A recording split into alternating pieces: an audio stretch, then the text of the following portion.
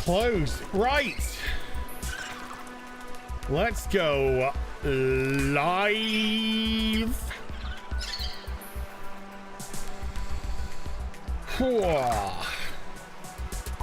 Hello, hello. How y'all all doing?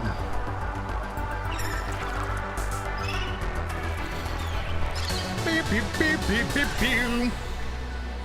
Hey, baby, baby, baby, baby, baby. Hi. I love the way that you look at me with dead eyes, with no love in them at all. Fills my heart with joy.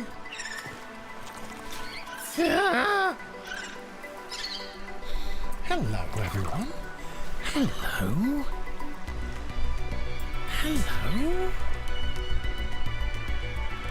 It's been a couple of weeks, hasn't it? It's been a couple of weeks, so we need to get in it. Ladies. We need to get right inside. Oh my god! Yeah, I've just filled up your food and water. Yes. Yes. Okay. I think maybe you can hear the fan on the microphone. Let's move that. Ordered a new mic. It's gonna come tomorrow. It's gonna come tomorrow. It's gonna do not come. I'm gonna come tomorrow. Dangerous weather approaching. Okay, I think I'm okay. Where did I leave this? Did I leave this on oh. Okay, I went there, did I? Okay, let's go back inside.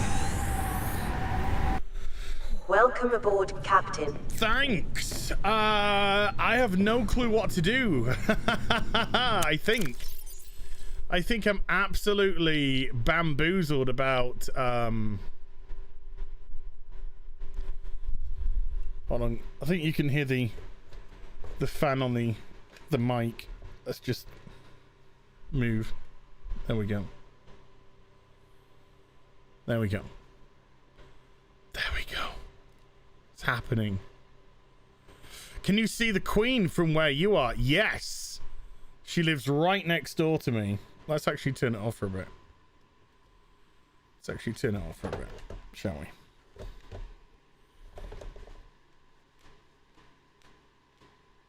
Okay, that's got absolutely nothing to do about where I am. Sorry, I'm just trying to figure out what's making a little bit of feedback. What we got here? Used by miners and researchers to explore perilous environments, the thumper creates a steady source of noise that might repel unwanted creatures by amplifying collision sound waves. Cool story, bro.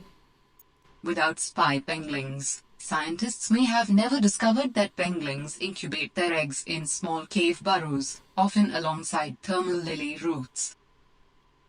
Yeah, cool story, bro. Right, so there's some extreme weather going on outside. My snow fox is over there. I've no idea where anything else is. Hey, Two-Tone, how you doing, my beautiful brother? What can I make? I'm just looking off the top of me bonds. And what bevy of beauties do I have stored here that I might require? I got a lot of silicon rubber on me. Let's drop off some silicon rubber, yeah? Battery! Oh no, the power cells. The power cells. Sorry. No. Can't get excited about that. It's power cells, not. We got. I'm gonna take the copper wire and I'm gonna take the advanced wiring kit though. This is lubricant, ladies. Gel sacks are always good. Let's take 4 gel sacks. I got a couple of bits of water here.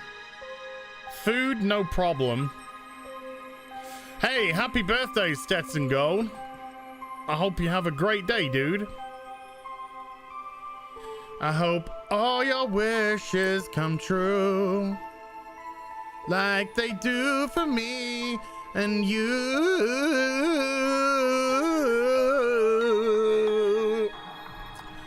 Hell I yeah. have detected an energy signature of some strength.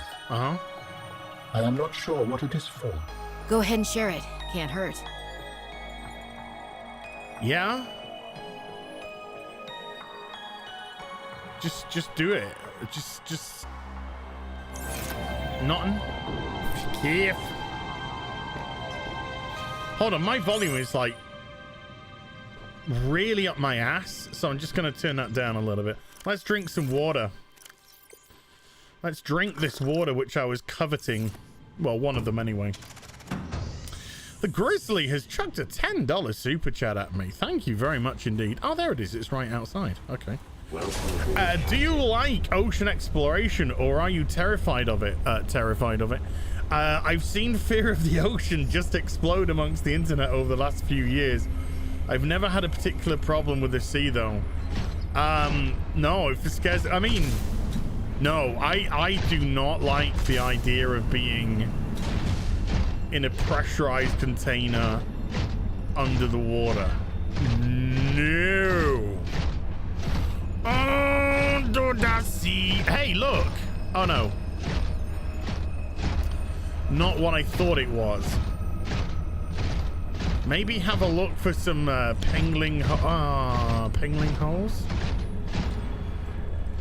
There's some hot chili peppers which I could have a little eat of.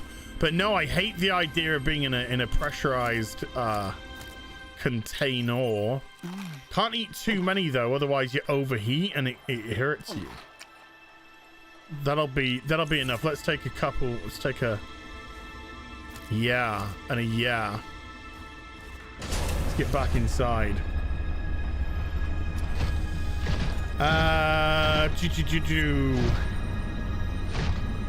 Right. I think I'm just going back on myself here. Let's go this way. Let's go this way. But I can bear it. I can bear it in a video game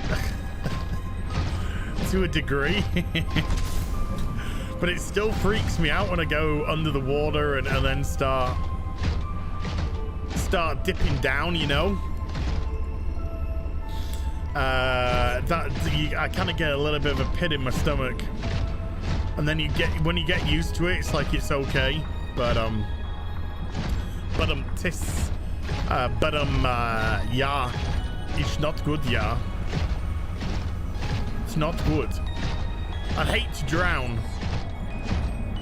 I want to go out. I want to go out like a regular white man in Western society should. I just want to have a regular heart attack and die. That's it. I don't want anything fancy. Thank you. This how come there's suddenly just a ton of snow fox parts out of literally nowhere?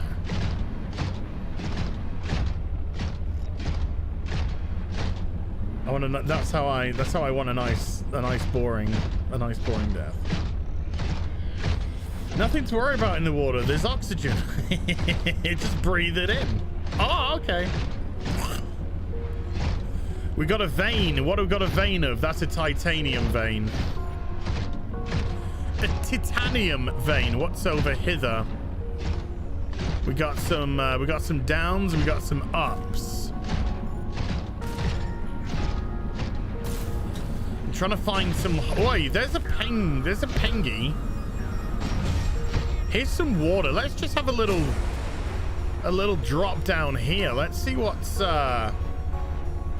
afoot down here. But I've got no direction on where to go now. The game hasn't. I've got no sort of waypoints about where to go or what to do. So I'm sort of stuck.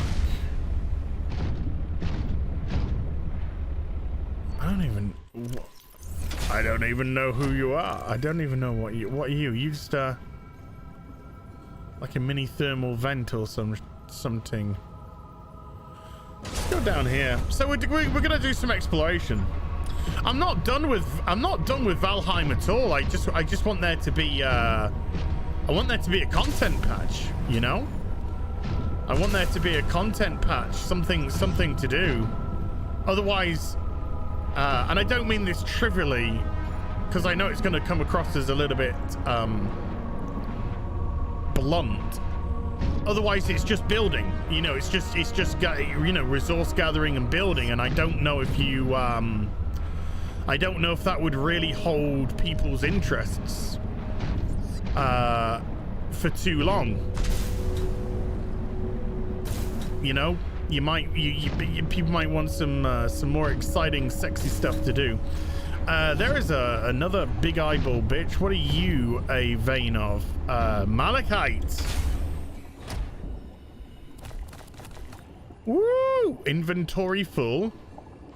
Not when I've done with you, thee. You can go in there. Let's yeah, these do decompose over time. Let's put the great gel cells in there. Let's put the silicone in there as well. And the quartz, I guess, and the magnetite. And keep an eye on those yoink. That's a good haul of materials, at least. Have you ever read He-Man and Thundercats comics? I haven't. I'm really interested in reading some He-Man comics after hearing some pretty interesting stories. I used to love the car. I'm a cartoon guy. I'm a guy who loved the cartoons. Whoa! What? Why did we just take a little bit of damage for some reason? I don't know. That's some silver. Definitely need silver. But I think I'd be interested in picking up some He-Man comics and some Thunder. I used to love. Yeah. Fuck out of here. I used to love Thundercats as a kid as well. I might just have pre-ordered that Thundercats tank from Super 7.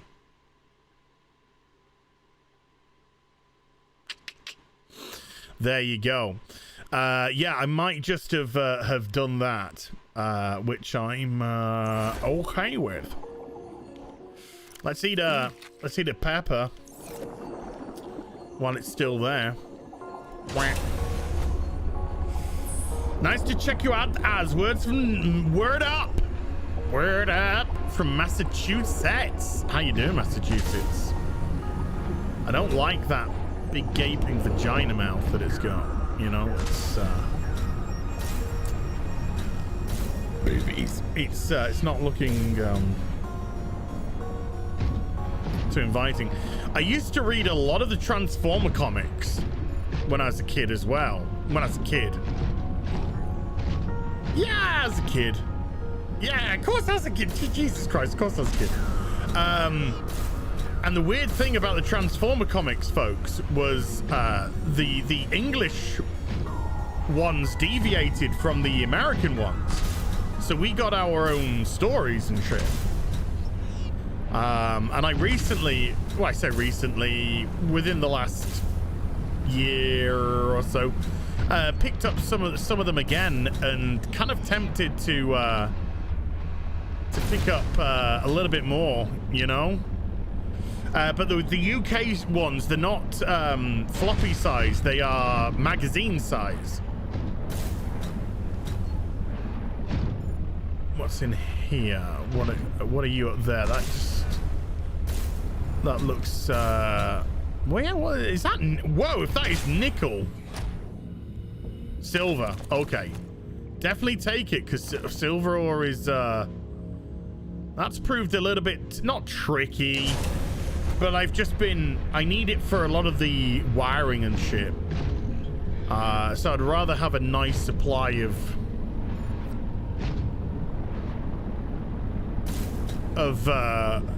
silver ore.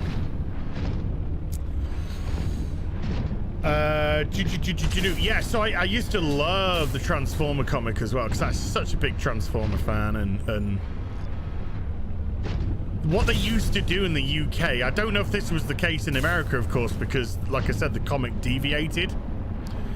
But the stories, when they came out, the stories usually coincided with a release of that variety of toy. So when, for instance, when Bumblebee was destroyed and Bumblebee became Goldbug, when they released the Goldbug toy, it was one of these ones that you pulled back and then you let go and it went pew! And they did a whole set of those for the Autobots, and they just came out. And when they came out, they did a story. There was a X-part long story in the comics that had Goldbug and the rest of the crew. So yeah, it looked like they tended to line up the release of certain Transformers with certain stories and stuff. But the stories were great, man. Satisfactory is well worth a look on Steam. Lots of building, exploration, lovely visuals, and some fun alien monster fighting shenanigans too. Oh, okay, Two-Tone. I'll give that a look. I'll give that a look-see poos. Throttle bots, that's the one. Yeah. Nice. Yeah, they were called the Throttle Bots. Bumblebee was chewing. I like that. It's quite good, actually. It's quite good. What they're doing, though, I don't know if you've seen my my Bumblebee from the Bumblebee movie. Let me just grab it. I was never into Beast Wars, but I did like the Netflix series on it recently. So this is my Bumblebee. I might have to might have to go full screen for a sec. Here we go. Here's my Bumblebee from the Bumblebee movie, which I think is great. And they're going to release this. They're going to release the exact model, so it's going to be the exact model, but they're going to release it in gold. They're going to release it in gold, so you can literally have a gold bug as well as a Bumblebee. So what I would do is I'd revert this head back to the OG head for Bumblebee, and then I would put that head, which is the armored fighting head, onto Goldbug when that gets released for pre-order. Because yeah, I definitely want I definitely would like a Goldbug version of Bumblebee, because that's the kind of thing I do. Hello, oh man, hold on, I gotta get rid of this. There we go.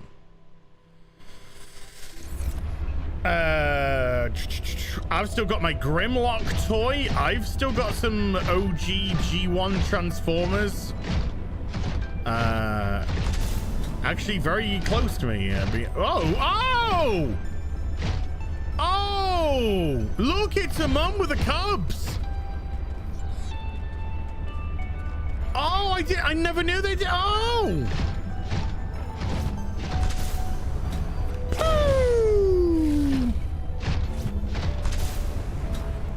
See you later, mama. What's up, mama? Ow!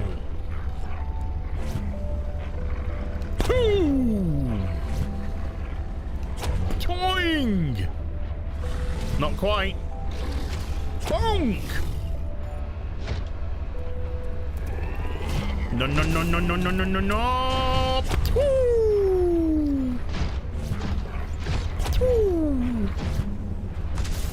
Up, up, up, up!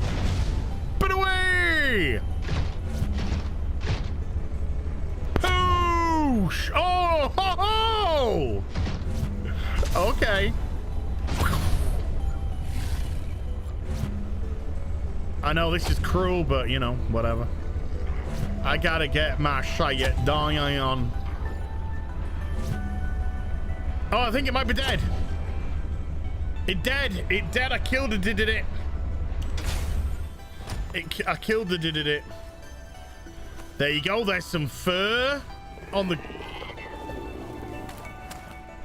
fur. Yes. This is how. So this is how you get the fur. Inventory full. Let's drink some water. And then grab some more fur. And now I can start making the outfit. Oh, what's up, my little cookie pookie? What's up, my little pookie pie?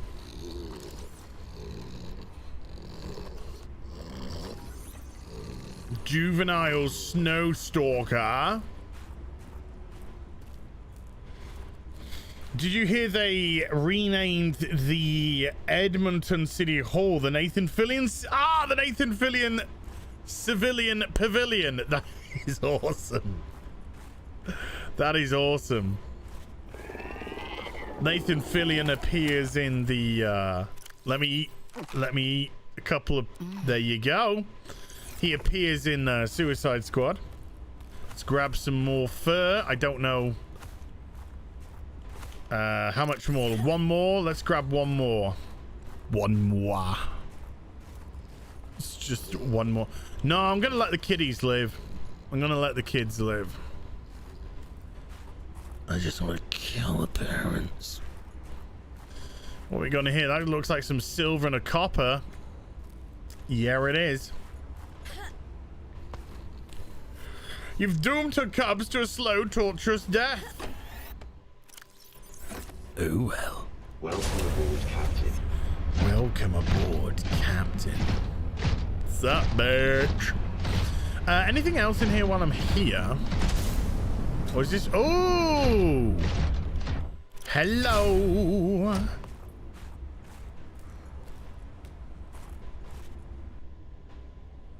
There's a beeping light.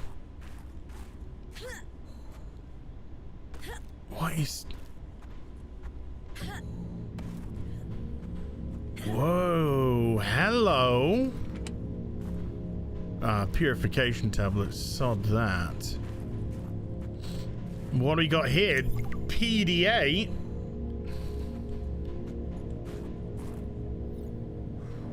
I need a... Where's my headlamp?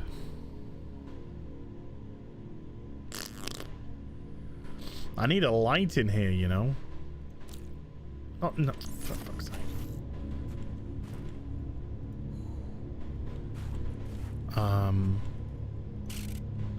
Oh, I need to pop it on the, let me stick you there.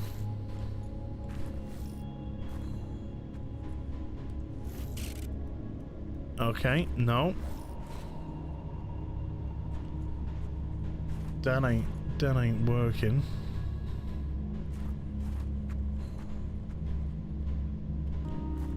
Let's switch this back. What? What did I do? Scanner. There you go. Scanner there. What did I... Hey, here's a flashlight. Boom. Yeah. Okay, so yeah, I can put the pengy down. I can put the pengy down and send the pengy into there. Roger H with a 2 Canadian super sticker with a thumbs up. Thank you, Roger. Where's a good place to buy comics beside comic shops? eBay. Or eBay's always a good place, but there's some good comic shops out there, but eBay's always a good place. Let me what does the thumper do again?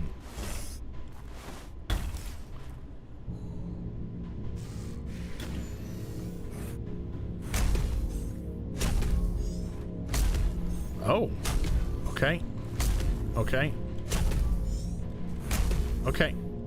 Yeah, that's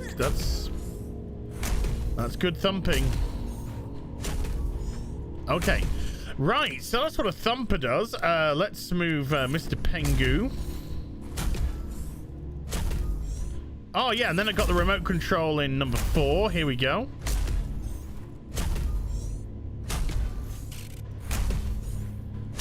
Jeez, can I just put you...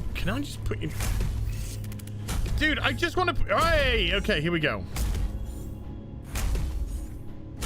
Pack... no. I don't want to pack it up. I want to get into it, ladies. I don't want to pick up snow. Jobs McGee with a £10 super chat. Thank you, sir. Did you see that at a Digimon convention in Japan, they had the voice cast for the originals come on and read a script for the new series where the villain was cancel culture and political correctness? Yeah. I did see that. It was pretty funny. And then everyone, well, not everyone, of course, because normal people don't get bothered by such things. Here we go. Oh, is my thumper in the way? Fuck! No.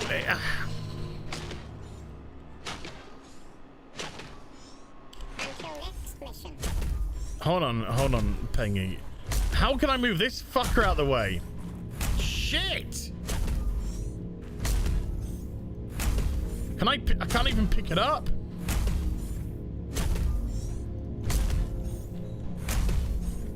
Oh, what? No, let's pick up snow. I don't want to pick up snow. I know, I'm just too big. I can't move this out of the way to get the fuck.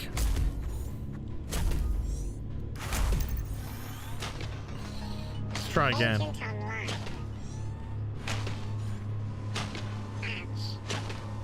Stop saying ouch. Okay, I'm trying to steer with my...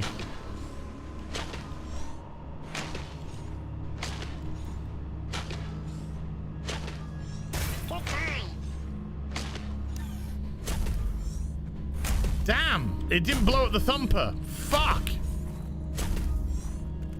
Fuck that thumper.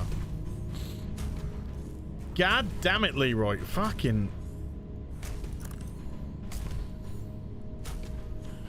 What? Just... Fuck. Wow! Mr. Nouchfinor!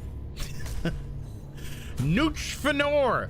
With a $50 super chat. Man, hey man, love your unfiltered opinionated content. Cheers from TayXIS. Thank you, TayXIS. As appreciate you. That's a hell of a supery duper. I could load, yeah. Thank you so much, dude. That is a heck of a super chat. Thank you so much. What if I quit? Yeah, fuck it. I lose 8 minutes. Okay, that's fine. That's fine. That's fine. Hey guys, like the Suicide Squad review. Damn, it's just when it scrolled up.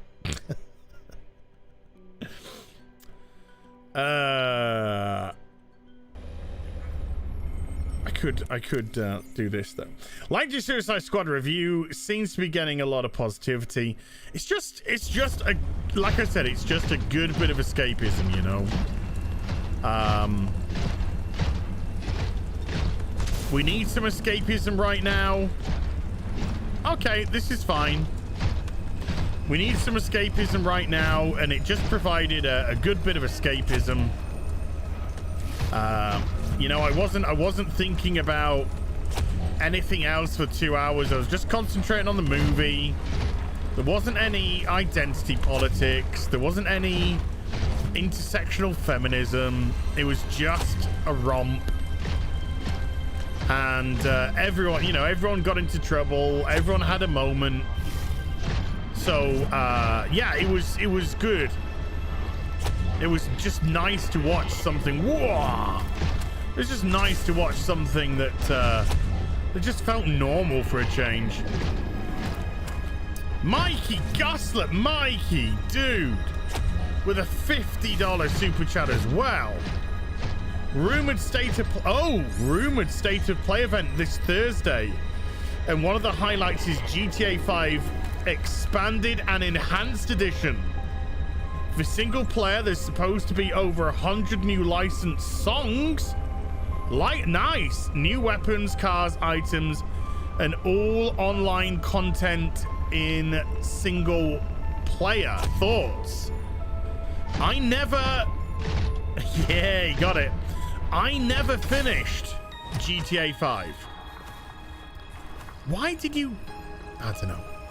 I never finished GTA 5, and this could be the excuse I need to do that.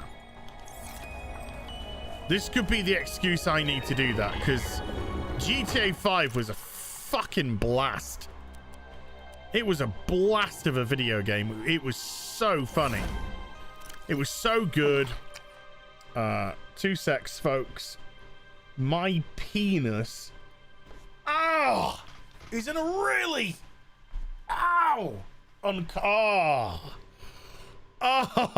Uncomfortable position. Now we have adjusted said penis. The penis is in a good position. Oh, well, it was more the testicles than the penis. So, you know, but anyway. Shit. Boobies. So yeah, I don't know, dude, that could give me the excuse. That could definitely give me the excuse to go back, play it on single player. It had some funny as fuck storylines. Great cars. It was a great game, man. So yeah, that pleases me, dude. That pleases me. That pleases me. Like a woman tickling. No, we don't need to go there. Don't need to go there. Why would you go there? Anyway. Well, I sort of one of my testicles was kind of trapped. I'd put my... I was sat in an awkward position, and one of my testicles got sort of trapped, so I had to release the testicle. You know, I had to move the testicle. Right. Let's get in here. First of all, let's get rid of that thumper. There we go. Okay, so everything is as it should be. I love console gaming. I love PC gaming. I love them both. You know, I know there's a lot of master race and all that, and that's fine. That's fine, but I also like to play with the consoles, and I like pad play, and yeah, my friends are we're all the sort of same in regard to that. We do like our console play, so we tend to... Right, I'm gonna save it now. We tend to do a lot of, you know, stoof together. Take care of your testes. Yeah, trying to. Right, I want to put... Right, Pingy. There you go. Okay, here we go. Here we go. Ready and waiting. Yeah, baby. So there's quartz to pick up.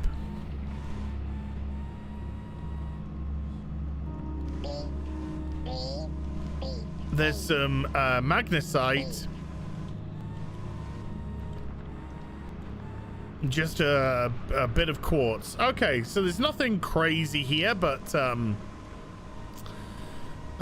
it's there if I need it. Lunatic A with a 5 Canadian. Hey, Az! Love from Canada. By the way, I love the new Suicide Squad. Yeah, it's a fun film. It's a fun film, you know? Shit, I'm trying to... This is weird, right? Because when you go into the Penguin, you can't navigate it with your mouse. But when you're in the gameplay, you navigate with your mouse. So I'm having to do, you know, WASD with that. And then, sorry, this is Mauler who's just texted me.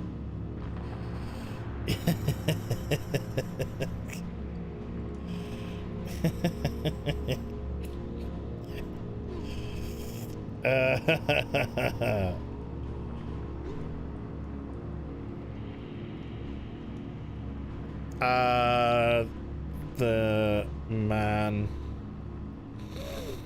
of Steel. There you go, Mola. I think Mola's just woken up. Hi, I'm here to join the patriarchy. Where do I apply? You're already in it. You're already in it. Right, okay, dude, just go away. There we go. Put you away. Put you away.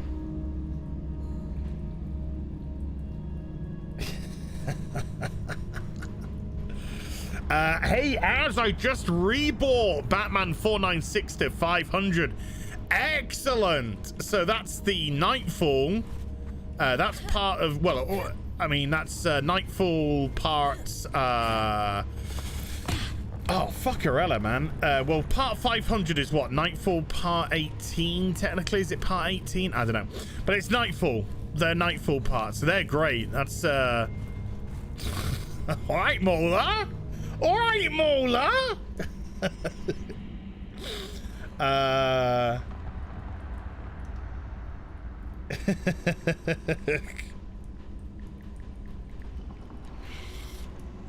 Streaming at the moment.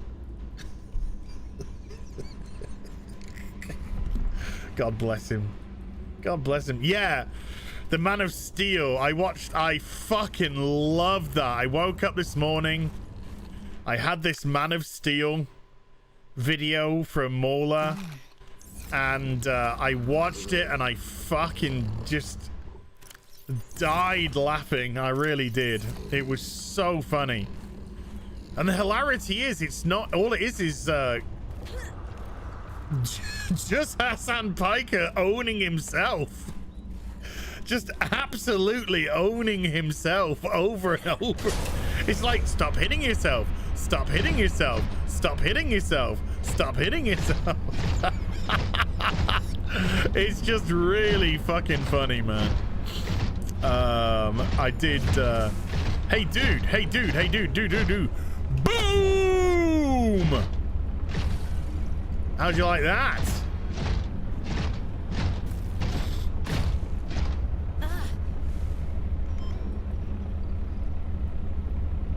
Oh my god, then that's a message from my other. Hold on. This is my other mate who's looking to buy. Right. I'm honestly not being ignorant. Being ignorant here because this is my other friend who's just texted me now, and he's looking to buy a dog. Okay. And if he buys the dog, I'm going to look after it when he's at work, because I work from home. So he doesn't want like a young puppy, obviously, to be on its own while he's at work. So I will look after the dog during the time that he's at work, and he will pick it up, obviously afterwards. So he's just sent me a couple of prospects. A couple of prospects, the Beagles. Let's have a... Yeah, I know. Oh, for fuck. I don't give a fuck about your COVID fucking shit. Okay, here we go. Fuck, can you get any more fucking adverts on a...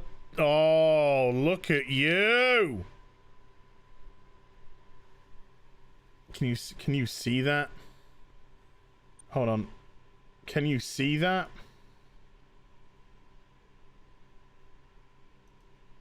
Look at that. Look at those little cutie pies. Look at those little cutie pies.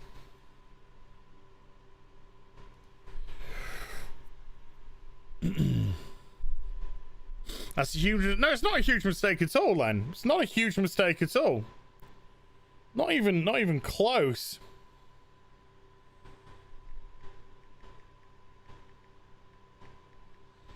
Because, number one, when I start getting back into a swing of exercise and gym and shit like that, I'm potentially looking at getting one myself.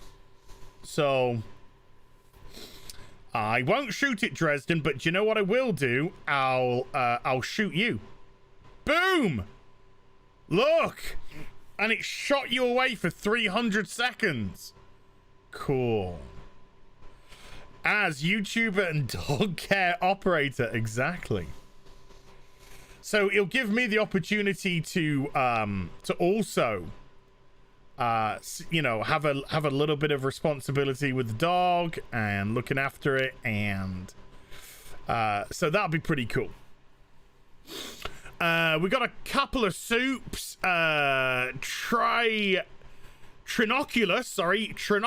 P with a $5. It's a woke world after all. Politicoid on YouTube, definitely worth a view. Dropped yesterday. It is a woke world.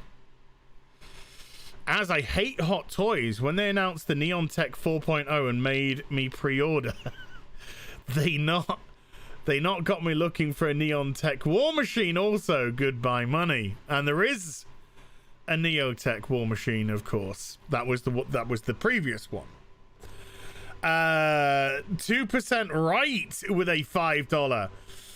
What's the chances why the last man goes full woke and Yorick's actually a woman and her dead name was Yasmin? I've heard some people, you know, I've heard people say, hey, I really enjoyed the comic. I really enjoyed the comic when it was out, and it was out, you know, 2002 to 2008 or 10 or something. And so, you know, obviously we weren't in that woke agenda at that time, which is absolutely true. However, this is a show about women running everything, and there only being one man left. No, there only being one man left. And if you tell me in 2021 this isn't going to be intersectional feminism out the fucking ass, then I don't know what to tell you. I think it's going to be a potential disaster. But I was speaking to somebody the other day who's also read this series, and they said it was fucking garbage. And this is somebody I legit have a lot of respect for, and so I was actually quite surprised, because they are, let's just say they are pretty, they're a little bit woke. They're a little bit woke themselves, but they were just like, fookery dookery, no. Boobies. Right, because they are... Hello! Hello. Oh, that was like, oh my god, that was like honey in my ear.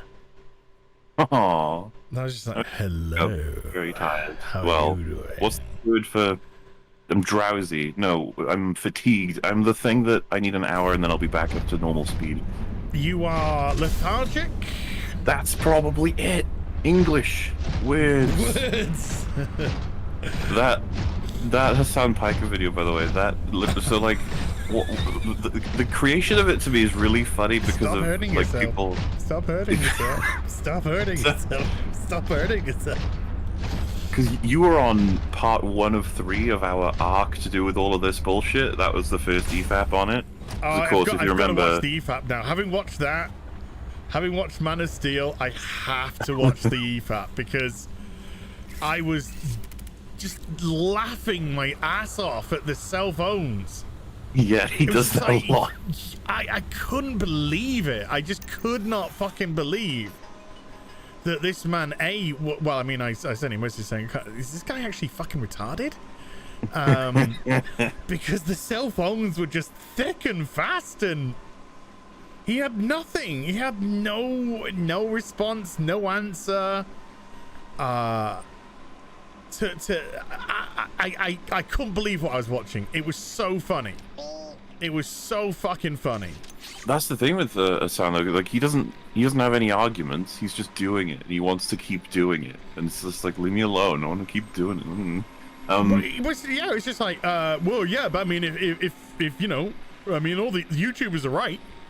The YouTubers are all right. I mean, you know, if somebody says, hey, stop watching my content, then, you know, I'll stop watching the content. So this is the thing. You know how there's like exposed videos or whatever? Oh, no. There's people who will go after some content creators. They will look through their entire history and they'll make compilations and they'll be like, you know, this is something they do, this is something they do, this is what's bad. I've seen one stream from Hassan. That's where all of that came from.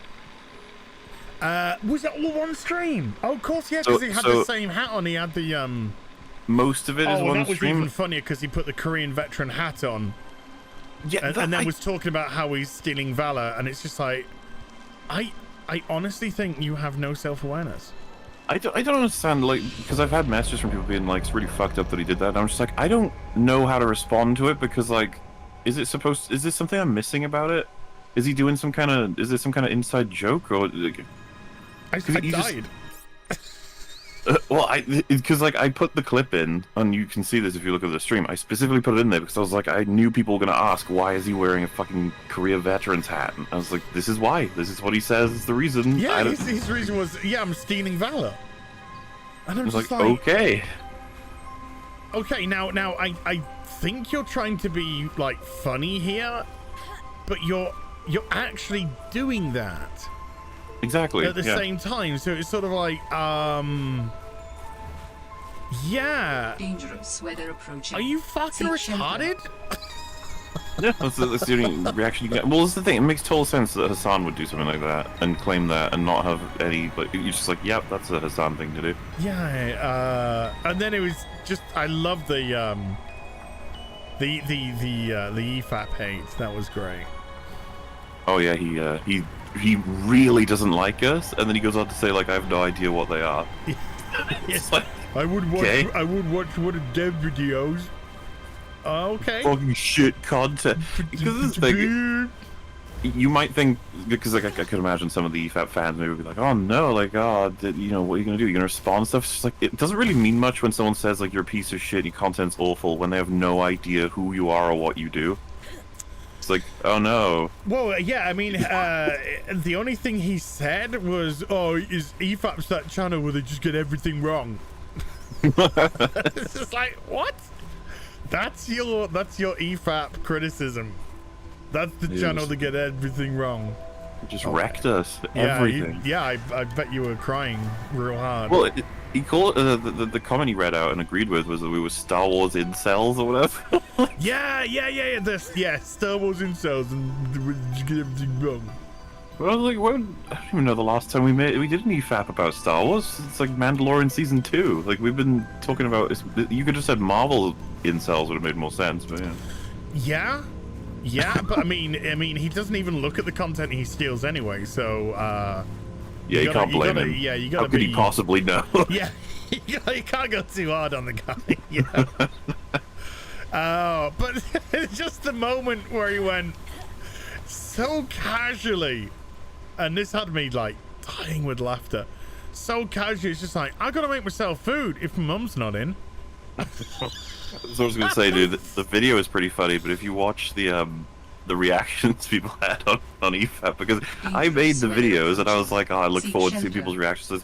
I had stronger reactions than I had anticipated, which is like obvious, right? Because in the context of like, you're waiting for him to create this argument, he's defending himself, he builds it up, and then he just goes, my mum might not be able to make the nuggies. Yeah. It's like, what? It's like, would you expect me to do? I gotta go out, I gotta go make myself food, and I'm just like, well, you could like stream 4 hours and then stop, and then take an hour to make yourself food, relax, get back on track, and then come back in that hour's time. But this socialist, he needs his money. He needs his capitalist money. So he got to keep on strumming it. Well, the part where someone is like, you know, you could put a BRB screen on, and if you just go and have your food, then he's like, what do you want me to do, die? No? Yes, Hassan, that's exactly the plan. We want you to starve to death after 5 hours of no food. Because that's how starvation works. You know, EFAP streams are often between 8 and 11 hours, right? And some people are like, does Muller even leave those? And I'm like, if ever I do it in a way that I very much try to make sure you can't tell. And I have ways of trying to make things continue. But I don't have to put someone else's YouTube video on in order to get away with it, this sort of thing. It's just like... Yeah. There are so many, like, because this is what I mean, you require some ingenuity from a YouTuber to solve these problems in a way, because, like, I was saying this on the stream. I think that the reason he does this is because he doesn't want to lose the momentum of his stream. He puts absolutely a video on while he eats because it's just efficient. His audience stay engaged instead of putting a BRB screen on, which tells his audience, that's almost a signal to your audience that, you know, we're doing the halftime break, so you can go and do whatever you want. Yeah. And that might convince some of them to go, you know what, I'm going to go on with my day now. That was a good stream. And he wouldn't want to do that. No. Like I said, that socialist got to earn his money. Well, because that's the thing. One of his chatters is like, yeah, you could do the BRB stream. You could put music on. And you went, no. You're like, okay. Yeah, because they said, yeah, some people just put license-free music on. He's like, no. Oh, did I reclaim water? Pick up snow? No. Okay, how am I doing for temperature? It's dropping, right. I think I probably died of temperature. Right, just gonna read a couple of memberships, dude. Snake Oiler has upgraded their membership to Force Sensitive. Snake Oiler, thank you very much, dude. That opens up the gameplay streams, which are hidden behind a paywall. Mr. Nouch Fenor, who super chatted $50 earlier, has just become a member at the Jedi Master level. Thank you so much indeed. And Simple Sandman has become a member as well at the Force Sensitive level. So you've got access to my Horizon Zero Dawn playthrough, my Final Fantasy VII Remake playthrough, all hidden beautifully behind a paywall. No, that's sexy. Reassuringly behind a paywall. So, by the way, folks, of course, if you are unaware of who is here, this is the phenomenal, beautiful Mauler of EFAT fame. Good to have you on, man. Always good to have you on. Have you on and hanging out with you guys. Yeah, I'm sorry. I always have updates for you as well, because we have slightly different spheres of the internet, so we can always just be like, this shit's been going on my end. You're like, what's your end like? Yeah, what's going on at your side? I got a bunch of nutcases as usual. Yeah, I got a bunch of this going on, and then I got a bunch of that going on, and we kind of, there are different spheres that we tend to socialize in, and you know, we're like a beautiful particle. Yeah. That has covalent bonding. And you have that overlap, and you know that overlap, and in that overlap is where we come together. I would say it's beautiful. That's what I would say. It's a great thing. It's a great thing. And yeah, I've been on EFAP multiple times thanks to Mauler. Mauler's been on our channel multiple times. We have our things that we like, we have our things that we disagree with, and it's great. I think that is such a fucking beautiful thing. Absolutely. So that, to me, just enhances the friendship. Because, yeah, everyone's got own opinions, and I think it's a cool thing. Well, it's the thing, you know, I had plenty of those friends in real life, and then I came on the internet, and I was like, oh, you're not allowed to have friends you disagree with. You're supposed to go into a... Oh, damn. Oh, I've lost all my fur. Oh, and as someone just mentioned in your chat, Hassan has actually banned EFAP and every frame of pause from his chat. The words. Why? It's not... It's not your fault he fucking owned himself. Well, really, he couldn't have handled all of this worse. All he had to do, I swear to God, this is the truth. All he had to do was see Jay was like, "Hey, please don't steal the video," and go, "Yeah, you know what? I kind of screwed up with that one. No, I didn't say who made like, the video." Oh, so I just had to react harder. Oh, you Yeah, just want me to react harder. He was a belligerent little child, and He's now a baby. because he obviously he poked the bear a little bit in terms of fighting back, and so I say this on the stream we did last night. I'm editing my video that you know what it is. A lot of people don't yet. Oh, I know. Yeah. I know what it is. I'm tooling away on it, and I was like, right. So apparently Hassan in a recent stream mentioned us. Now, if I want to do my due diligence, which if you know me, I get crazy with this sort of thing. I was like, I'm gonna have to watch the 8-hour stream. Oh yeah. By the way, fucking never watch Hassan streams. They are horrible. It's like there's just so little content in them. His commentary. There's like zero self-awareness or introspection, so he'll make a point, and like you automatically think of a counter. You're just like, oh yeah, but what about that? And he's just like, I'm so right, and then just moves on. You're like, okay. As you would have seen in the compilation, fucking leaves. Sorry, go on. Sorry, carry on. I was just happy that I found the fur. No, it was good. I was saying he will leave during coverage, and yes, he's claimed as a defense that if ever he leaves, he's listening to the video and he will run back in and give his commentary if he has anything to say. But as you saw in the video, and this was just from the selection I saw, which was very little, one stream, he'll come in sometimes and just be like, all right, next video. And it's just like, what the fuck, man? Because I'm not a fan of John Oliver, but I respect the fact that he clearly makes content. There's a huge amount of effort that goes into his videos. His research is clear, like editing teams, and then he is a presenter. And like Hassan just played the whole video and wasn't even really like there. It's just like, so you just stole that, but, okay.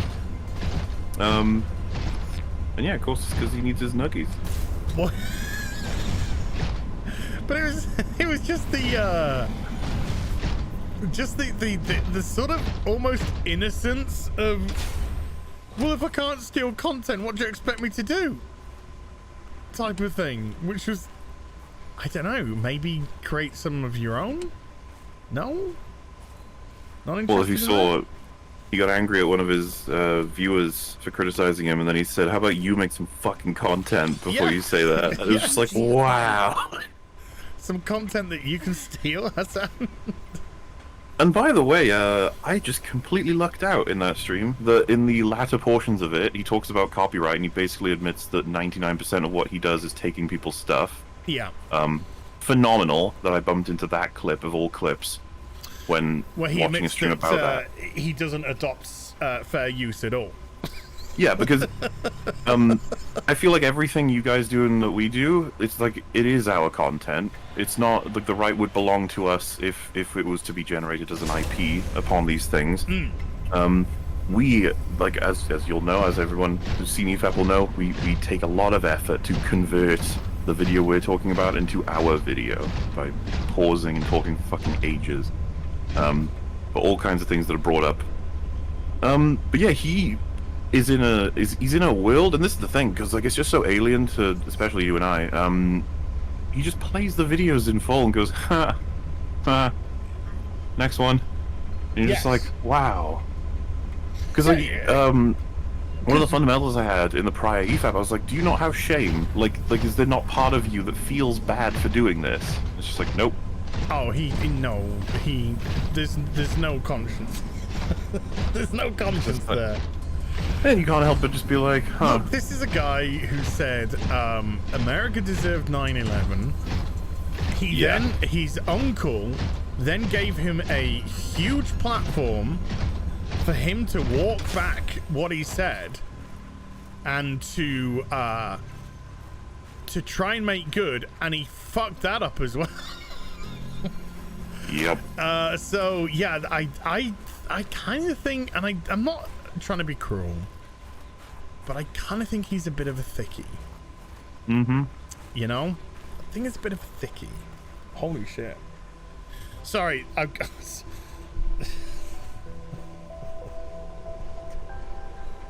Sorry, my friend is looking to buy a doggy, a doggo. He's thinking about it. He's thinking about whether or not he should buy a doggo. And there's some real cute doggos. Mikey Gusser, thank you. I will get to that in a moment. There's a couple actually I need to get to. And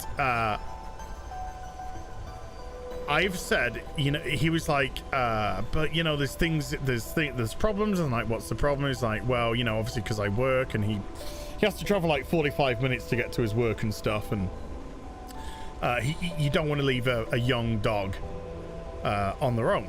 You know, it's not good. And he said his dad, who lives near him, was just like, I don't want to look after a dog. You know, too old. I got shit to do. So I said, well, if you go, you know, if you got to work, I'll look after the dog. You know, just drop the doggy off with me, and I'll look after the doggy, and then you go pick up doggo when you come back from work. Because I'm thinking about when I get myself fitter and healthier, about whether I want to get a doggo as well. So I think it'd be good for me to have a little bit of experience, you know, a little bit of a trial. Yeah. Because cats are very independent. You don't have to do a lot of looking after a cat. You have to do a lot more with a dog. They need a lot more emotional attention as well as physical attention. Yeah. So, you know, it is completely different. Jesus. Kettle of fish. Oh, all together. Oh, it's got its teeth. Oh, I didn't know I could scan its teeth. Huh. C'est très intéressant, n'est-ce pas? So now he said, oh, now that's very tempting now that you've said that. Because we live right next to each other nearly. Mm-hmm. So, yeah, he's sending me pictures of the cutest little doggos in the world. And it's just making my heart melt. Which is weird for a cynic. Oh, we take those opportunities where we can get them. Yeah, yeah, well, we can feel something emotional, get some sort of emotional reaction. We'll just take it. We'll take it. So that's there's like, is there any, I can't do anything with that. I can't like, hold on, let me get like the laser cutter. Let me see if I can cut off some of this pus or some shit. No, don't like that. So I can't do it with a laser cutter. What else is there? There's a repair tool. It's probably not going to work, but let's give it a crack. No, definitely not. Okay, let me just read a couple of chats, because a couple of big ones are coming. Jobs McGee has upgraded their membership to the Force sensitive level so they can get those reassuring playlists hidden behind a paywall and can watch them now. That's hours and hours of content. That's hours and hours of content. I'm just saying. I'm not trying to put any pressure on anyone whatsoever. But that's just hours and hours of content right there in those playlists. I think this Horizon Zero Dawn is 30 something parts. The Final Fantasy is like 27 parts. Man, I wasn't even in any of those. I know, and there's at least I play for at least an hour. So the plan is you get an hour. And then sometimes I just did like 2 hours. I think one of the Final Fantasy ones I went like 4 hours or some shit. Bear Business with a $10 says, Az and Mauler, you are not from different spheres. You are both alt-right and alt-left. Marvel and DC fanboys and Marvel and DC haters.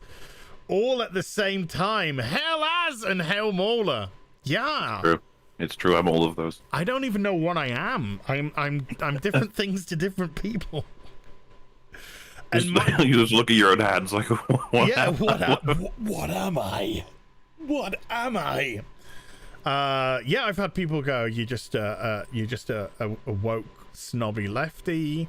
I've had you're an alt-right Nazi. Yep. I don't know. I don't know where I am. And Mikey Guster with another $50, dude. Reliable sources have said that a 20th anniversary edition of Lord of the Rings will come out at the end of the year. The rumor is that there will be a third longer cut of the 3 films. Each film will be at least an hour longer than extended editions. Thoughts? Whoa.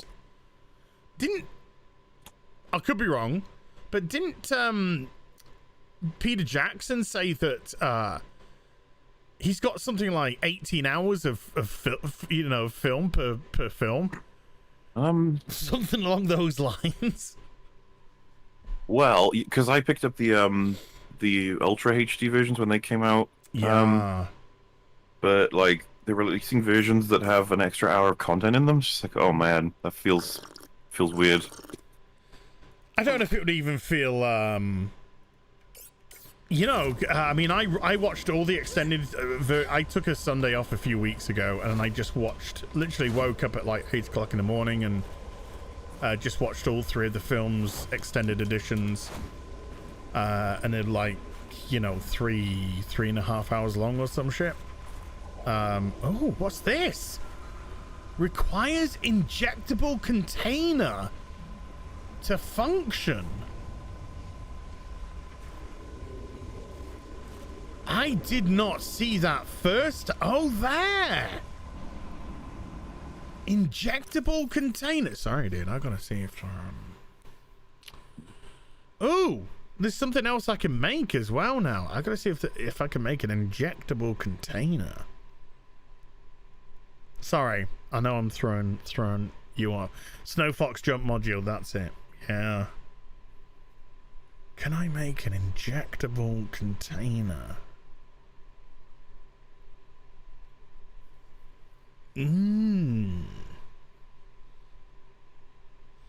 That's the house stuff. And I've got 2 of the 3 bits to create the body. Let me go up. It could be... Here we go. That's acid and aerogel and polyethylene and shit.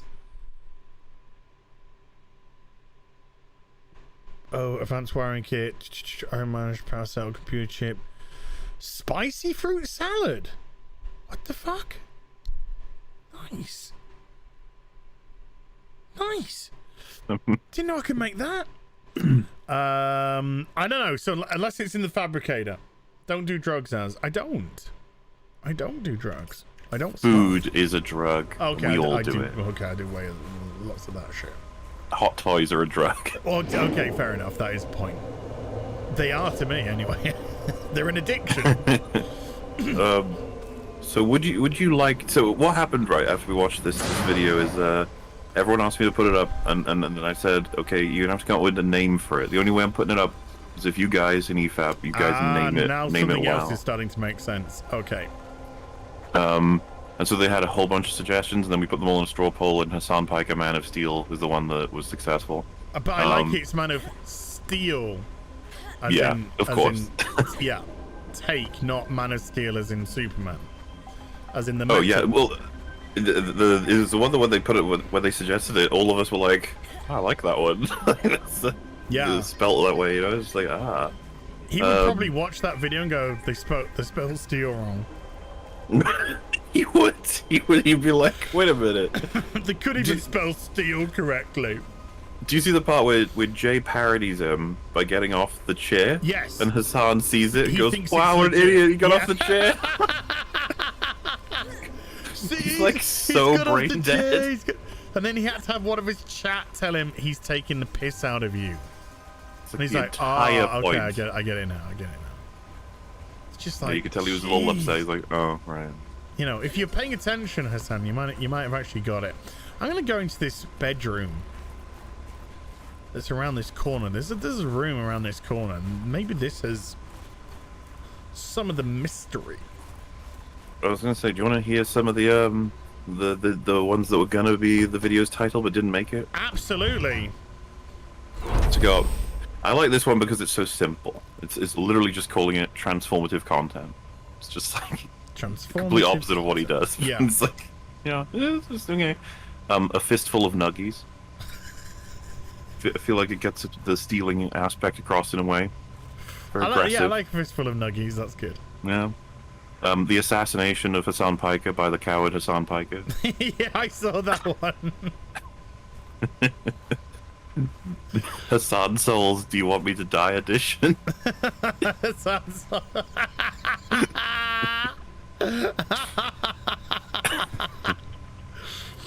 Do you want me to die? That one What are was you very gonna close die to of, winning as well. Hassan? Just please tell us that.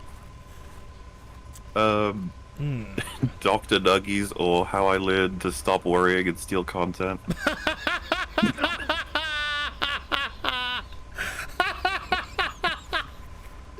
Hi X-Ray Girl, how you doing? And yes, this is the beautiful Mauler, the long man. Hello. Oh, that is genius. That Doctor Strangelove one is genius. I do love that one, yeah. You got One Flew Over the Nuggies Nest. I'll take that lubricant. Dude, where's my nuggies? Dude, where's my nuggies? I like it. The silence of the chairs.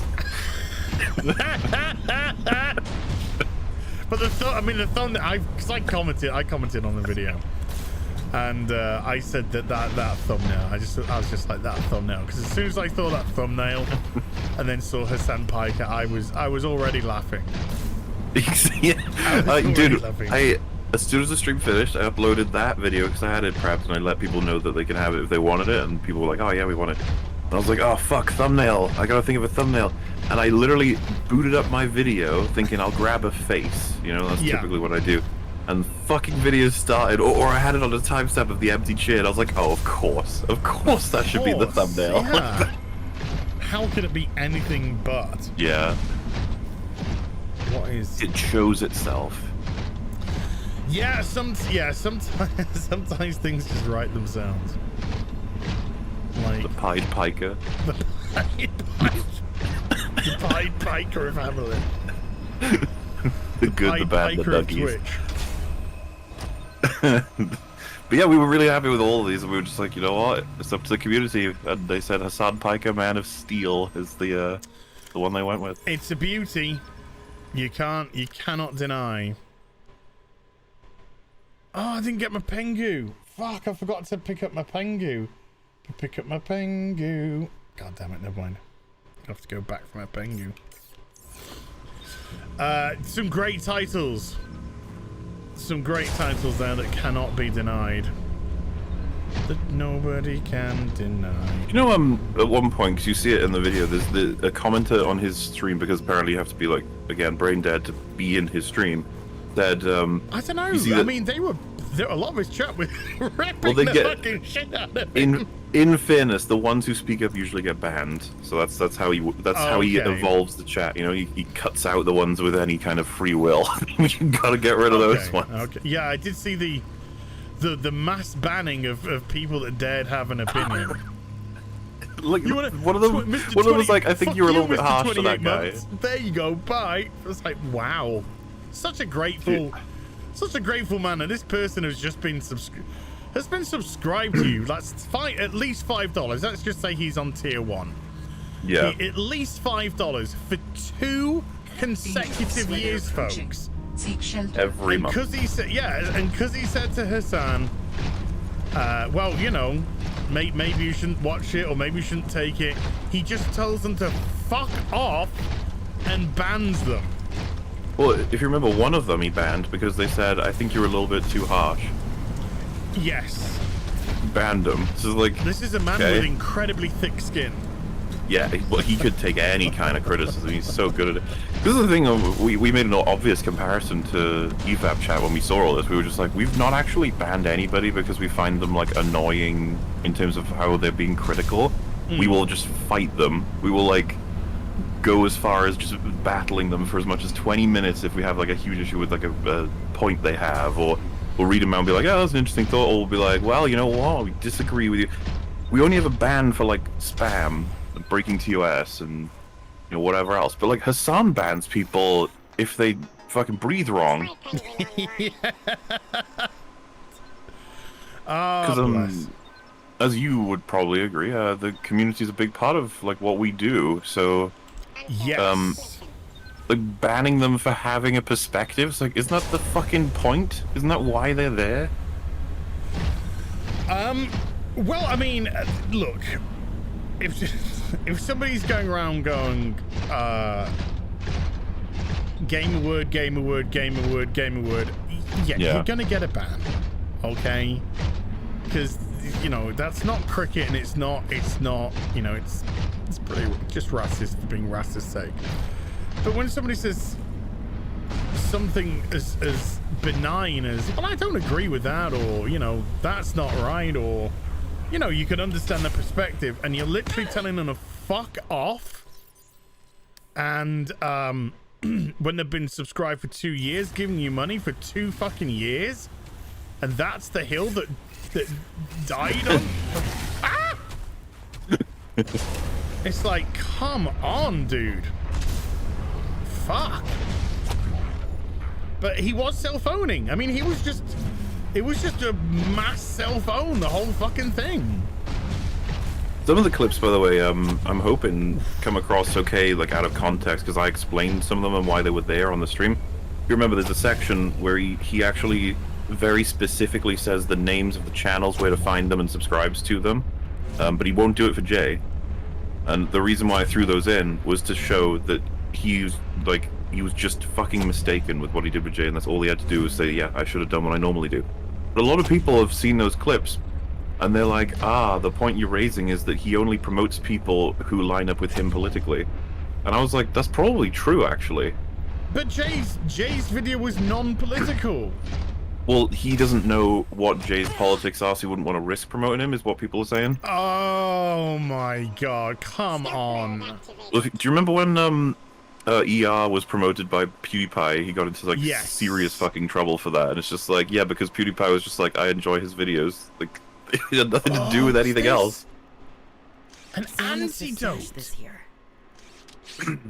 What? I just found an antidote, dude. Sorry, that's actually got me quite excited. I saw that battle you just had. Fucking wrecked that thing. I know, I just spiked the shit out of it. Yeah, the ER. It was funny. That whole ER business was actually quite amusing because. Yeah. You know, I've been watching him for a load of time by then. I endorse this person's political ideology. He's just saying, this guy did a good video. Maybe check out some of his other video. Maybe formulate some of your own opinions. Another thing, man, if someone showed me a video and I laugh my ass off at it, I think it's great, and then they go, by the way, they think you're a Nazi, I'd be like, okay, well, they're still funny, but yeah, they're wrong. But this, you know, whatever. If, there's plenty of people who I find entertaining that I also disagree with politically significantly. And, well, there's plenty of people that I find entertaining that I like. Some videos of theirs I'll be like, cock on. Some videos I'll be like, not so much. Mm-hmm. And that's, oh god, the tribalism, for fuck's sake. Just stop it. And as people have pointed out, like, he was much more concerned with getting Jay's pronouns correct than he was treating him like a decent human being. Yeah, now then, right, okay, you're gonna have to answer this for me. Was that I didn't understand whether the chat were taking the mickey or if Jay's pronouns Jay goes were by she, her, she, them. Jay goes by he, she, they. Like he's fine with all of them. Okay. Okay. For now, I think once he's further along in the process, I don't even know what the correct words are for this shit. To be honest with you, I think that he will start going by she. But okay. Hassan is like being a complete cunt, and then at one point he's like, "Oh shit, have I got the pronouns right?" Like, oh my god, and he's like very specific and careful about that. When it's just like, what about all the other stuff, man? Like, you're just sitting there, fucking. If you remember, at one point he's like, "Jay's doing this for the attention, the clout chasing." If you look at Jay's tweets, Jay's just like, "So Hassan's talking about me being a piece of shit again. I've offered to talk, and he's not interested." It's just like, okay. Yeah. Yeah. I mean, there's a reason I was laughing, and that's because he was providing me with comedy. I mean, Hassan was providing. Yeah. I just find it phenomenal, though. Self-owning comedy. It's like I wouldn't want to offend anybody by getting like the pronouns wrong. However, I will shit on you and all of your work And because yeah, and steal your content. It's just like, wow, that's fucking priorities, man. Yeah, but as long as I get your pronouns right, we good, bruh. We good, bruh. Yeah. Yeah. Just... Do you like the edit where he's like, Jay was angry even though I promoted the work, and Jay pointed out a spike, and then just cuts to Jay being like, whoa, this spike is so huge. It's like 150 views on a video that I'm like... Yeah, 150 views. And how many people does Hassan have watching in? About 40,000? Exactly. When we saw that, we were like, how is that even possible? You're So how is 40 that a fucking blip? thousand people, and you only sent over 120-ish? Because it was like on top of the normal view count? How is that possible? What did you do? You must have made it so hard for them to understand what video this was or who made it. We were saying this on EFAB. I don't know if you guys are the same on Friday Night Tights, but sometimes we'll show a video, we'll say it's impressive or whatever, and like chat will be like, oh, can we have a link, or who is this? Like, oh yeah, we like to check them out and stuff. If ever we fail to actually like properly, you know, show who they are or give links and stuff, like Hassan's chat just don't give a fuck. Just like, oh yeah, more content for us to just consume, because that's how they treat the channel, which is the exact same problem as we had with Jinx. But I don't think you can. I don't think you can blame the chat though. Well, they've been trained to be this way, I would say. As far as the chat are concerned, they've gone to see somebody and he's providing them with the content. So from a chat's perspective, oh, they're rotten. Okay. From the chat's perspective, they're just watching it. You know, I don't think there's anything malicious when it comes to the chat.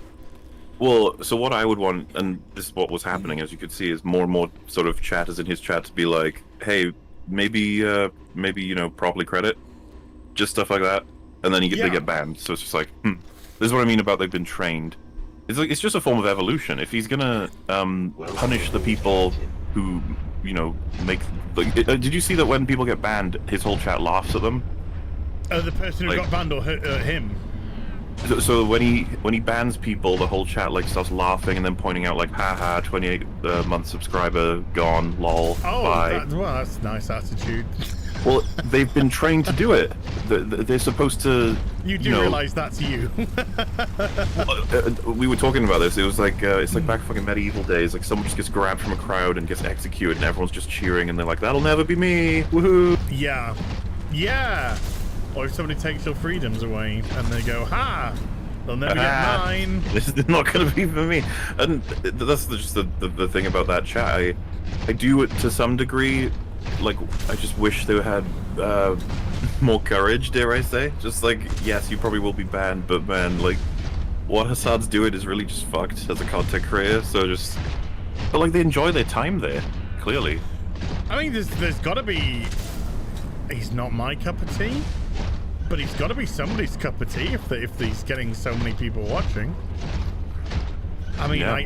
I am like, there are streamers who I just personally would not watch. They are not my cup of tea at all, but I can see the appeal of them. You know, I can see why people would find them amusing or funny or or something. It's just, well, like, it's just not mine. But that guy, I just like. That's the thing, man. If you did an 8-hour stream where you're going through YouTube videos and watching them from some of your favorite creators and then just talking about what they talk about, and then you have your nuggies halfway through, you play a bit of my video or something, and you're just like, yeah, and then move on. It's like, I can see why people would enjoy watching it. I just, Hassan is someone that really does challenge my perspective on, like, what is it that you are drawing? Probably transform the content, though. Exactly. Well, so this is the infection we have at EFAP. We can't resist fucking transforming the content. That's just something we like doing. As you saw when you were on with Rags, I was trying to play 1 minute of video to make a point, and I couldn't get past playing more than 5 seconds because Rags wanted to talk about something, which, God bless him, it's why he's the co-host. That's why we do what we do. And that's a good thing. Because you need the people, who can chat. You need people who can talk, and you need people who can talk about the subject matter that you're discussing. Sorry, I'm gonna drown this guy. Boom! They are drowning, and I don't care.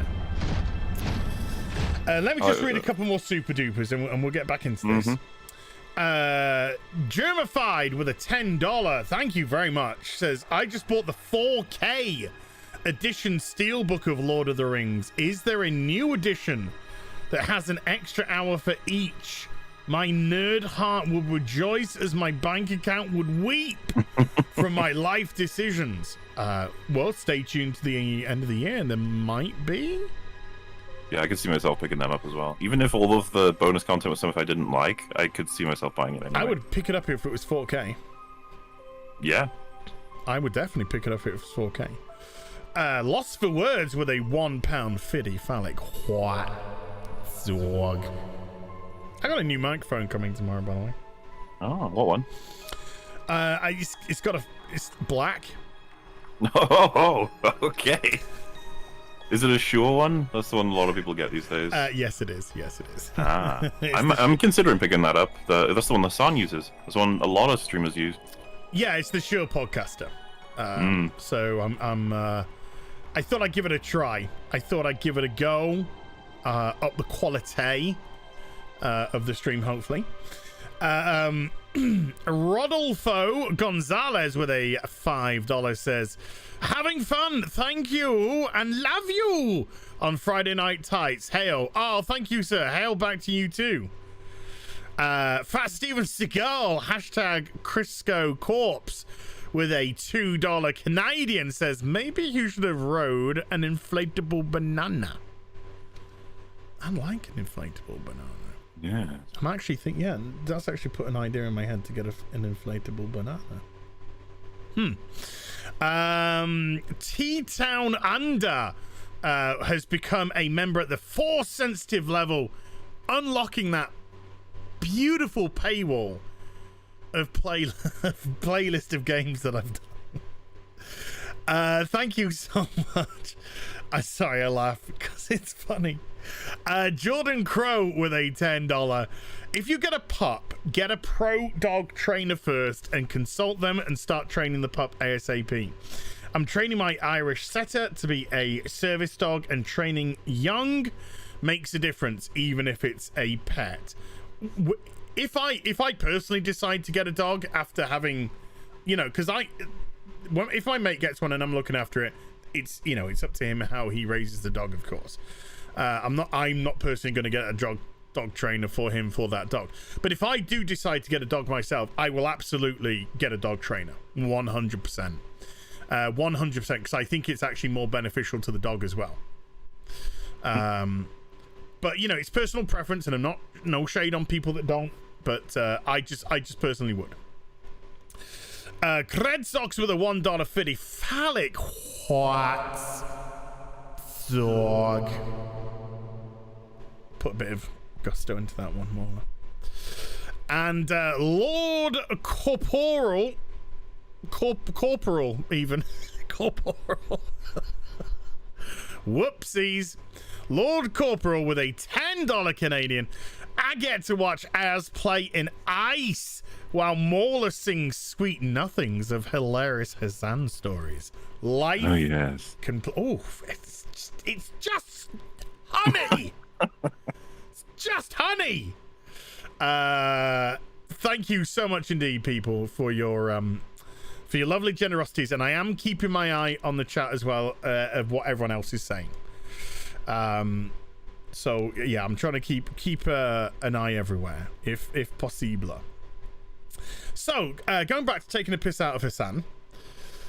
Well, I'm looking at some of the top comments because I went to sleep as soon as I put this video up, and it's like, yeah, this is just Longman giving Hassan exposure. Hassan might see a significant spike of 200 views.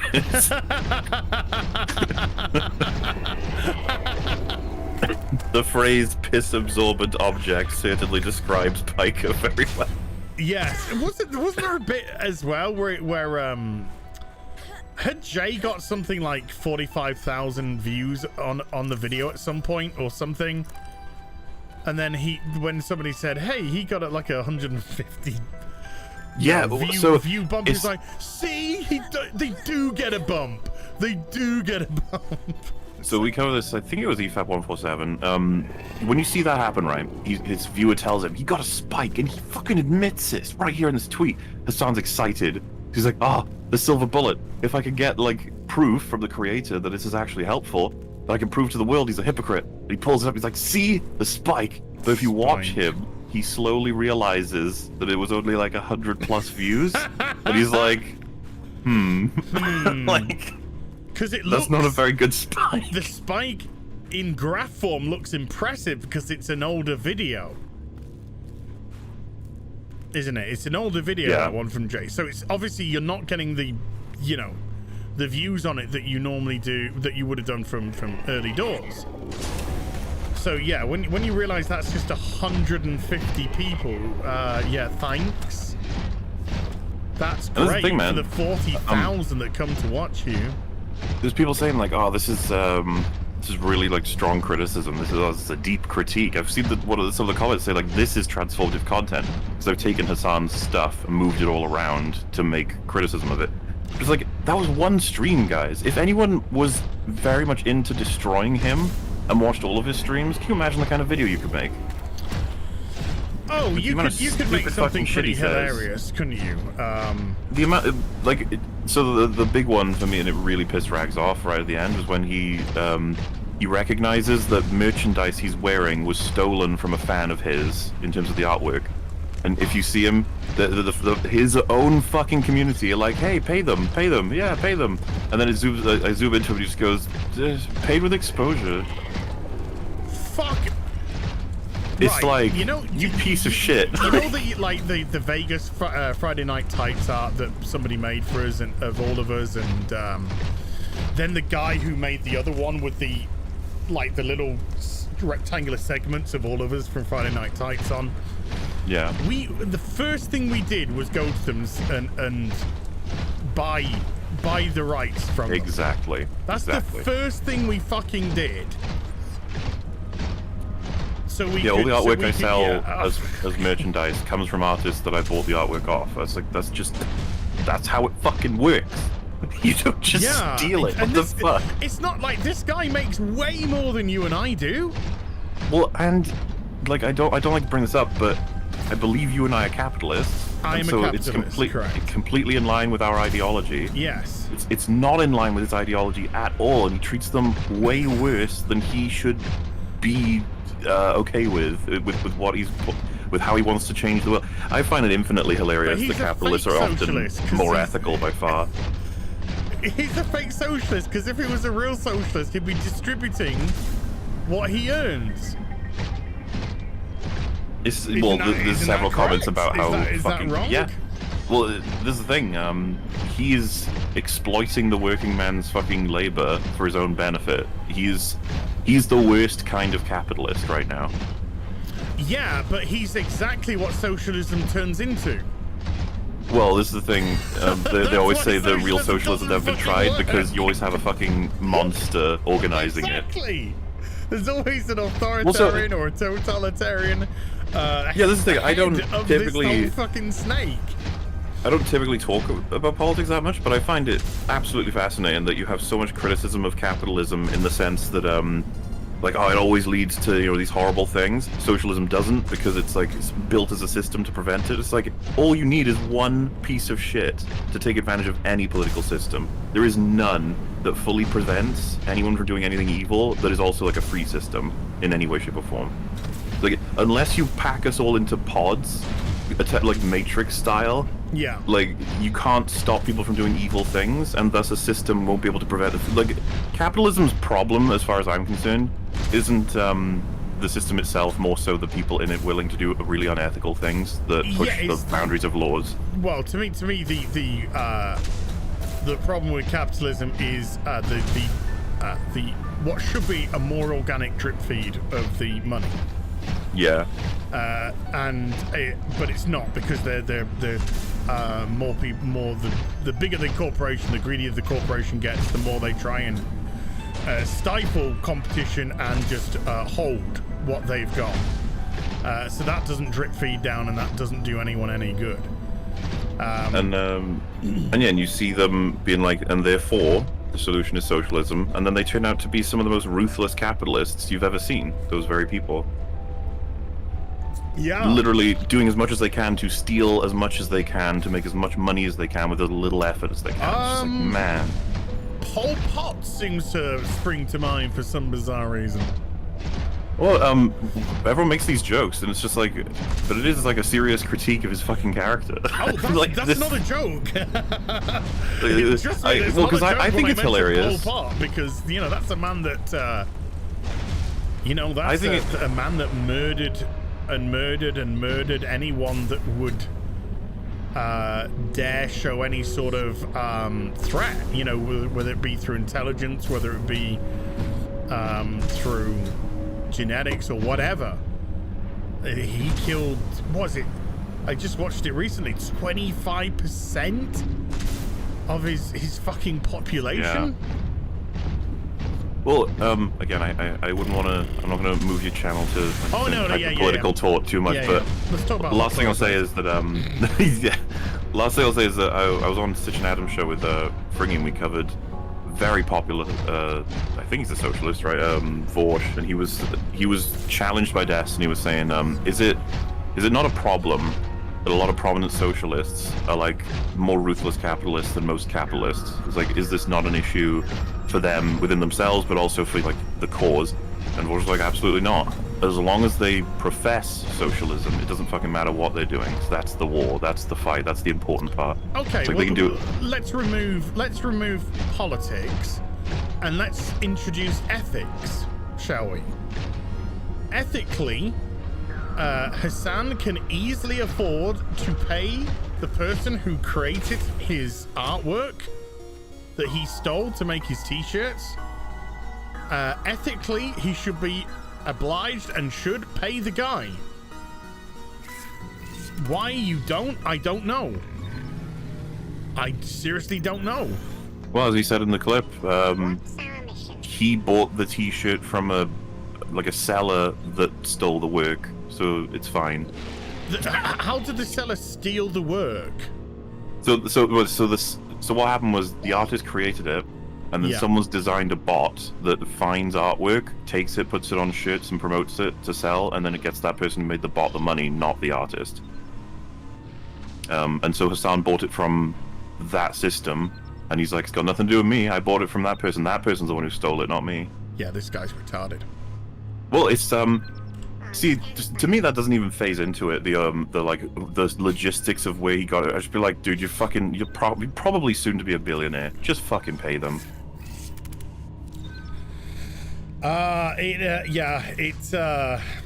It baffles me, dude. It baffles me. And you'd think just pay the fucking guy. You'd think you'd be excited to do so. You'd be like, oh man, I love the artwork. Give me a PayPal and I'll send something across because I really like it. I mean, I love getting artwork, and if I see something which I think, wow, this looked great on a t-shirt, a mug, something, I would immediately be like, hey, I want to buy, the rights to be able to use your artwork. I want you to sell me your artwork so I can, I can use it for my own purposes. Let's talk. And if they're willing to do so, then great. And they win. He shouldn't really say he, because it could be. They win because they get themselves a little bit of cheddar for drawing something or creating something. So they get their little slice of the capitalist pie. And then I win because I get some beautiful artwork, and that artwork could entice people to get merch, which is another beautiful piece of the capitalist pie. And then the people that buy the merch are happy because they got themselves a quality piece of artwork. Yep. Of something that they want. So everyone fucking wins from it. That's actually what I wanted to bring up. The kicker to all of this is that he probably would be pragmatically better off had he paid the artist. As in terms of if he's a hoarding dragon of just, I don't know, fucking money. There's plenty of arguments to be made that if you pay this artist, it will be better for you in the long run, both your reputation, encouraging more artists to do this, and just people's view of this community. But he's so fucking selfish that he can't see past the initial, like, he's looking at his coins in his hand. He's like, I cannot allow anyone to have these. They must be mine. Well, his decision, mate. His decision. He's fucking Smaug. He's just he's just fucking Scrooge, man. Right, let's read some super chats. Couple more super chats coming. Tyrion Razar with a $5 says, hail to the two charming men. So Hollywood hates masculinity unless it's on a woman, and hates femininity unless it's on a man. What a strange ideology. Yeah, it's because, like, oh my god, gender norms are bad, let's just like swapsies them, and then you realize that no, that's why the gender norms, you fucking retard. George Andari with a 5 Australian says, reminds me of AOC selling t-shirts about socialism. That was funny. I did think that was funny. Yeah, doing it. Yeah. Mandalore2276 with a $20 super chat. Ah, yes, it's good for us to get some British influence on Subnautica Sunday. I know. You know, just being a New Zealander myself.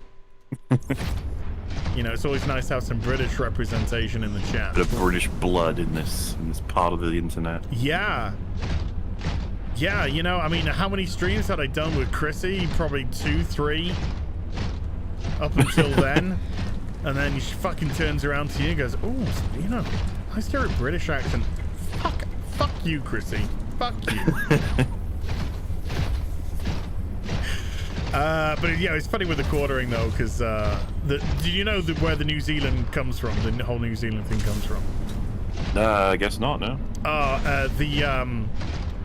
The quartering invited us onto a stream with Gary. That's where I actually first met Chrissy, and there was it was a hell of a group of people. Fluid intake. Who were there, because it was just like myself, there was Gary, there was Adam Krigler, there was Chrissy, there was Lauren Chen, obviously, you know, Jeremy from the quartering as well, and he was rather drunk, you know, which is, hey, no problem with that. And he introduced me as his favorite New Zealander or something. What? My favorite New Zealander, and like Jeremy, and then everyone's just laughing because, you know, I'm fucking Captain Britain, for fuck's sake. I mean, Jesus Christ. So we had a bit of a laugh, and then when he came on to Friday Night Tights after that, you know, we gave him a little bit of ribbing about the New Zealand bit. It would be hard not to. Yeah, but hey, the quartering is, he's got fucking thick skin. He can take a fucking little ribbon. Jeez, man. Unlike a certain piker. Well, I've not come across anybody as thin-skinned as Piker. It's insane. DSP. But I don't know if you know. Well, no, because I've seen a lot of DSP content, but I'm like, which one is worse though? Because like, I don't know. You might be right. Like they could draw, because like Hassan is about as bad as it gets. It'd be a good thin skin. It'd be a good skin fight to see who has the thinnest skin. I mean, actually, do you know something? I'm gonna take that back, because I actually don't think DSP would ban somebody for just saying, "Hey, that wasn't so good to do that to that person." That's what I mean about the thin skin. I legitimately don't think DSP would ban them, but Hassan, whoa, get him out of here! I mean, he could probably interpret someone who's pro Hassan to be negative and ban them. Like, that's how thin he's like so paranoid. Yeah, but I mean, DSP has his own trigger points. Yeah. So I guess it's hitting the trigger point for them. A couple more supers which I want to go through. The Dukes abides with a 10 Canadian says, as Scrooge ultimately changed his ways and became a better man for it. Not sure Hassan's gonna get a visit by ghosts anytime soon. He probably He wouldn't do anything. No, he wouldn't So know what the fuck. off, Would be like, ghosts. like who you? Can He'd you immediately watch my run to stream his, like- while I make some food? He'd run to his safe and be like, "You trying to steal my money? Get away!" Yeah, he'll just lock himself in a panic room or something. And then Two-Tone, my beautiful buddy Two-Tone, with a £10 super chat. Thank you, sir. Really needed this chill out today. Thanks to you both. Ah, thank you, man. I needed to do this today. I gotta say, Mola, I needed to do this today. I needed to to touch base with my peeps, you know? I wanted to talk. Yeah. It was good timing for me because, like I said, I stayed up very, very late and then like woke up and was just like, "Oof, I could use a break today," and didn't want to go straight back into editing. It's like, oh, you know what? Can sit here and chill for a bit. Well, I literally just started streaming when you ding-a-ding-a-dinged. And I was like, oh, that's smaller. Yep. Well, I'm infinitely amused that you watched that video, because that video was created as a just sort of commentary fodder, like a collection of his worst moments from the one stream I watched about him. Well, so we can comment on it. we discussed it on here a few weeks ago, and you did invite me to the EFAP to discuss the whole Jay and Hassan, and obviously there was the little bit with Charlie on at the end. And like I think Charlie's completely different to Hassan. I think, Yeah. I think maybe he just fell into a trap. I don't think Charlie's like that as a rule of thumb. I imagine if someone sent a thing saying, "Could you credit the person who made it?" I could see Charlie being like, "Oh yeah, it's JXE. You can find him here." Yeah. And yeah. And I could see He wouldn't Charlie throw a fucking paying fit. for Yeah. for an image I for think a so, too. t-shirt as well. I could see him doing what everybody would do. They'd be like, "Hey, post your PayPal in chat, and then I will not only pay for it, but if anyone wants to donate to him to help him out because they make some awesome stuff, you Now know." there you go. There's a nice little thing. That's a Leave nice it nice little and thing. open. Yeah. I wouldn't have thought of that myself. So oh, hello. That's a nicey one. All right, let me just drop this here. There's something going on here. Let me just drop this here. Weather approaching. Thank you Seek for that. shelter. Mikey Gustler again. Oh, mesh fiber. Mikey Gustler again with a $5 super chat. Mikey, you've been exceedingly generous today, dude. Speaking of Scrooge, I think A Christmas Carol, directed by Tim Burton, starring Johnny Depp, and scored by Danny Elfman, would be a great idea. Thoughts? I could see Tim Burton 20 years ago doing a very funny Christmas Carol. I don't know about Tim Burton of today. But I could see 20 years ago that would have been fucking hilarious. But if you want Danny Elfman music, what you're gonna get is that's what you're gonna get with Danny Elfman. Talaris with a £5 says, "Hey, in London for a week, so I'll only get to see this one when I'm back. Here's a £5 for the Sea Truck Mott." Thank you, dude. Lost for Words with a £5 says, "Hi, Az. You unboxed My Hero Academia yet? I'm on season 3 and loving it. It's fun, positive, and the heroes go through struggles. Hi, Moobla. Hello. Where's your nuggies?" Oh man, I could use some nuggies right now. Just some nuggy energy. I'm going on not a diet. I'm going on an eating plan from next week. It's gonna start about Wednesday next week, maybe Thursday. I only say that because it's actually created food that's going to be delivered to my house. Like prepped up meals which are going to be arriving, which have been very specifically calculated for proteins, carbs, fats. So I'm not exactly sure what day it's going to arrive because I've got to order it. I'm ordering it later today. Normally takes about 3 to 4 days to prep them, and then send them.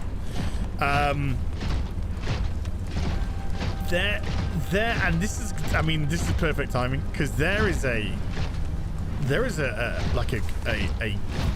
gourmet fried chicken place which has opened up near us. And holy shit. You know when a takeaway normally says, our chicken's got like our own secret blend of spices and herbs, and it tastes like fucking rat food. Yeah.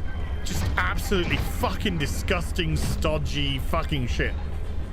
This place, oh my god, it's like eating fucking an angel's asshole. It's just gorgeous. And you say it opened recently? Yeah, and it's dangerous because it's so good, and they have I know what you mean. so many different flavors like of their chicken. You know, oh, do you want an Indian, an Indian chicken burger?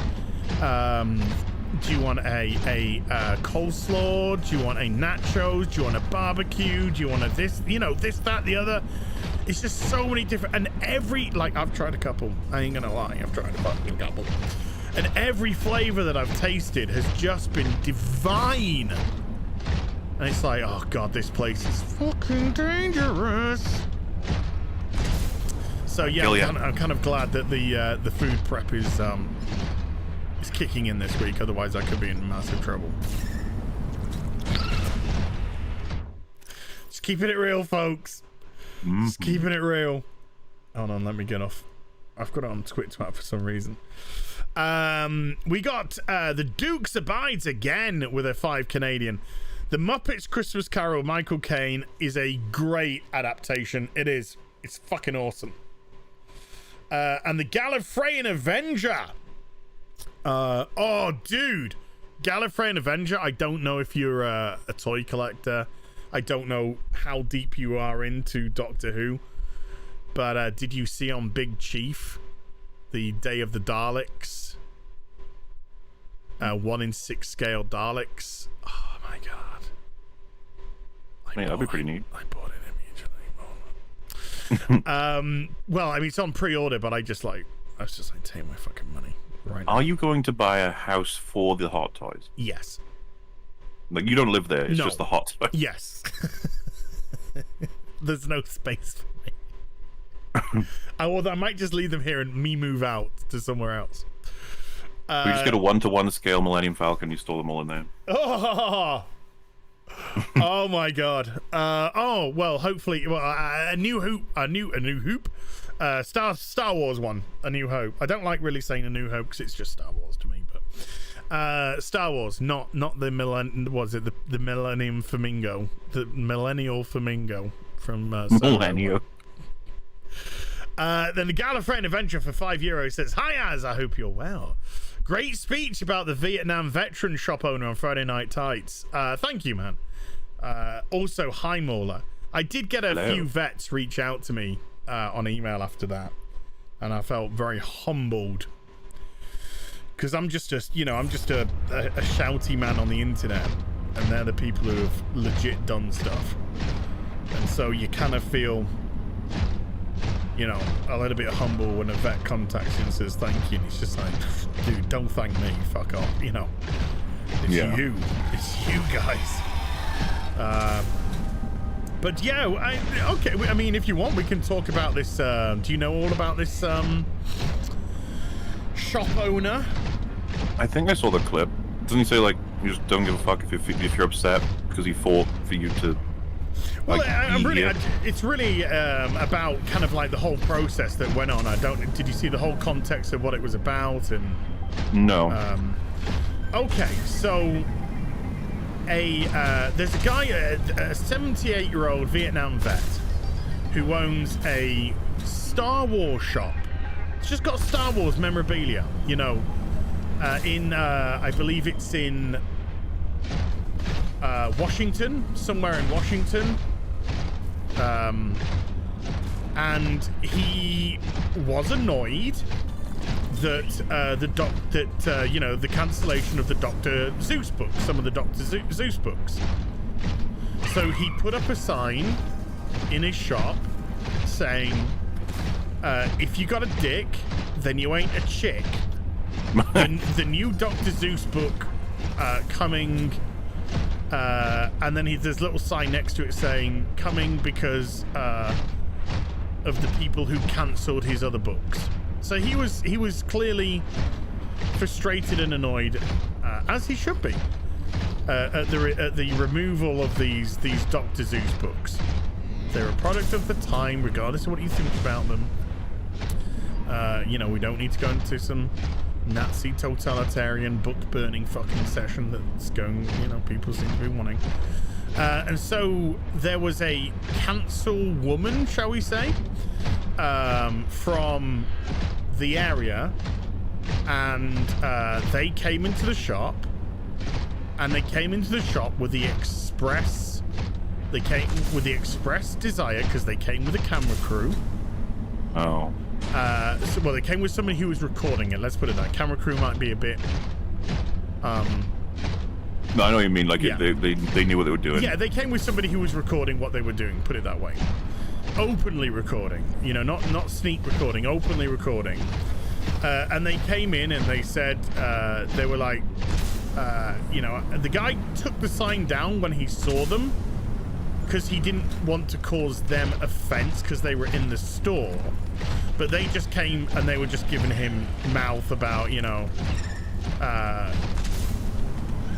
women, you know, trans women are women, and you know, your sign's offensive, and you're full of shit. And this is a councilwoman telling one of her constituents, you know. And so he just wouldn't take it, you know, and he was just like, no. He's just like, you're fucking, you're nuts. You're fucking nuts. You know, you come in here, you look like a man, you sound like a man, you know, and you want me to call you a woman, and they were saying I am a woman, and he's just like, no. Do you have a cock and balls? And I refuse to answer that question. He's like, well, if you've got a cock and balls, you're not a woman. So there was a kind of a lot going on, and he just refused to be bullied. He just refused to be bullied and submit to what is, you know, non-biology. I've got, you know, I've worked in an industry where I've had to deal with trans people, and you know, they just want dignity. They just want a bit of dignity, and to just be able to live their life. But this person came in specifically to try and make an example of this guy. Yeah. And do it in a way to try and boost their own name, because they immediately took the footage and atted it at George Takei, at Mark Hamill. Of course. And they just got ratioed to fuck. They got absolutely ratioed to fuck. And then there was a call to arms from Antifa to protest his shop on the Saturday that's just gone, yesterday. And the response by people to counter protest was so massive that Antifa cancelled the protest. Because that's the kind of shit we need to see more of, honestly. Yeah, it's such a frustrating element to try and deal with, because I keep having to reiterate, not defending myself, but I have to reiterate, because I think there's a very distinct difference. I have every sympathy for people who believe they are trapped in a different body, legitimately. I have every sympathy for them. But the people who I have dealt with, they're under no illusions that they are not that gender. You know, they feel that they are, and they feel trapped in those bodies. But from a biological perspective, they know that they were born in a different body, if you understand where I'm coming from. Saying that you are does not change, unfortunately, the biological science. And that's why we have the ability to be tolerant or not tolerant. That's when the person, you know, your own perspective's got to come in. But I'm not even convinced that this council person, because when they were voted in, they were a man, and now they're saying they're not.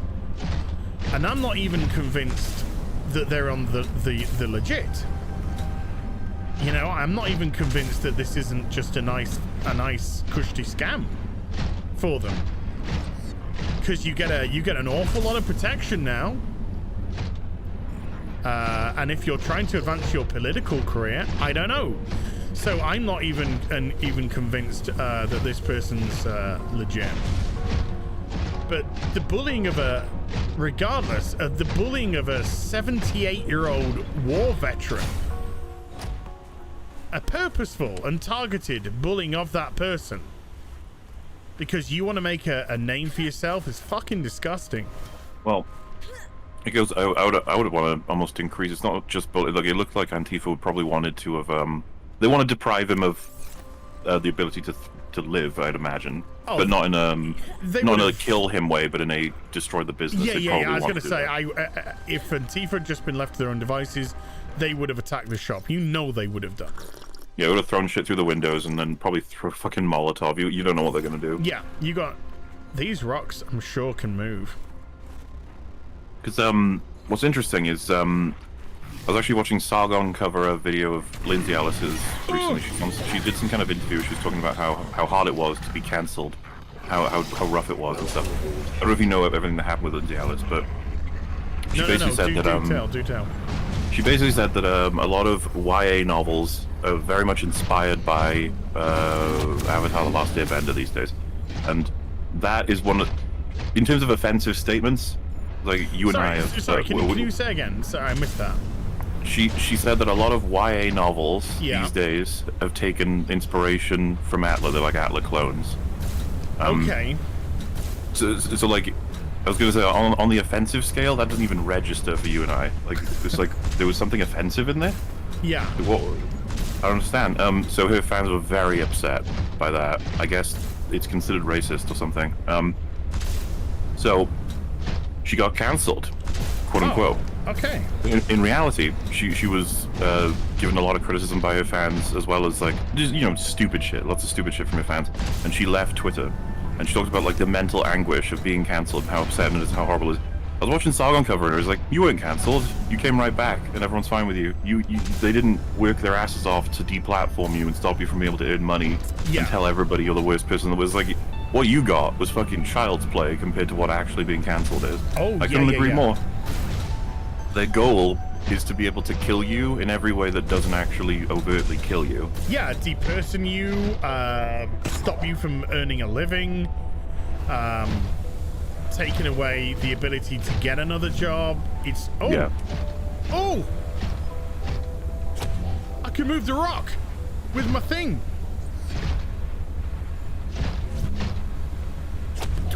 Sorry, I got a little bit excited about picking up a rock. I do apologize.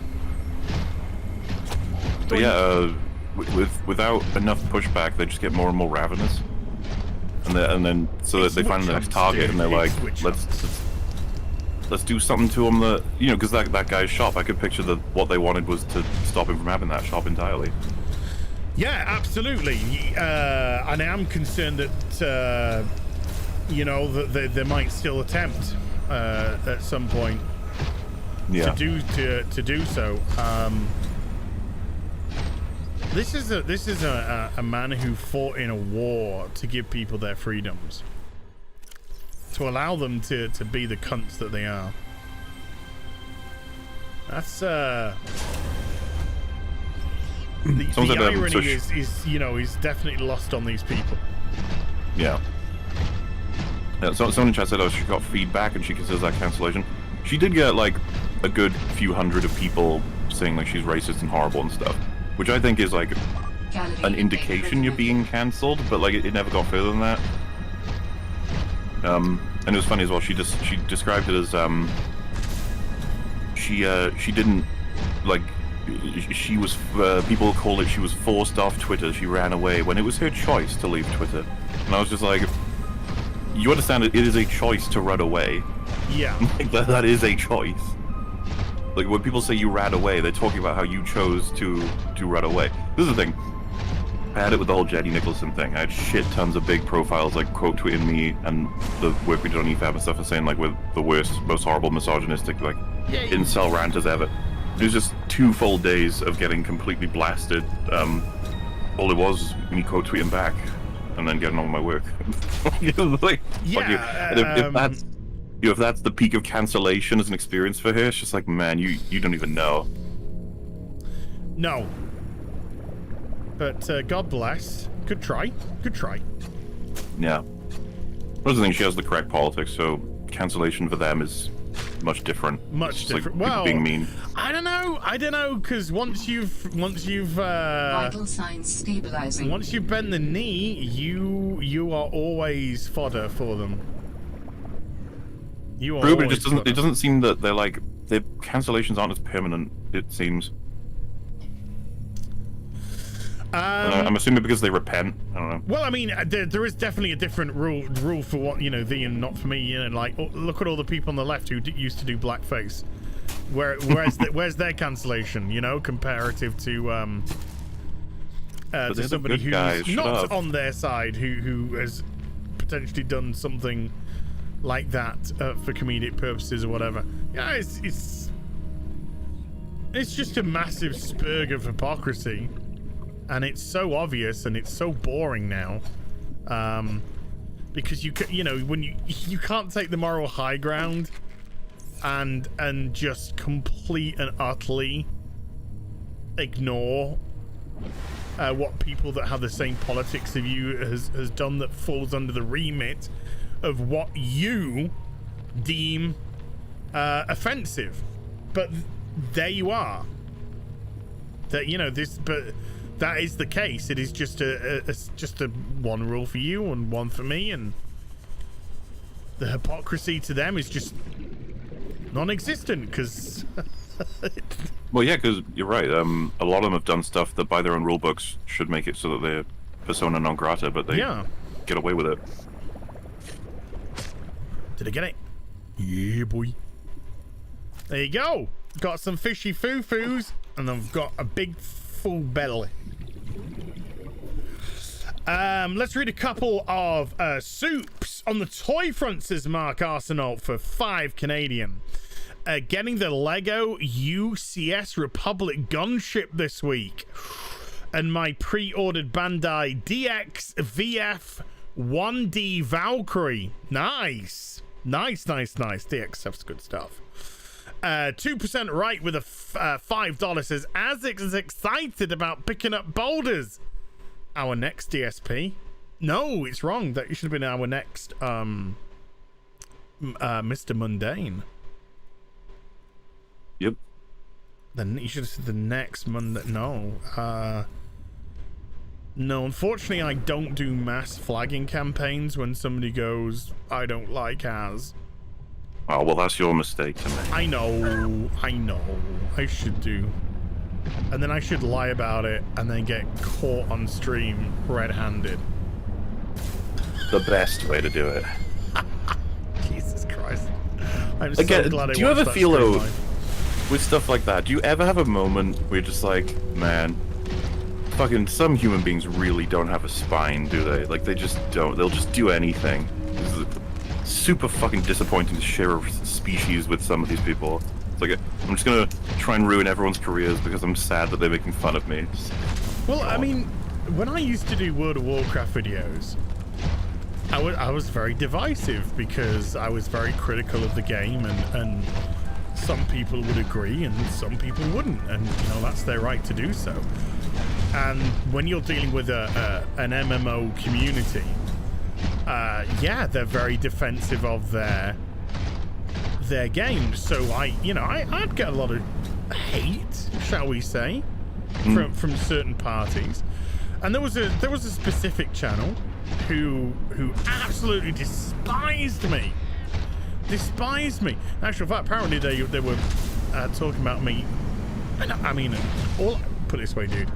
If everything falls apart for me, if I lose everything, house, possessions, not a cent to my name, out on the street, all I know is that I could live in this guy's head rent free for the rest of my life. So it'd be absolutely fine, and I think I'd be okay. But yeah, they would just absolutely despise me, and they would just make content about hating me, basically, you know. oh, it's just a fucking, and I was just like, it's fine. You know, people are like, oh, this guy's made this video again about you, and I'm just like, it's fine. I don't care. Yeah, T&E, yeah. I was like, yeah, I don't care. If he wants to, he can. And the funny thing is that person then went after he went after Asmongold. He went after Asmongold, and Asmongold, he replied. He bit back, and then the other guy was just like, oh, you're was it punching down and all this sort of stuff. Yeah. So they started playing victim, and then when I heard this, I was just like, now it's time for my video. And I just made a video about, if you want to go after somebody and you want to call somebody out, that person, regardless of the size, they have a right of reply. Now they themselves can decide as to how responsive that can get. But I was like, this person that's crying and complaining, they had a bigger channel than me. They had a bigger channel than mine, and they were so technically, are you punching down to me? Because that's exactly what you're doing. So you're complaining about punching down while you're punching down by your own rules on somebody who you don't like / disagree with / whatever, however you want to phrase it. You can't have it both ways. You can't have your cake and eat it. You can't have it both ways.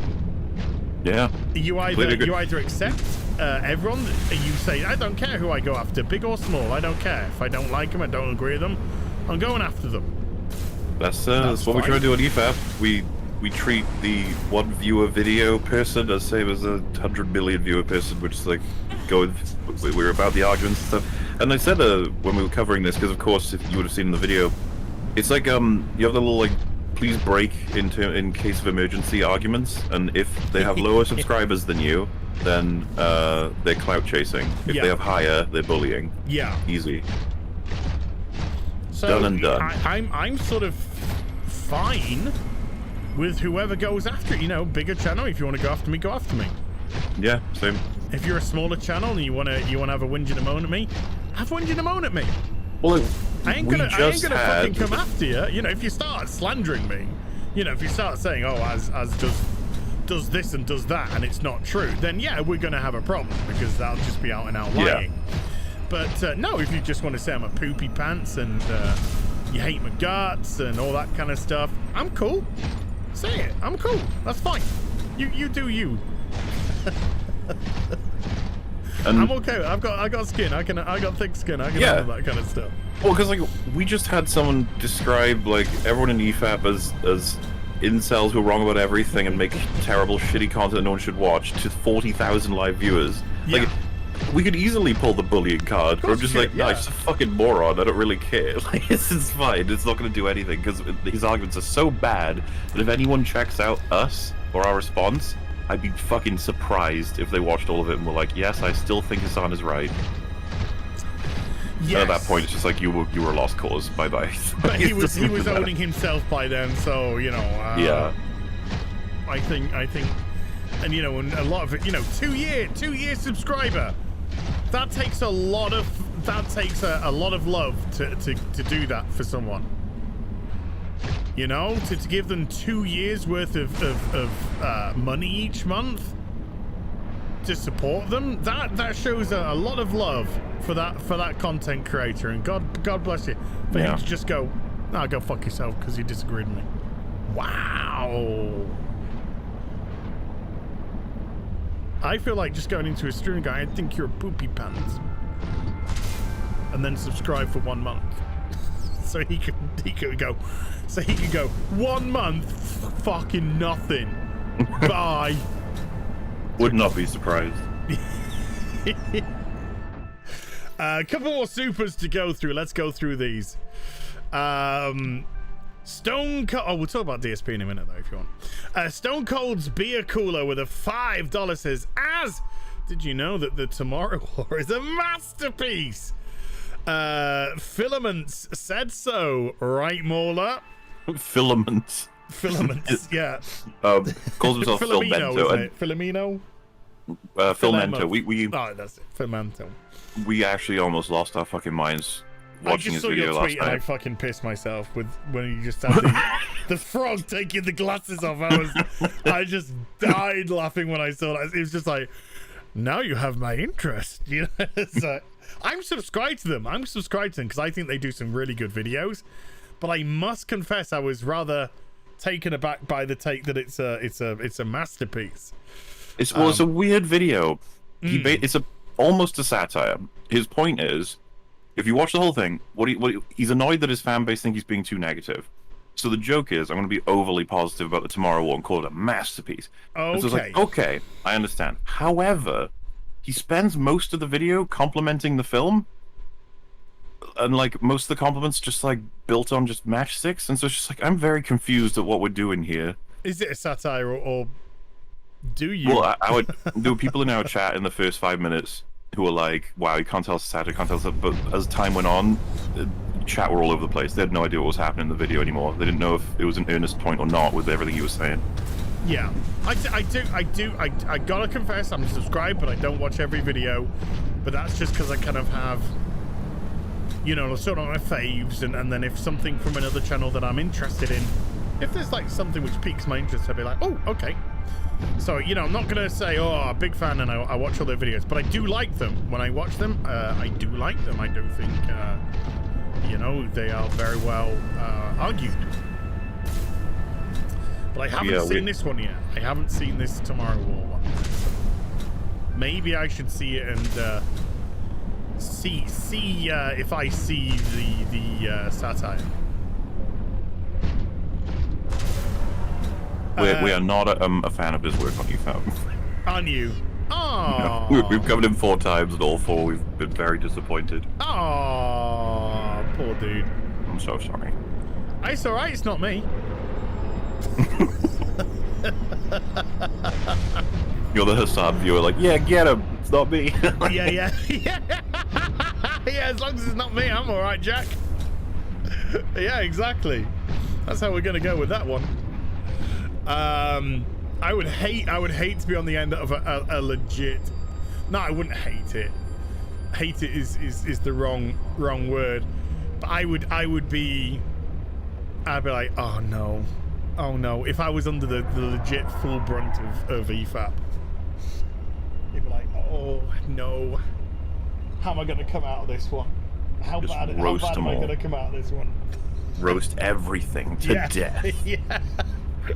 Oh man, they're gonna get every little fucking thing, aren't they? The elf herself with a $5 says, greetings Mods and Longman. And hello. Chat, why did I get an ad? Didn't used to. Love my Sunday mornings with you all. You shouldn't get ads. The ads should only appear on the VODs. YouTube have been sticking those in to streams. Have you noticed that? They've been sticking ads into streams for some reason. Wait, are you saying YouTube's been doing it, or? Yeah. Well, what did I say? Who did I say? No, sorry, I was kind of confused because I thought you meant like YouTubers are choosing to do it, or that YouTube is doing it as like a... No, sorry, YouTube have been like sliding ads into streams when you're streaming, and then suddenly some people are just like, hey, I got a bloody I always thought it was on some kind of timer where it just like sends you an ad every once in a while with live streams. I don't know. I just didn't think it did it live. I just thought it waited to the VODs. I'm not sure. Okay. Je ne sais pas, madame. North American Hammer with a $5 says the next Predator is supposed to be with a Comanche tribe. It's at risk of being PG-13. Isn't that a fundamental misrepresentation? Native romanticization. I heard that the new Predator film was going to be about a female predator. Well, see, so I'm huge into Predator. Okay. Like, fucking adore that first film. It's one of my favorite movies of all time. We're talking top 5 shit. So when I heard we're getting a new one it's not going to be R-rated and there's going to be a woman in it, I can't my excitement was through the roof. I was just like, this is what Predator needs. This is where we're at, and I just finally is really what I wanted to say. Yeah, finally. This is what the Predator franchise needs. It needs, number one, to be suitable for kids of all ages, and number two, to have that woman representation. So female predators have lives matter. They will literally never be able to make a movie in the Predator franchise that's any as good as the first. It's just never gonna happen. No, because like they will keep fucking trying. You're never gonna get that eclectic group of people. You're never gonna get Arnie at his peak. That guy's a one of a kind. He's one of a lifetime. He's one in a generation. Is Arnold. Yeah. You're never gonna get that. You're never gonna get Carl Weathers at the peak of his career. You're never gonna get Jesse the Body Ventura with a body again. Maybe with a ponytail and a receding haircut, but definitely not a body. You're just not gonna get, that fucking masculinity for a long time. It's such a I don't good see film. the passion. Like, it seems to me that a lot of those films, it's not just about like maybe a good script or maybe one particular good element. It just seems like they're really fucking working their asses off to make a story come to life. Like that they're all very much involved and they're all like happy, but these days also fucking like Shane Black was in it as well, wasn't he? He was actually an actor in it. He was, which is really sad that he made what was the most frustrating Predator installment in the entire fucking lot, including AVP as far as I'm concerned.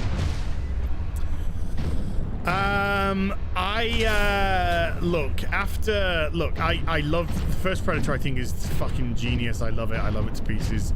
Second Predator I can watch. I'm not gonna lie and say I'm a massive fan of the second one. But I can watch it and I can enjoy it. I'm way more of a fan of the first half than the second half of Predator 2.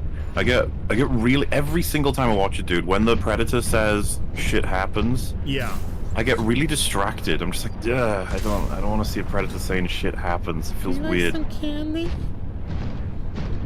But I really like the first half. I love the fact that they're like, we get introduced with Danny Glover doing like just detective cop work with his like drug busts and all this stuff, and then also a Predator is involved. You're just like, oh, it's just like this is just your normal day in like LA or whatever it's set. And, yeah, but, like, I mean, premise-wise, I think it's very good. I think it's an interesting. I love the premise. whole concrete jungle thing. It's fucking great. Yeah, you've had the literal jungle, and now you've got the concrete jungle. It makes sense. It does make sense. But after that, I don't want to have a conversation about the Predator. Predator ends with the first two, as far as I'm concerned, because it's so fucking nuts that the third installment is AVP. You're like, what the hell? I know. What? How? What? How did this happen? And I went to the cinema to see that. Well, the funny part is AVP 1 is still better than the second one. The second one is like this. Oh, it's R-rated town? At least. Yeah. What the fuck was that shit?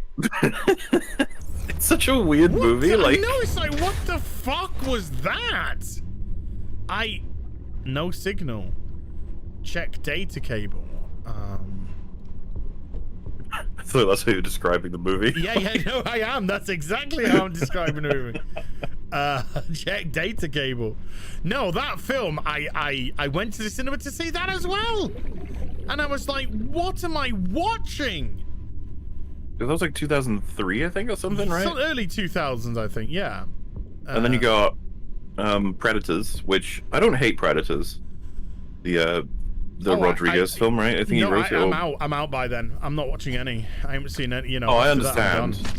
This is the thing. I fucking adore the Predator as a movie monster, so my eyes are on anything they do big budget wise. That's why I'll be watching whatever they do with this new one. I'm probably gonna hate it, but I'll give it a chance.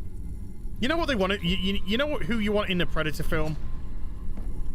The Rock? Yeah. You want The Rock, and you want Henry Cavill.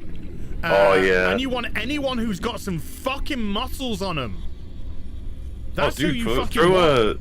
Throw Gina Carano in. Yeah, Gina Carano. Fuck yeah. Put her in there. That's what you fucking need. That's what the Predator's about. There's all this subversion bullshit like that everyone's obsessed with, and it's just like, hey, what if you just try this? The premise is a bunch of these ragtag mercenaries. They're on a mission to somewhere. They fucking bump into a predator. They're all very well characterized. There's lots of fighting, and we get it ends. What I know it sounds so simple, but like, what if you tried that? What if people really liked it? I mean, that would work for me. If they said, hey, we're making a Predator movie starring The Rock, starring Henry Cavill, starring Gina Carano, I would be like, fucking take my money. Take my fucking money. And they were on, they were like some sort of like Spec Ops or, you know, something a little bit different. Yeah. And you could put it, you know, you could say, all right, they're infiltrating a fucking, they're infiltrating a what they call oil rig or something. That's been, or something's gone dark, you know, something's gone dark, and you guys have got to go in.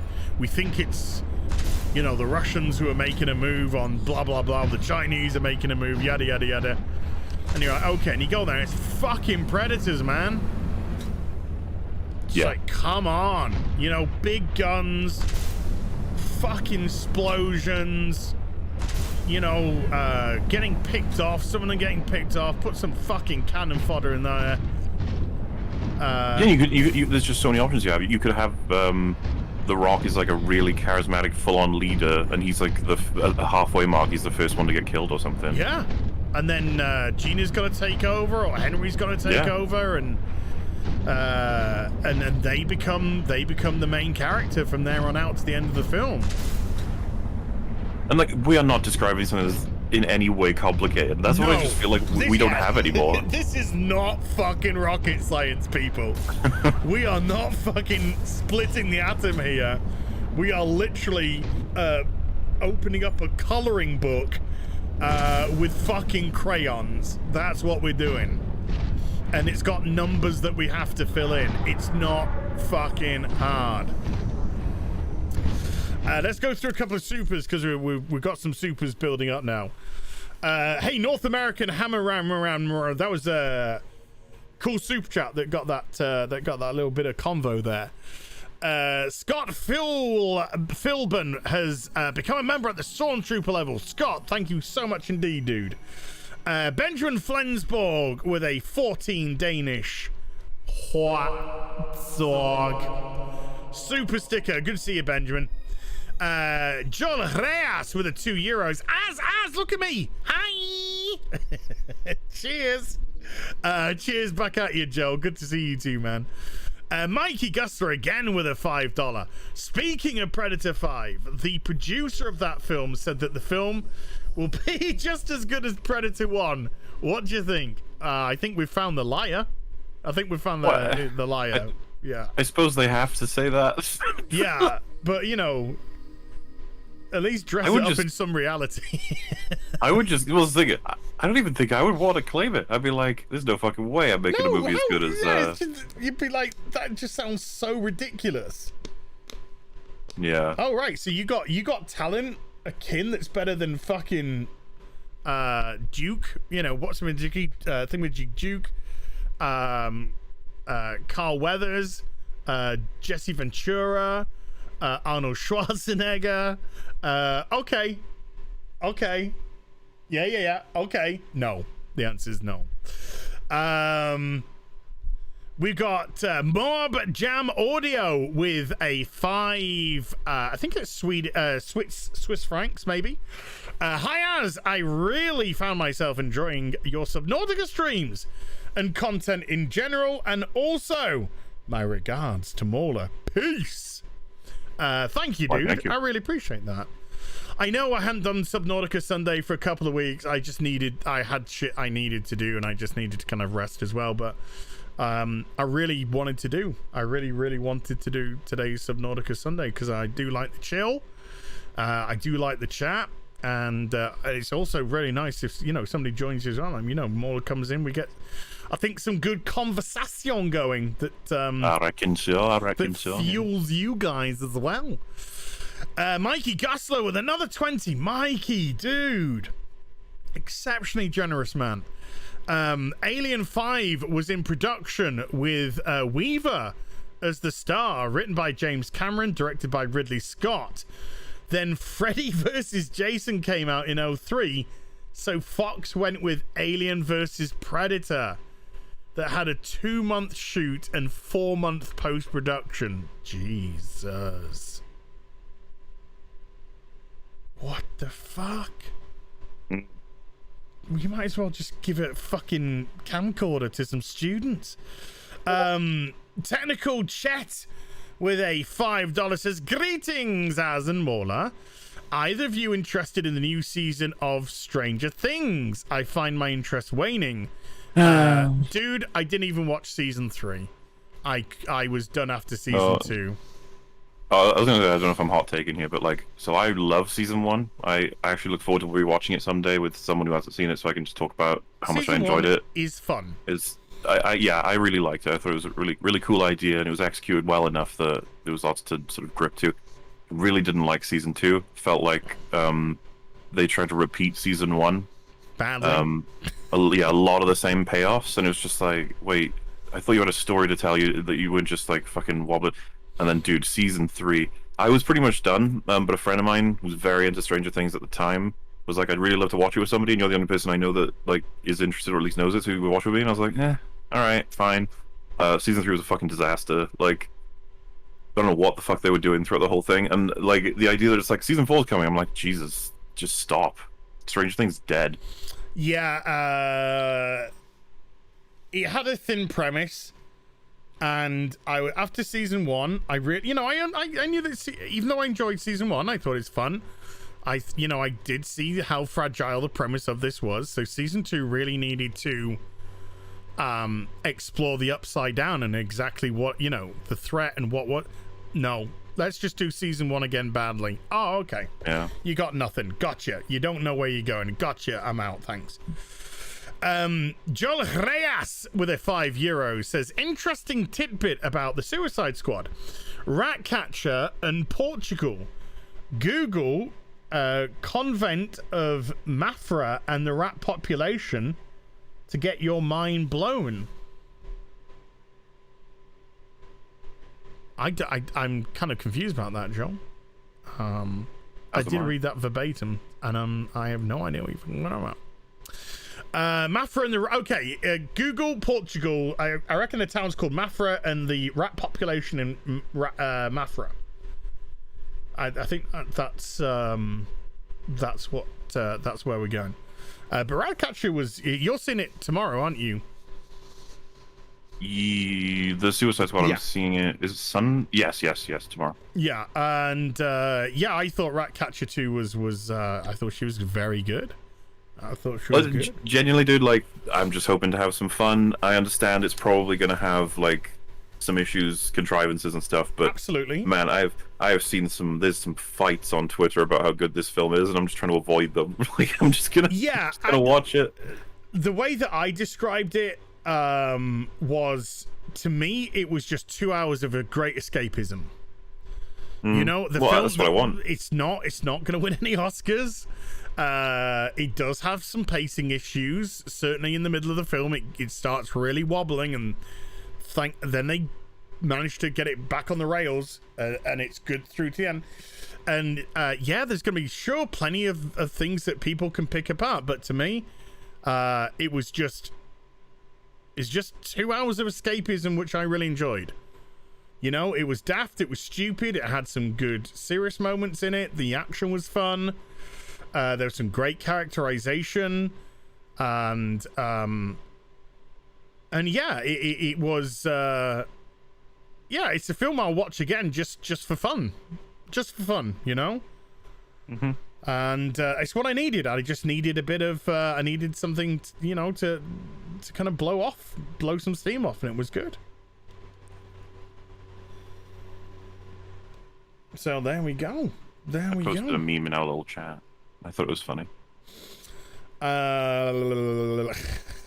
In where? Where did you post the meme? In Discord. Oh, okay.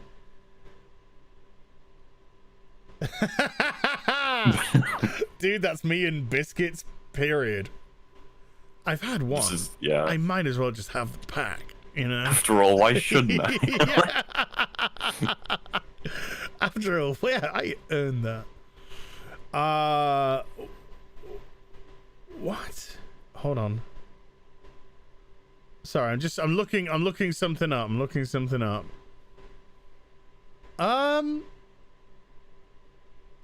Oh my god, they're doing a live action Wednesday from the Addams Family series. Okay. They'll do well. I'm sure they'll do great. Right. Mikey Gosler with a $5 again. Mikey, dude.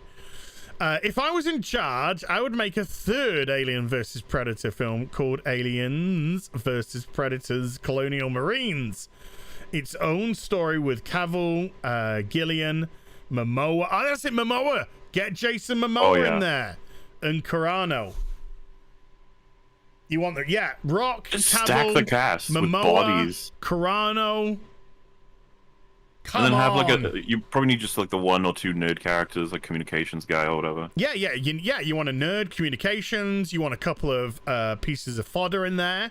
Like a demo man sort of thing. Yeah. It writes itself when you make these kinds of premises. This is what I got confused about with Army of the Dead. When I heard about it, I was like, oh, this will be a good one, surely, because just like a bunch of mix going in and fucking wrecking zombies. I like, won't be averse to Batista being in there as well. Exactly. It's like, oh yeah. I don't know if we've spoken about that film. I was not a fan. No, I mean, I didn't even see it because it looked like an absolute dumpster fire to me. Yeah.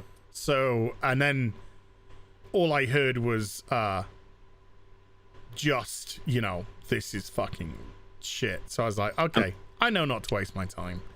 And that's the thing, you look at it and you're like, how hard is it to just have a bunch of cool, interesting people go to a place and fight some fucking zombies or predators or aliens or whatever? Just like, I gotta confess though, anything that's got Tig Nodal in, I'm out. I don't know anything. They're a comedian, right? I don't know anything about them. That's the only laugh I've ever done that's connected to their name. I think they're meant to be a comedian. They're not funny in the slightest. I find them insufferable. I can't stand them. The Dukes abides with a 5 Canadian. Moob Chile. Any chance that after your review of TFA is done, part 4 still pending, would you do an analysis of the prequels? So this is the thing.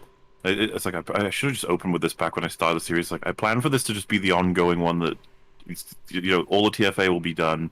Next target will probably be Tross after that, and then after that is a good chance I would want to do the prequels. And the idea is just that it's the series where I go through it, and with every scene or every other scene, something happens that highlights like a practice in writing, and then I'm like, let's have a look at films doing it well, doing it not, and then conclude like how it should be done. From as principled as a point as I can reach, and we move on to the next bit. So it's like my ongoing sort of analysis into storytelling is very serious, as opposed to, because like I had someone in the Discord once who was very fucking furious with me that I hadn't finished it, and I was like, think really carefully. Why are you mad that I haven't finished it? Is it because I haven't completed telling you that TFA is bad? Because it is. Yeah. So the videos themselves, like I understand people really like them, and I do want to make more of them, but like they will always, like, they're going to be representative of my current point of view on storytelling, as in-depth as I can get.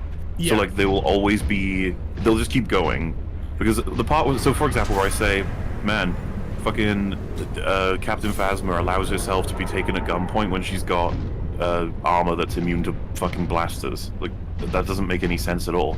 It's like, you don't need me to tell you that, you'll be fine.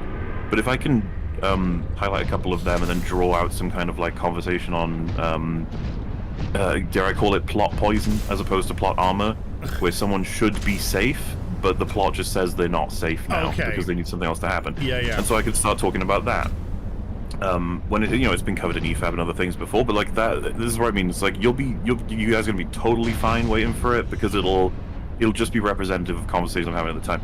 TFA is bad.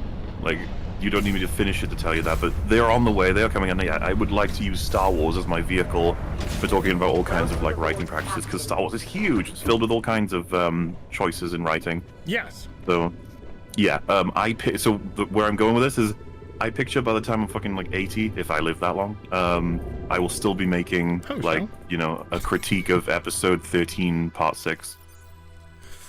Oh wow. I'll probably still be watching it. I'll be long dead by then, because if you're 80, I'll probably be dead too. I would be. I'm gonna be very dead, or I'm gonna be the oldest man on the planet. Ooh, antidote. An injectable container of antibacterial. Oh shit, dude, this is good stuff. This is. Oh man. Okay. Right, we're making stuff, and we are gonna have some sexy time. Right, I'm gonna make some cold suit gloves, and I'm gonna make. Let's get some mesh fiber. Oh shit! Did I leave the mesh fiber at the other place, or did I bring it over here? I think I brought it over here. No. Oh wait. No, that's the other fiber, synthetic fiber. Shit. Okay, I might have left it at the other place. Ooh, but it's all good. It's all good. It's all good. It's all good.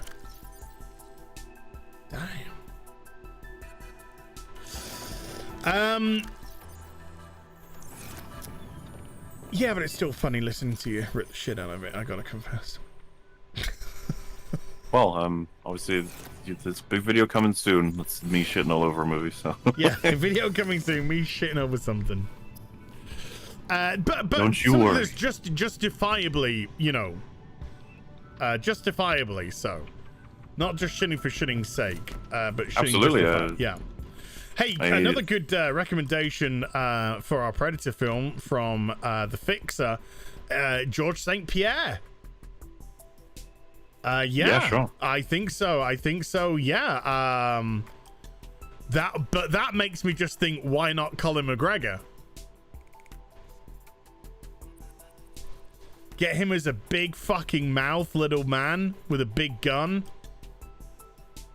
And yeah, you could maybe do something with that. Hey Jennifer, how you doing? Hi Vanessa, how you doing, my beautiful mods? My lovely ladies. Paul Bethany is the tech nerd. Yeah, sure. That's a good one. I like that one. That's a good one. There's some good recommendations here. We can even have you have a character who's captured and a part of the team as in the original, who's particularly cunning and not aligned with our team, and so subverts them, but also tries to avoid the predator. Just lots of little fun things you can just involve. I mean, they could be hunting somebody down, and it could be like a cross. You're caught in a crossfire because you got. Or the predators caught themselves in the crossfire because they see the hunting that's going on, and they're just like, oh. Yeah. I want me a piece of this action, I want me a piece of this hunting down action. So they go get themselves involved in that. Right. I mean, you can correct me if I'm wrong here. These films are not meant to be complicated. Well, so this is the interesting part, right? It's it almost implies they're not that good as a result. It's no, they're fucking great. Yeah. Because complex and simple does not define, how fucking well a story works. I would argue, Star Wars is pretty, simple. Yes. It should be a simple premise. Yeah. And the Predator is a simple premise. And the more you overthink something, the worse it gets. Well, to be honest, if I was to describe to you, what the fuck was the new one called? The Predator? It's so the plot line for that is predators are planning to take our planet once global warming destroys it, and a predator leaves the predators to warn us that that's going to happen, but he crash lands and a bunch of people attack him, so he attacks them. Then he's captured by science team and then escapes and then tries to retrieve his armor from a marine that stole it and sent it to his son, who is then hunted by the new predator that come in to destroy the old predator because autism is the next evolutionary step. It's like, what the fuck is this plot line? Sounds like a doozy. And it's like, where the heck? Just give me a fucking jungle with some soldiers and a predator. Jesus. Yeah, I mean, you could have this one Arctic setting. Yeah, well, that's the thing. I don't want to limit them, but like, I also don't want to fucking. Snow, you know, we've had jungle, we've had urban. Put them in the snow. Put them in. I mean, AVP was in the snow. Oh yeah, shit. Yeah, but it was like underground though, wasn't it? It was sort of there was a lot of underground base, sort of business going on. I'm gonna find me. Well, imagine like there's like a spelunking team or something, or they're trying to.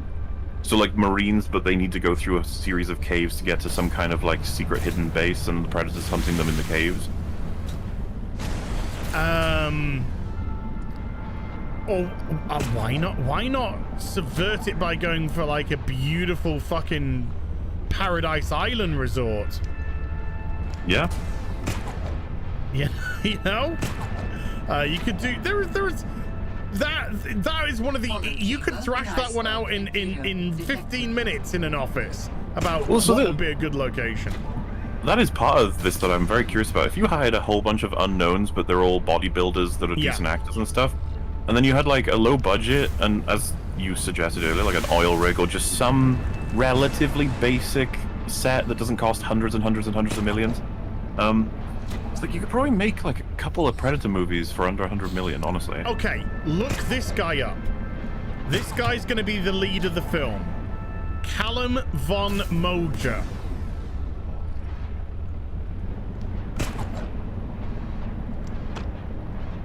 I mean, yeah.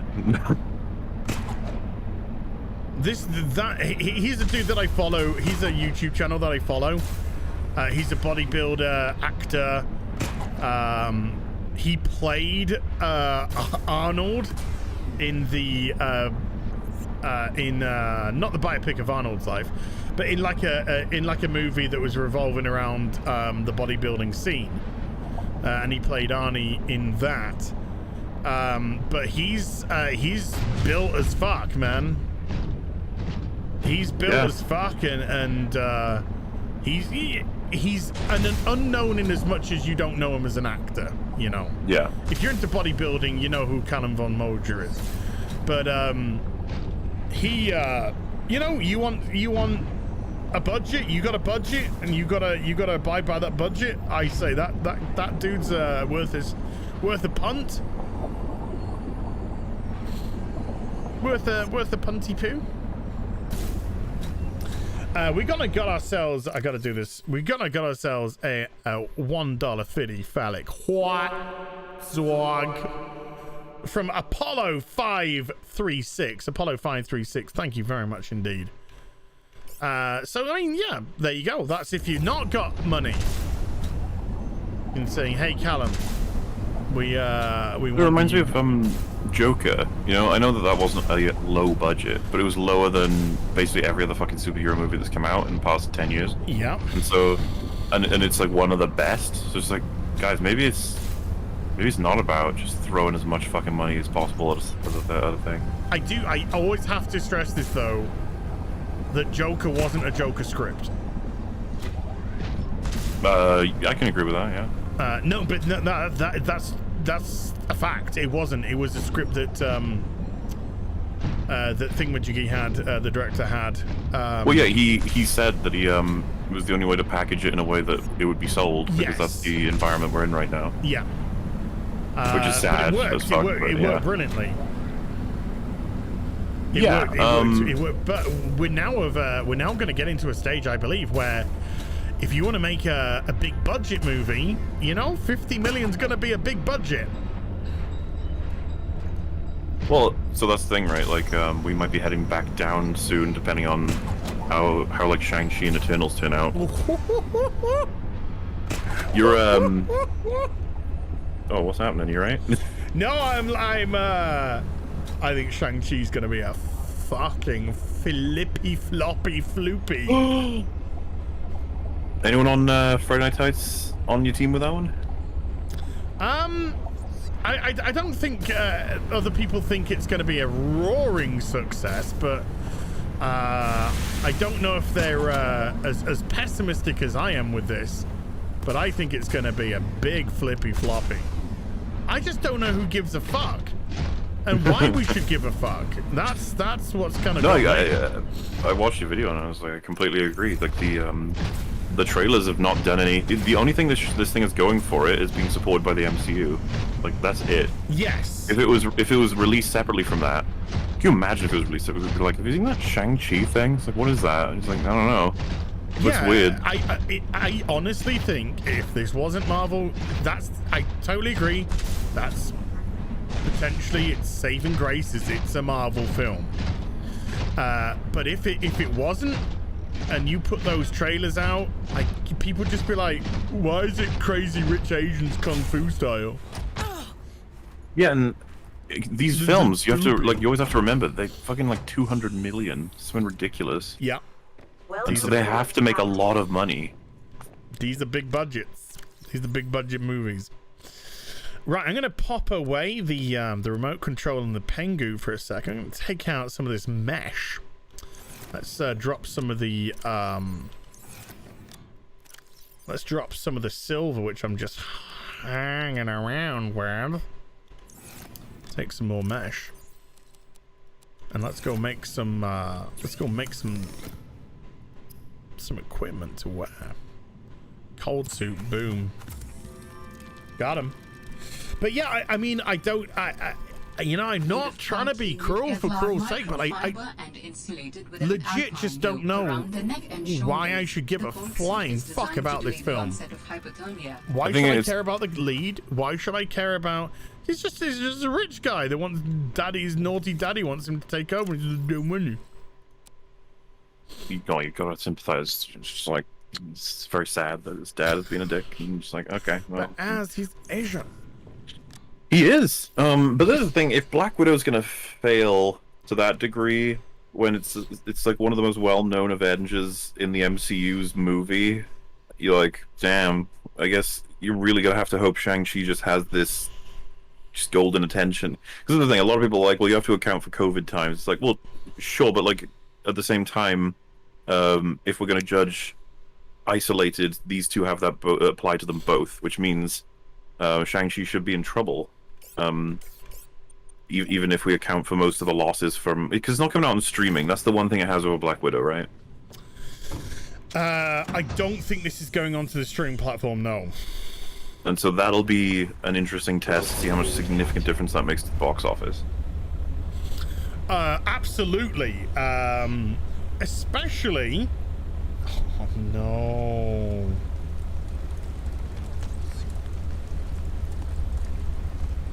Sorry, my friend sent me a couple pictures of the dog he wants to buy. Oh, that's lovely. Look, hold on. Oh my god. Dude. Hold on, I gotta show this off. I gotta show this off. It's gonna be ready in a week. The dog? Yeah. I just want to cover the top because because he's still messaging, so I don't want his docs him. Look at that.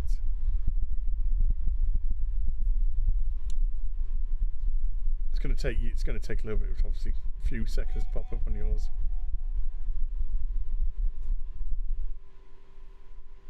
Can you see?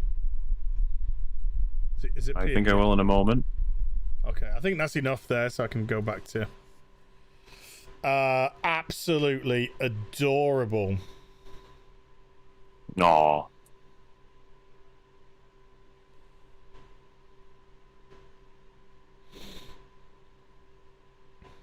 We were talking about how animals have evolved and which are the most successful. And if you go by just how many of your species there are, it's like chickens and cows and wheat and stuff like that are the ones that are like the most successful. But someone said like dogs are possibly the most successful because they've evolved to the point where they like seeing them for humans like just releases like satisfactory endorphins. Yeah.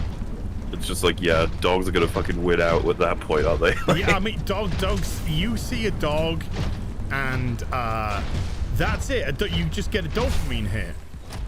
it's just a dopamine hit of love, of this this beautiful little, you know, or beautiful big, depending on what you're into. I like a medium-sized dog myself, so like a corgi or a corgi, a beagle, like perfect, a spaniel, perfect. But yeah, I mean, God, when they just show you that unconditional love, oh, how does it not melt your heart? We always see those videos as well where it's like the owner's been gone for a year and they come back and the dogs are just like over the top, blown away. They get the scent of the master, and like there was a guy, I saw a video on a guy who had lost like a ton of weight, and when he came back home, his dog didn't recognize him physically and is actually barking at him. And then the rest of the family were encouraging the dog to come closer and closer, and then the dog got to like a certain radius and then caught the scent of the guy, and then he just melted. The dog just melted when he realized it was his master. And it's just like, fuck. That's what gets me. You know, yeah. I'm a cold, unemotional person, but stuff like that, and I'm just fucking big soppy. Oh, is Rags here? Someone just said hi, Rags.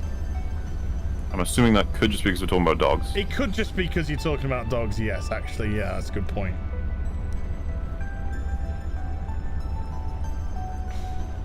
Hold on. He's off to see it. He's off to see the dog. Comes with a toy and a blanket with his mum's scent on it. Oh. To keep it reassured when it's young, you know. So he's off to see it. It's pricey, but my God, he's beautiful. Oh, he's absolutely beautiful. Right, I'm looking for by the way, folks, if you're wondering what I'm looking for the vase things now, because I want to make some antidote. I want to make some antidote, and then I'm thinking, what if I take the antidote to the... There you go, there's one.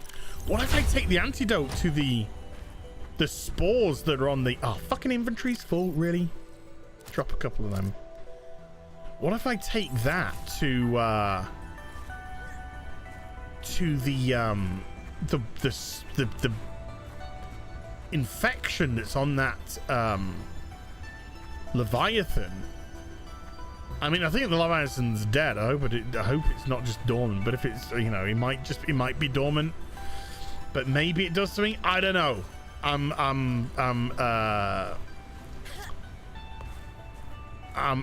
just, you know, pissing in the wind here. But let's just look for a couple more. But oh yeah, you can't put a price on love though. You can't put the price on the love of a doggo.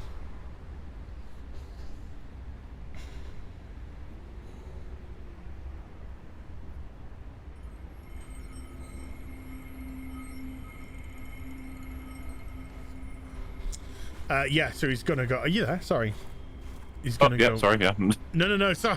He's gonna go off and have a look at the doggo. Wonderful.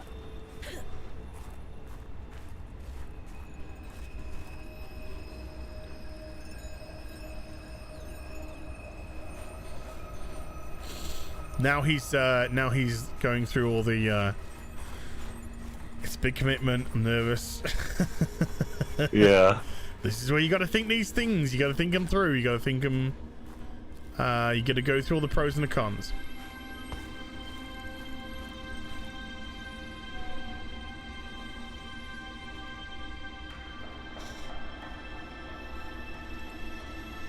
Hold on. Sorry, I got to reply to him because this will affect me.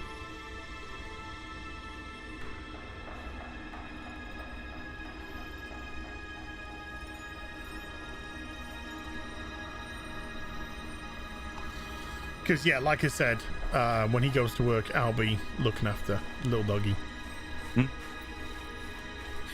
Gonna see him on streams. Yes, I will videos and streams. Hopefully licking my face. Or just sleeping, you know. But if he says, yeah, I'm gonna get it, then he's got a week to get his house ready for it, and I've got a week to get my house ready for it as well. Yeah, makes sense. Exactly, yeah. It's gonna be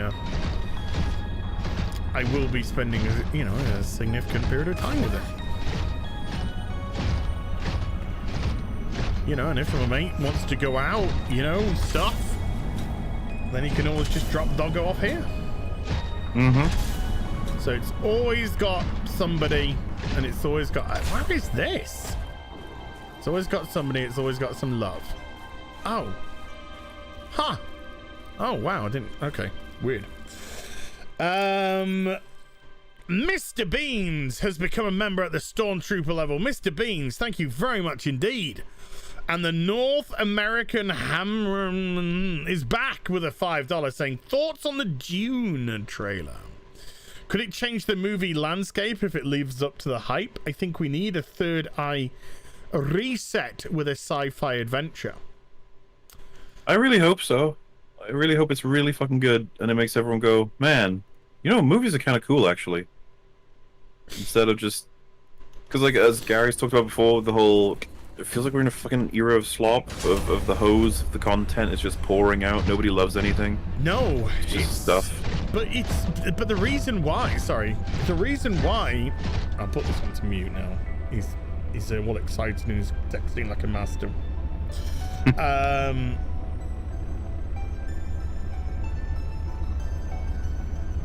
Sorry. But the reason why is because they're no longer making movies for people. You know, they're making movies for current day sensibilities. They're making movies to not offend. They're making movies to equalize the sexes while not equalizing the sex. The movies are a mess. Yeah. Because nobody's just making fun fucking shit. Nobody's just saying, right, this is our movie. This is how it's going down. No, it's all committee. It's all right. Well, we can't have this because this is too sexualized, or we can't have this because this shows this woman in a bad light, and we can't have, you know, and that's what we're getting. That's what we're getting. And that's why things like the Suicide Squad are rather refreshing, because, you know, they go to the Corps de Maltese, and it's, you know, a load of soldiers there. You probably see the trailer, tons of soldiers there. Yeah, they've got female soldiers. Yeah, they get punched and fucking shot by men. You know? Oh, nice. Yeah, exactly. So, yeah, they don't discriminate on who gets shot and who doesn't get shot. Men get shot, women get shot. Men get punched, women get punched, you know? So that's... Let's make some antidote. Make another antidote. Okay, so I've made a couple of antidon'ts. Oh, they've already got one there as well. Duh. But I need that. There was, I don't know. Boobs. Right, I'm going back to that Leviathan. I'm going to try and find that Leviathan now. As we'll be pissing off Belle again. Look, Benji boy. Cats hate people. As long as Belle's got food and water, she's fine. I'm sort of not worried, but Belle hasn't Belle has not shown me any love for about 6 months now. She just, you know, like, she doesn't run away from us or anything, but she bleats when she wants food and water. If she, you know, if it isn't there. And she hasn't come in for snuggles for ages. But she does purr when I pet her and you know, when I pet her and stuff. So I don't know. Belle's always been an independent kitty. She's always been an independent kitty, and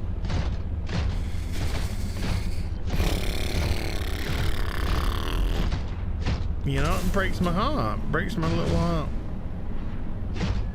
Cynics don't have hearts. Well, I found I found out a whole new photograph folder that I had on my that I didn't have on my PC that was on the cloud in Google Photos yesterday. I didn't realize what Google Photos was or why it was a thing, but I discovered Google Photos yesterday, and there was a ton of photos that I had on there that had been sent to me or I had taken.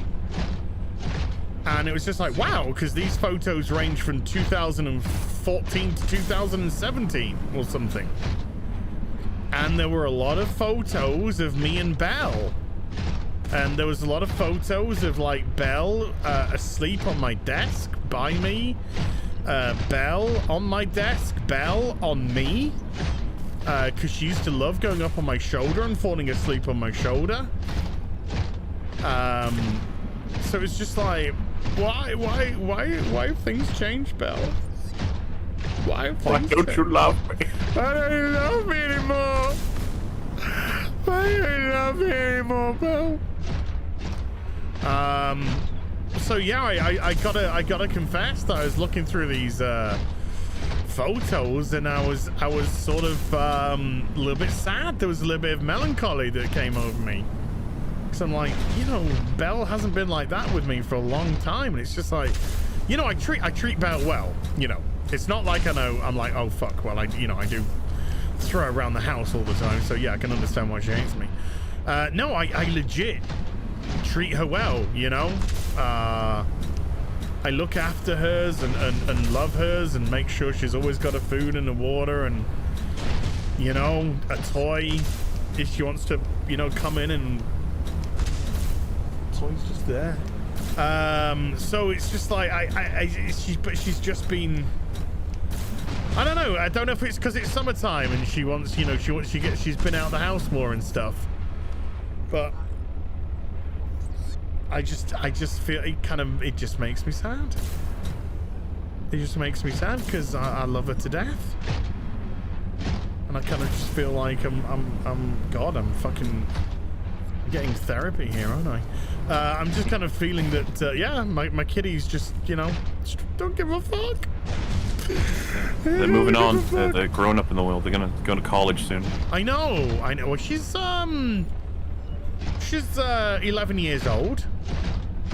She's 11 years old, so, you know, it's cats are weird, because you know how cats can live between like 2 years and like 20 years, you know, 20 years or something. So I'm just like, I don't know, is she just like an OAP now and just can't be arsed with this shit? She doesn't come across it. She's got tons of energy. You know, always bounces around the house and shit. So I don't know. I just know that my heart hurts. That's all I know. That was sorry. I have no idea what this Leviathan thing is. Yeah. It sounds like he's in a loveless relationship. I do. I am. I think. I am to see different people. Yeah. Yeah. I think it's time we saw different people. No! I don't want to see different people. I want to see you. Oh, well, I mean, that's cats, though. That's what you get with cats. They are independent, so, you know, you can get cats which are very loving, and you can get cats which are just distant, I guess. Yeah. Doing. Boom! Boom! There you go. Bye. Hey. Do you want to meet your parents? Ah! Okay. Probably shouldn't have done that. It's nasty. You know that Hassan Piker video? It's got more engagement than any other video on Moolah in the past, like, several months. People, like, really like it, I guess. It's funny. It's just funny. You got a video where you haven't had to say a thing, and all you've done is edit clips together, and they just he just owns the shit out of himself. You see the part where he says paid exposure, and the fucking artist put out a tweet saying BRB gonna buy groceries with exposure. Did they?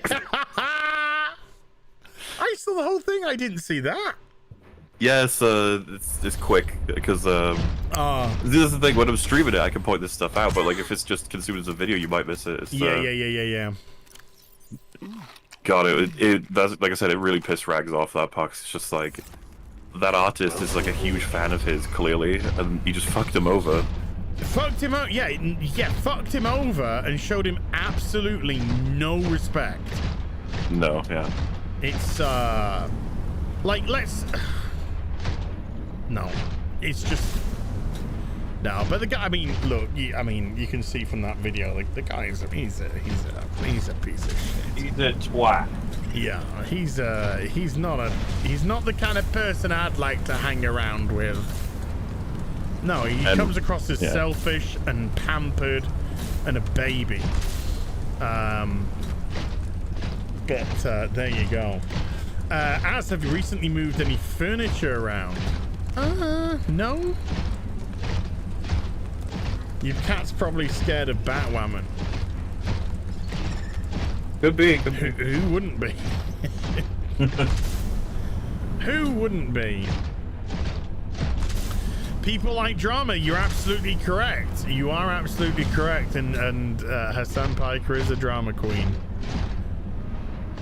Well, yeah. The first reason he said he didn't want to respond to Jay was because it's low tier drama. Yeah, I did see that bit. I did see that bit. Like, They called it low tier. I think I'm in the right place. It feels so weird because it's such a clash of communities in terms of like that's just never been a metric for us. Like the tier of like the interest of it's like, well, no, are they making points that are valid and that we should address? It's like that's the way we do it. The way over there that they do it is how angry are the people.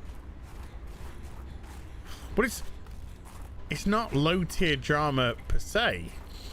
It's that you took somebody's video, you didn't give them any fucking credit, you think you're doing them the favor, and you'll have your priorities complete and utterly cock-handed. You're not giving anyone any clout. He likes to say that, you know, oh, if you want to miss out on a ton of clout.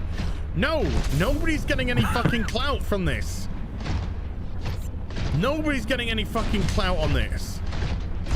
And like, what a shitty argument too. It's like I'm entitled to steal stuff because I'm big and you get something from it. It's like, damn.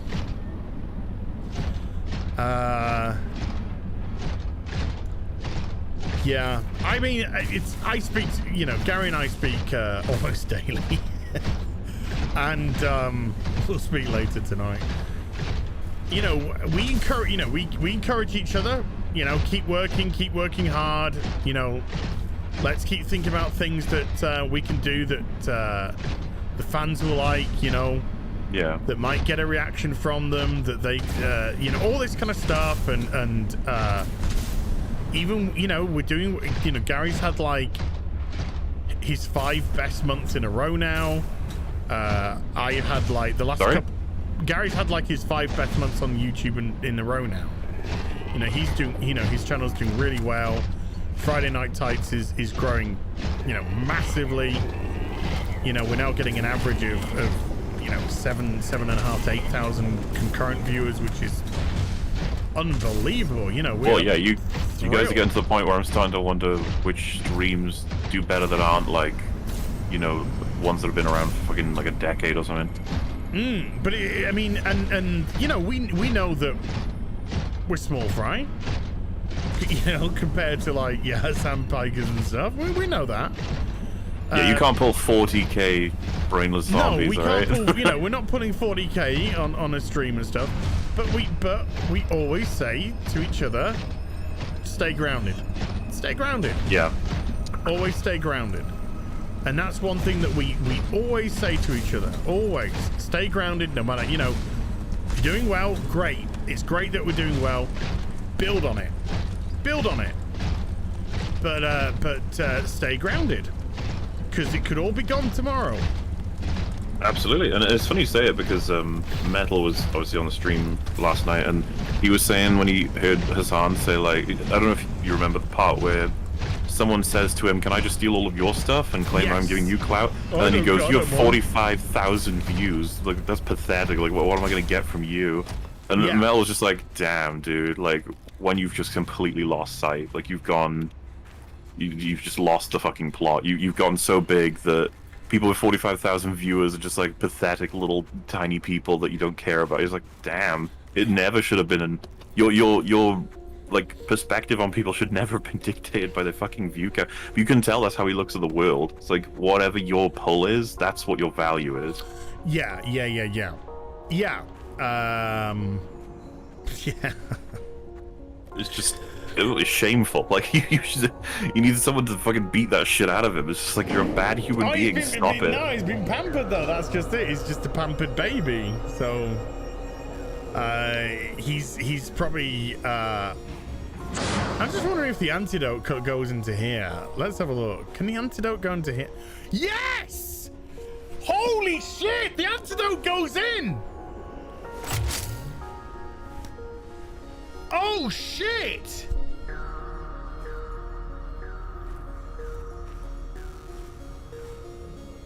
Now what do I do? Now what do I do?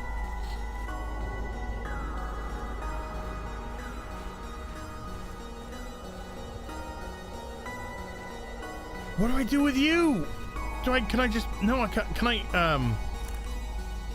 oh, okay, oh, that we do, begin injection. Oh!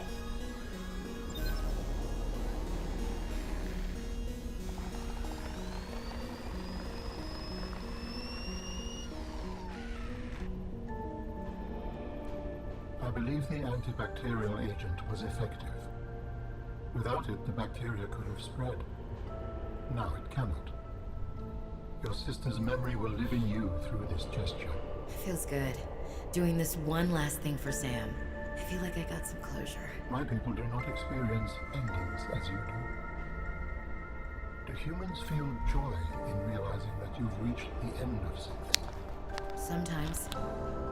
Closure is a sense of resolution, like knowing that even though it still hurts, it'll be okay. I did what I came to do. I found out what really happened to her, and I got to finish her work. I learned a little bit more about the person I've looked up to for, well, my whole life.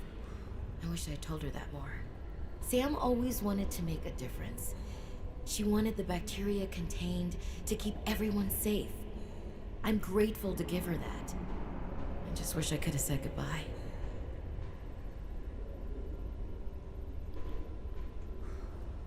Wow. Okay.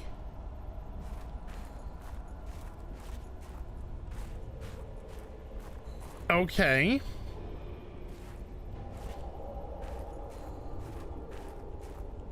So I did that.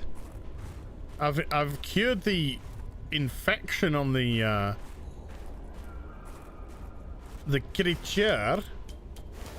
Someone says, "As I'm sexually objectifying you." Cool. That's all right. You do you. So all of the infection has gone from there. Ow. Now then, okay, let's go down below. A couple more supers.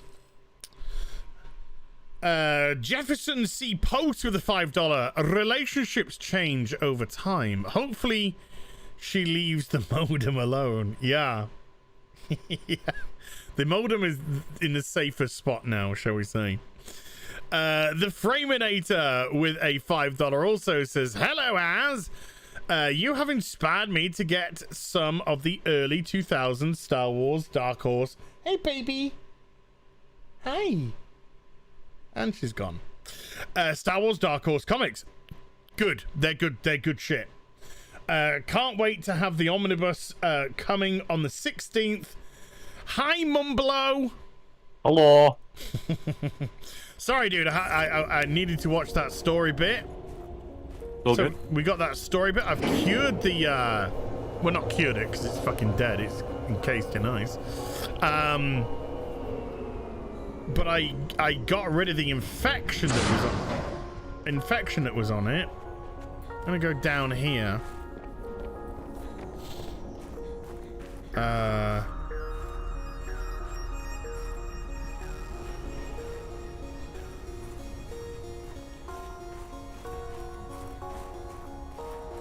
No, still not. Okay, well I did a thing, but it hasn't advanced the story. I basically finished my sister's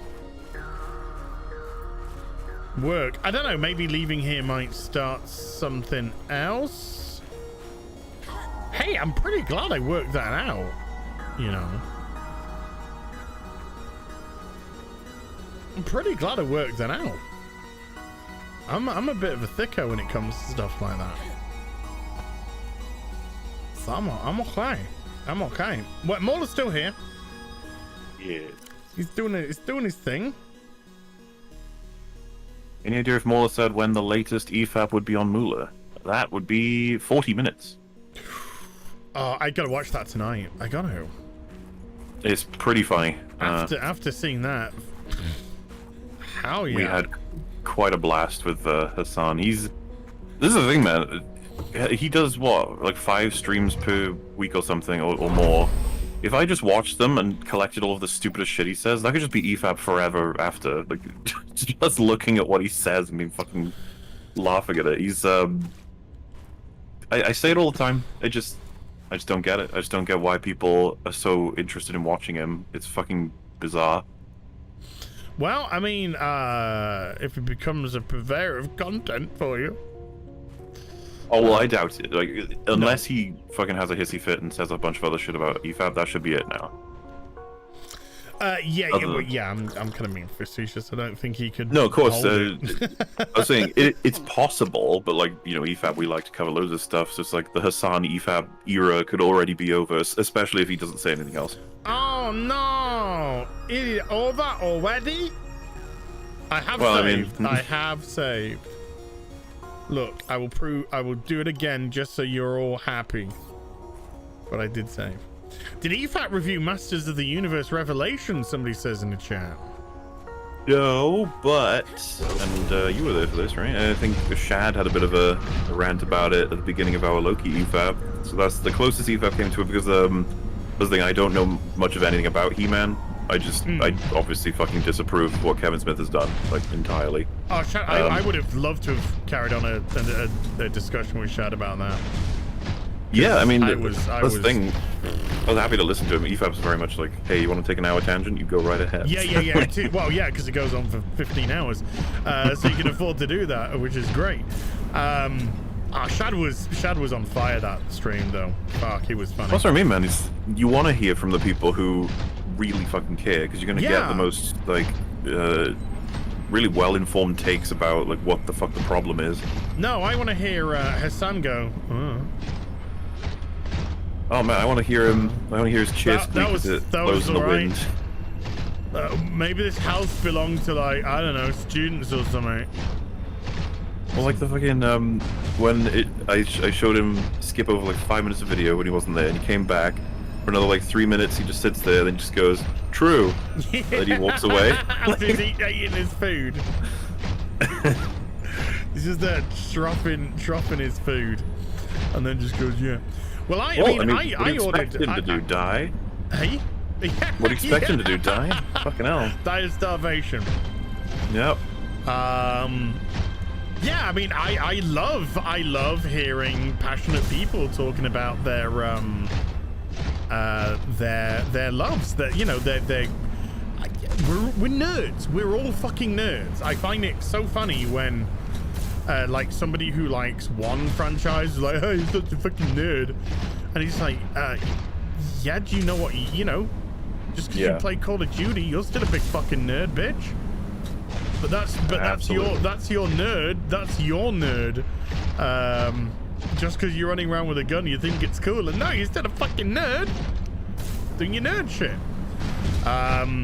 And yeah, it was that Masters Universe was a sore spot. A sore spot. So yeah, it was great. It was great to hear a bit of a rant from Shell.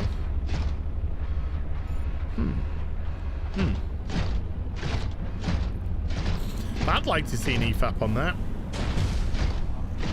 Masters of the Universe? Yeah. The only thing about it is like I just don't like. I guess we could watch the new show, but like I feel a bit weird because I can't compare it to what it was because I didn't really watch the old show. Well, okay. What I would do if I was you, if you wanted to, just a suggestion. That's all. Is watch the first episode on how the characters apart from Tila react, because all the characters apart from Tila react as they should. Tila doesn't. She reacts like a 2021 selfish little cunt female protagonist. Wonderful. Then, when episode 2 comes along, watch episode 2 and just the stark change in tone of the whole show, because it's now just gone intersectional fucking woke shit. And how the protagonist of Tila acts, it's fascinating. Even from just a curiosity perspective, it's fascinating to see how that character is just an absolute unlikable piece of shit, and yet is pushed as the the bestest there's been.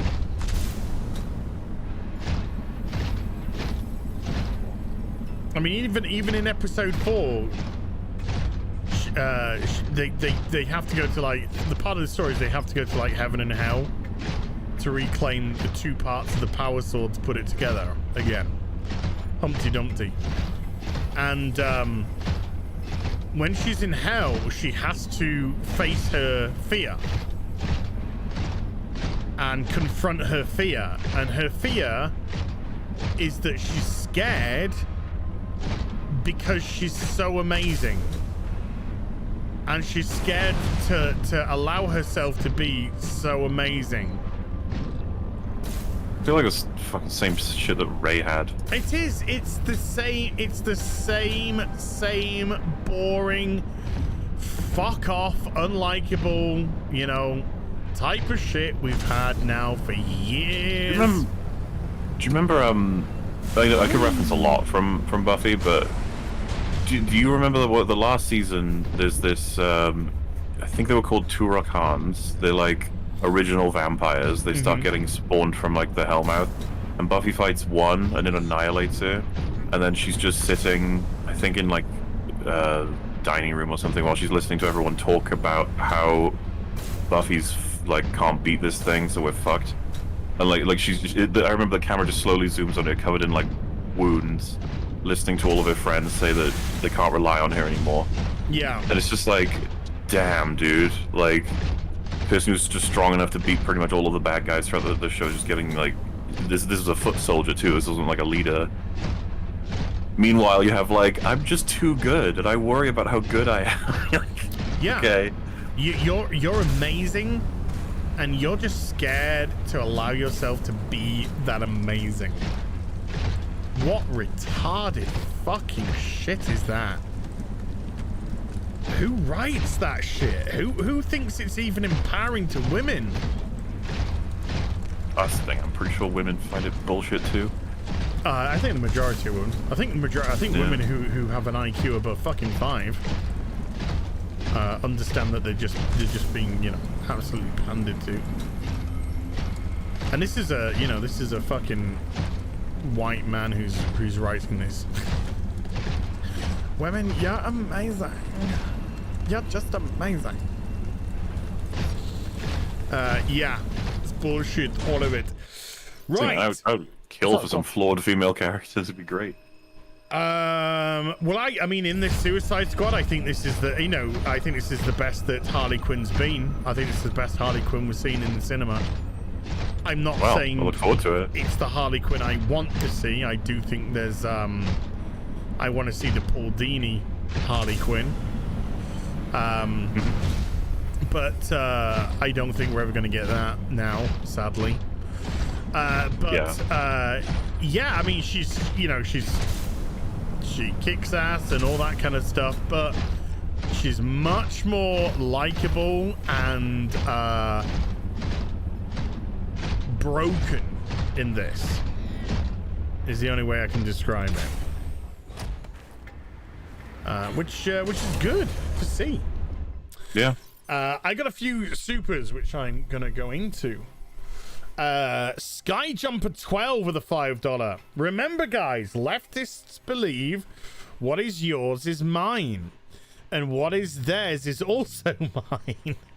Hell to you both. The sun definitely does. As first 5 episodes, mwah, and you'll be hooked. Oh, My Hero Academia, not mwah. I thought he was blowing me. It's going as mwah. No, My Hero Academia.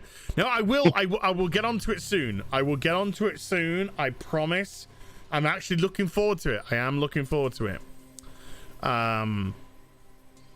Yeah, I might crack open the. Yeah, I'm sorry. I'm just thinking of something. The Framinator again with a $5 says, as I forgot to mention, I picked up an original mint copy of Aliens Genocide. One of the best, if not the best, Aliens comics. Okay, I might try and pick up a comic then. I've been picking up some New Teen Titans recently. And yeah, I'll look out for that, dude. I'll look out for that. I'll give it a read. Man of War 665, Neighbor of the Beast, with a $6.65 super chat. Everyone's allowed to their own nerddoms, unless, of course, they're in 1 and 12 collector A sizest. Well, I mean, dude, it has its limitations. You know? I mean, 1 and 12.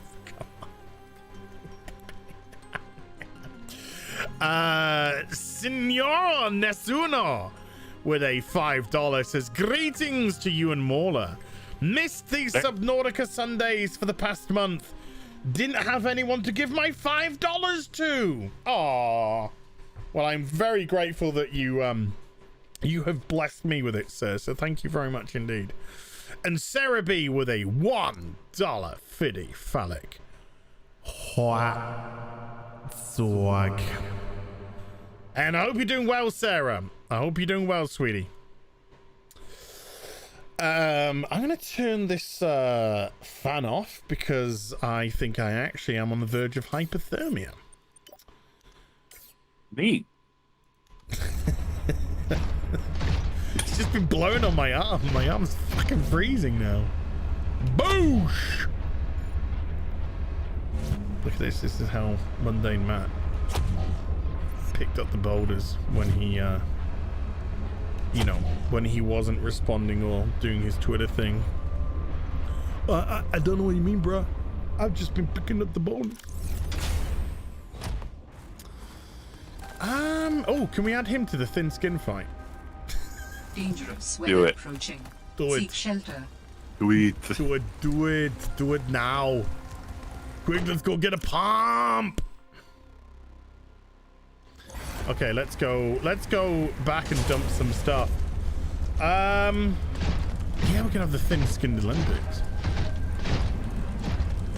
It's like, you know, challenge 1. You have one person standing in front of all of them, and he goes, "You guys suck," and then it's just a matter of, you know, see how much they react to it. Yeah. No. What the fuck do you know? Yeah. Shut the fuck up! What do you know about me? I hate you. You're just like, oh. You're nothing. 45k, you're nothing. That's what I mean, man. And what a way to miss the fucking point. The user was trying to point out that if someone was to do to him what he's doing to other people, you wouldn't appreciate it. And his reaction is, "You're tiny. I don't care about you." Like, oh. I know, he might be a narcissist, so he might just get off on any attention. I don't know. Oh man, he's just got all the problems, and I really do hope that there's some form of comeuppance at some point, because allowing him, it just feels to me that I like to believe sometimes, I don't know about you, that we're in some form of a meritocracy when it comes to YouTube, and that the good content sometimes does rise up while shittier content gets pushed down, but it's hard to feel that that's the case sometimes, you know? Yeah, I would like to think that, and then I look around and I kind of think, maybe not. Which is insane, because, you know, he describes at one point, it's like, I work every day. These YouTubers, they release one video per month. Yeah, and they just sit there on their YouTube couches doing nothing. It's like, I am not going to do YouTube. Well, like, there was a day where I was obviously editing this new video I'm making, while every moment I had a chance, I would hit play on his stream so I could listen to it while I was collecting visuals I needed. As soon as I completed his streams, I ran out of times too. I had timestamps already, and I chopped it all up to create that video and paused my main production video. Once that was completed and rendered and uploaded to Moolah so we could use it on the stream the following day, I went back to editing my main video. It was like, meanwhile, like, for that duration, which by the way was just the whole fucking day, he would have been sitting there eating his fucking nuggies, watching someone else's content and getting subscribers. And he's like, we work the same amount. Like, fuck you. You didn't even come close. Whereas streaming is definitely mentally draining, you know. Yeah. And I get sitting down for a long time. Yeah, you should really stand up and just, you know, do a little stretch and stuff. But when it comes to YouTube, I absolutely espouse to the ideology of when you love what you do, you'll never have to work a day in your life. And it grates me when like people like DSP and stuff, they're great proponents of it. They try and make it sound as if they've been lugging steel beams around for 8 hours a day. Yeah. No, you've been sat at your desk playing fucking video games on your comfortable chair in your house. So yeah, can we that's why it sucks, because like someone might get the wrong impressions of me criticizing his stuff. It's just like, wait, do you guys not do this? And I'm like, no, plenty of people do not do anything like what he's doing when it comes to streaming. They put a lot of fucking effort in. Yeah. And like all he's doing is giving a bad name to, because he calls it react content, and I'm just like, you know, technically speaking, we all fall under that in some degree to some stuff we've done. Just like the idea of being like, yeah, you're the same kind of content creator as Hassan. I'd be like, fuck off. No, it's the level that you put into it. Yeah. It's the level that you put in and how transformative you legitimately make it. Sitting down at your desk and eating your fucking stuff in your face full of your food, and then every so often going, that's no, and don't piss on me and tell me it's raining.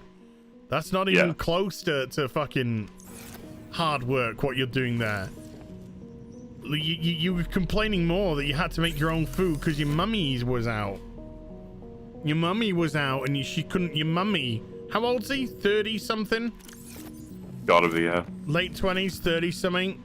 And you're fucking crying because your mummy poo couldn't make your fucking doo-doo fucking food for you? And pamper your fucking bum? Come on. Get a grip. You should be fucking grateful beyond compare that you can do something like this and people turn up and they watch you. Jeez. You should be so grateful. But I do think we're suffering this day and age from a tremendous gratitude problem. Just in general. Tremendous gratitude problem from people. They just don't know how lucky and how blessed they actually are. Everything's a fucking chore for them. Getting out of bed's a fucking chore for them. Turning the PC on's a fucking chore for them. Oh, I gotta stream. Fuck. It's a chore. Don't do it then. Don't do it. Well, yeah, man. He's like, he gets pissed at the idea that people complain about this because he's like, it's content. I'm making content. Lucky, lucky, lucky, lucky. I should be so lucky in love, said Kylie Minogue. A profound rambler with a $10 super chat. Thank you, sir. I think the worst thing about Masters of the Universe Revelation is that there really could have been a good show in there, but it gets ruined by all that BS. Best But thing what a would fucking be shame that animation got wasted on that storyline, you know? Yeah, best thing would be if Kevin Smith stepped away. The animation is absolutely delicious. It's beautiful. Absolutely beautiful. And I'm not adverse to the story that he wanted to tell.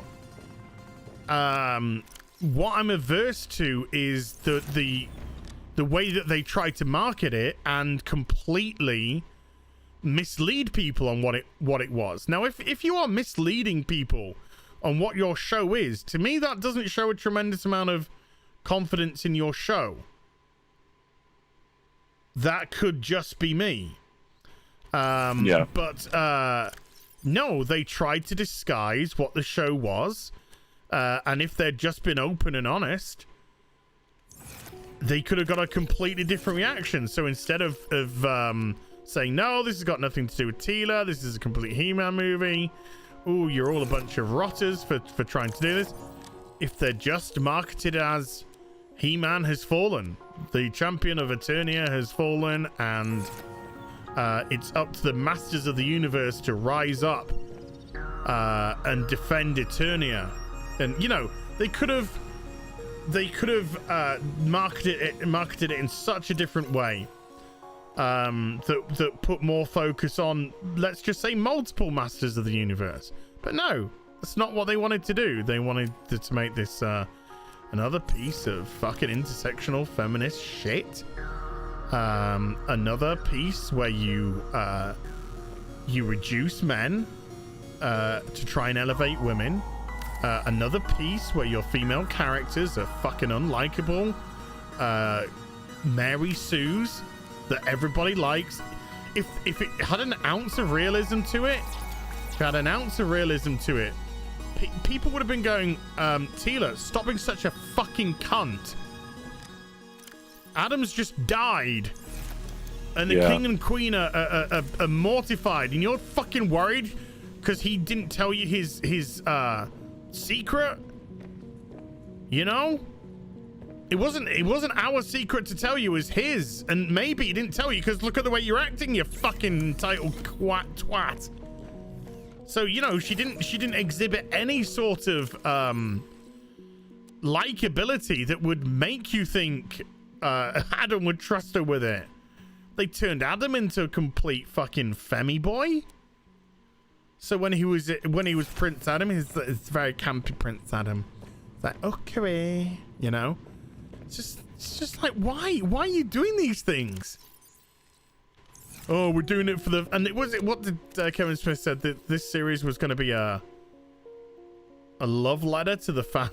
It's like, what are you talking about? People described TLJ that way and raised to Star Wars at one point. I just don't know what's going on in their brains. It's a weird one.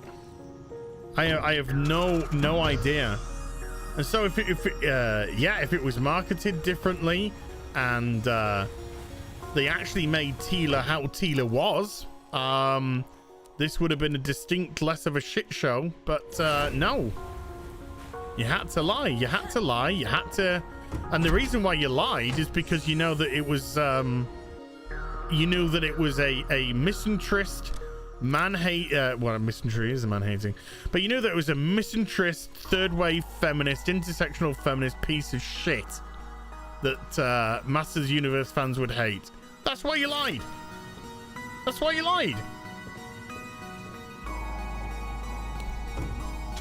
It's just like Last of Us 2. Oh, exactly the same as The Last of Us 2. Jeez, that is a garbage game. I don't even know where to fucking go now. But again, it's just the person who had written the majority of the stuff at Naughty Dog, she got ousted. I'll just say that again. She was ousted out, and Cuckman and Jesus Christ, I've never known a fucking soy boy like Cuckman. Cuckman wanted to create his I don't even know what you would call it. Lesbian horror fetish. I don't know what. I don't know. You know. But that fucking story was just a joke. Abby was a joke. The way that they treated Joe was a joke. All because he wanted his intersectional feminism film.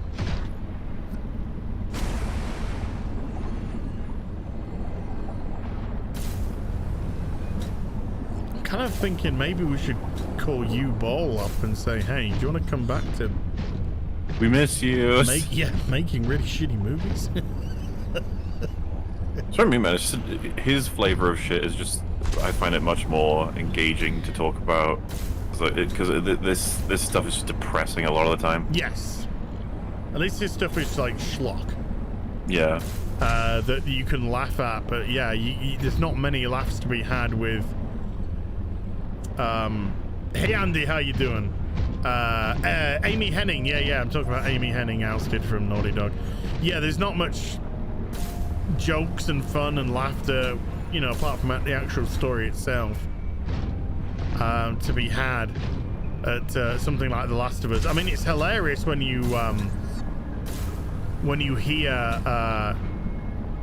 Cuckman trying to justify. You know, it's just like, no, we got very different ideas on. We got very different ideas on what you class as a story or not. I think it's done Naughty Dog a lot of harm. Yeah.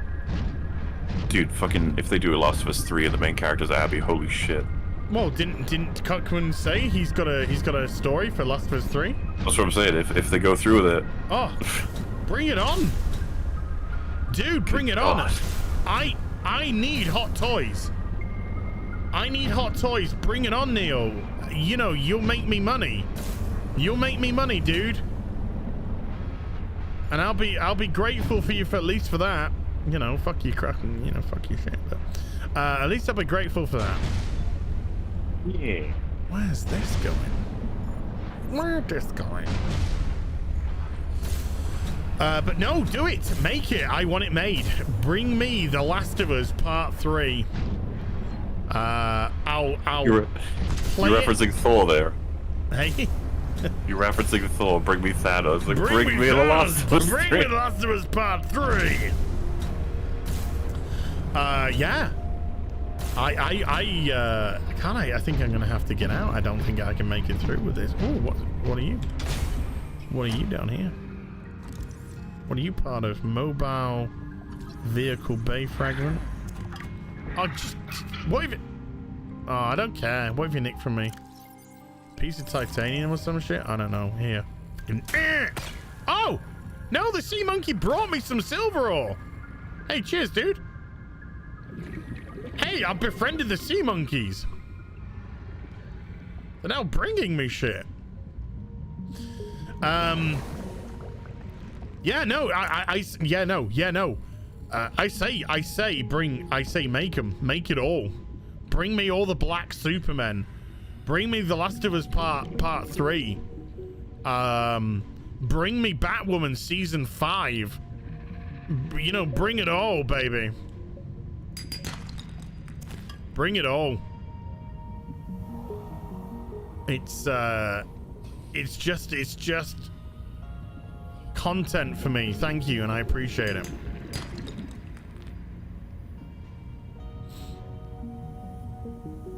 Let's go this way. No, he didn't die. I don't think you can hurt them, so he's okay. He's okay. Welcome aboard, Captain. He okay. There he is. There he is. There's Fishy Boy. Hi. Fishy Boy doing his fishy stuff. Let's get up here. See what we got. See what we got. Opened up. So I've been here. Been here. Okay. Okay. Let's go back. You have an alien in your head. The sea monkey will bring you stuff now. Oh, okay. There you go. Has an alien in my head. Sea monkey bring my stuff now. I still have no clue where the next part of the of what I gotta do next. No clue. No clue.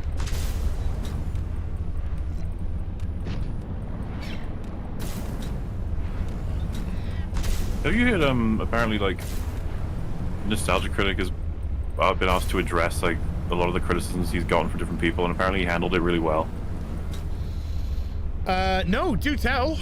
Do tell. I'm trying to find out about it because we had a couple of people telling us on the stream that. So you probably are aware that Channel Awesome was a thing at one point, right? Oh yeah. So Oni NG and Harry Partridge did a stream where video I guess, where they were just drawing all of the people from Channel Awesome while talking about how they used to watch it, what they used to think, and how silly all of it is and stuff. Mm-hmm. And apparently, Linkara like fucking had a rant on his stream about how upset he is that that's a thing that's happening at all. And apparently, Doug said it was like funny and chill, and that he's cool with it. Okay. And so people like, I guess, really happy with how he's responded to it, which. You'd be surprised how much you can impress people by taking criticism really well. Well, I mean, particularly when you do what we do, you gotta take criticism back. You know, it can't be a one-way street. Now, oh, there's a data PDA that I missed. Now the Channel Awesome thing, yeah, I mean there was issues there, wasn't there, towards the end. As regards to you know, the behavior of people as well. Yeah, I would have to look more specifically into, you know, to having a better take on this. I'm trying to cliff notes from what I know. But I mean, yeah, I mean, I think some people. There's so many temperamental people when you look on social media and stuff. You know, so many people getting so fucking upset about trivial things.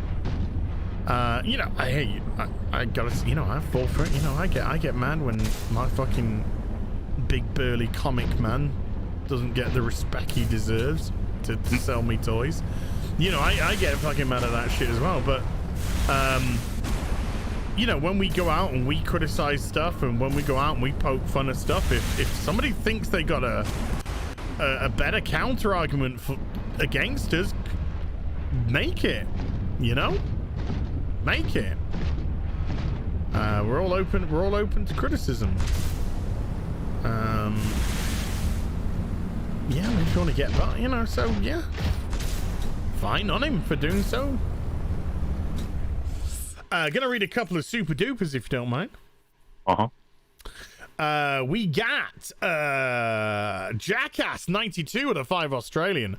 Nothing beats Amaranth live striking PewDiePie because she didn't like his criticism. That wasn't Amaranth. That was the other one, wasn't it? That was the other one. The one who said she married a Canadian to get. Yeah, but there's so many of them. I can really ever like keep track of. I know. I can't remember what she's called, but it's not Amaranth. Amaranth is the. I don't know. I can't stand any of them. It might be, you know. It's. I think it begins with A. Let's see what the chat. If the chat's got. If the chat can help us with the right words. Or maybe it is Amaranth, you know. Maybe it is Amaranth, and I'm thinking of another one. Alinity! That's it. Alinity, that's the one. Yeah, that was Alinity that did that. Yeah. Oh, and the beauty of it, she did it while eating fucking cereal. Reacting to what he said. Oh my god, that's just like modern day eating an apple. By the way, I have more respect for Amaranth doing, like, wearing a bikini and licking, like, weird ASMR devices than I do for Hassan's content. Like, oh yeah, yeah. One of them's providing something. Yeah, at least she's not fucking stealing something to make something. At least she's licking the microphone, the ASMR microphone that she bought with you know, the thousands of super chats that fall upon her. But no, I will 100% agree with you that is at least more original content than what somebody like or let's make it a little bit more generalized than a reaction, i.e. I sit here and eat my food, content creator does. Andre Medelsky with a 50 checks says, finally the waiting is gone and Subnautica Sunday is here. I hope you've got enough batteries. Call me batteries.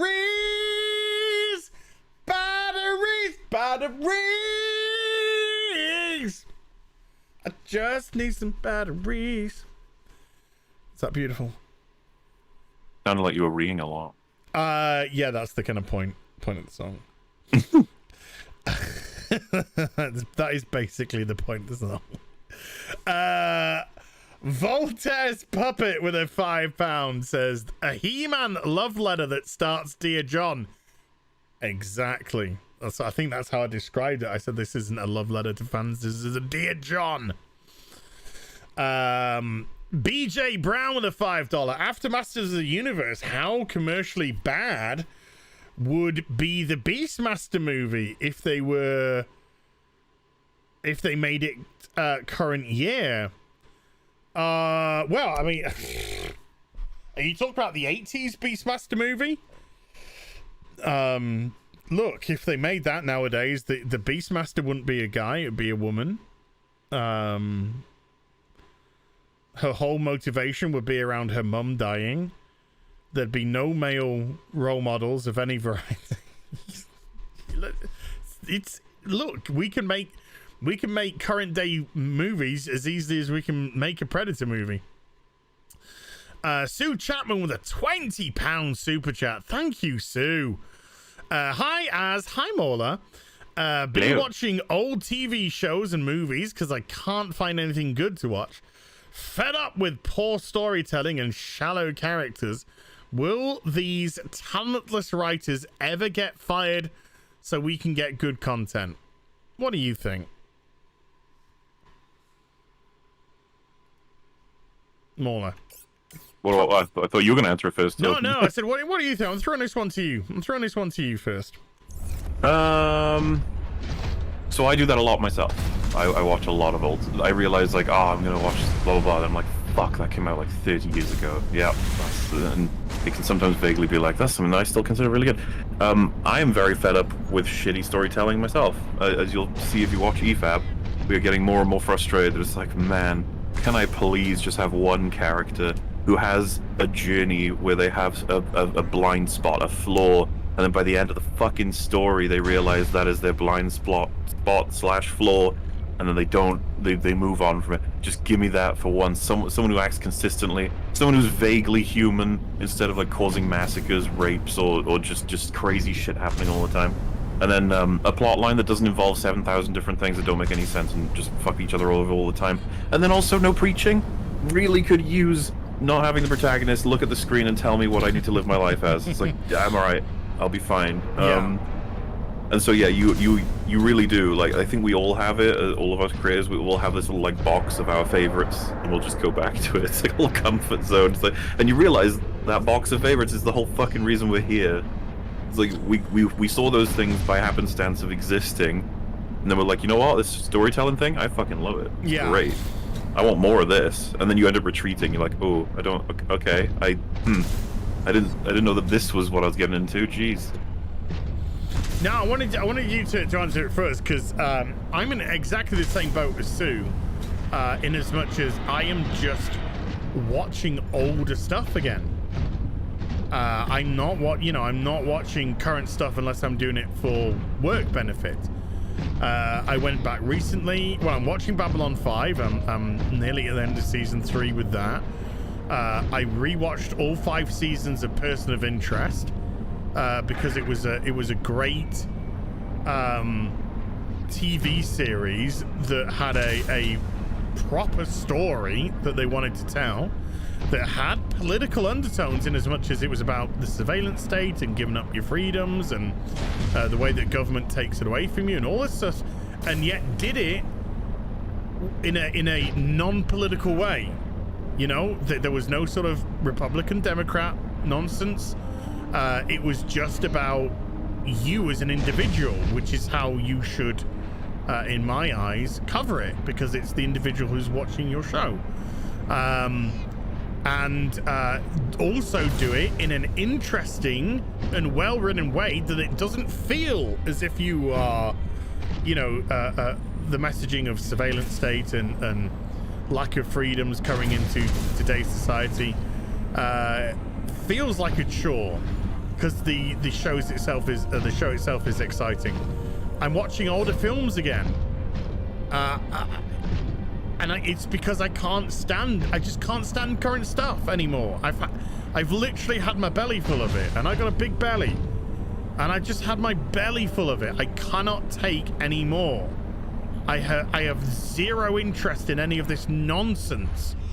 I have zero interest in another fucking strong female character. I have zero interest in seeing another femmy black dude, because you're worried that a black man could have a fucking personality. I'm sick and tired of fucking dad shaming all the time, as if fathers can't be good role models for the kids. I'm sick and fucking tired of the negative you. I'm sick and tired of the fucking, you're a bad person and you need to fucking think the way that I think, because if you don't, then you're a piece of shit. I am sick and tired of it all. I just want to be entertained, and I can be entertained by a fun romp. I can be entertained by a comedy. I can be entertained by a political espionage. I can be entertained by a horror. I just want to be fucking entertained. Stop lecturing me. Stop fucking treating me like I'm a fucking retard like you. Give me some well-written, clever stuff like we used to have, and shut the fuck up. Your job is to entertain us. Our job is not to listen to your fucking preaching nonsense. But yeah, I'm so sick and tired of it. I'm just so sick and tired of it. I want my fun films again. I want my ultra violence. I want my masculine heroes. I want my sexy females that doesn't compromise how strong they are. I want gratuitous violence. I want gratuitous nudity. I want gratuitous fucking action. I just want stuff to be fun again. Well, for a decade or so. Ugh. Come back in a decade. You might get half a good movie. So there you go. Man of War 665, Neighbor of the Beast with a $6.65 super chat. Had to get one in before fully articulated. Will be en route to sacrifice my liver upon the altar of fun at the meetup. Will tip one in honor of New Zealand. Thank you, sir. The night clerk with a $5 says, I just realized I've never sent you a super chat as. Thanks for all the vids. You don't have to. You don't have to. Unlike DPS, they're not mandatory. But I am very grateful that you did, and thank you very much indeed. I do appreciate that, Night Clerk. Spider Unlimited with a $5. Have you caught the flick Jolt yet? Little Kate beating up guys twice her size. I saw. Is that about the poisoned assassin called Kate? Oh man, if it's about the assassin that gets poisoned, and she's called Kate. It's Mary Elizabeth Winston. If it's that one, then I saw the trailer and it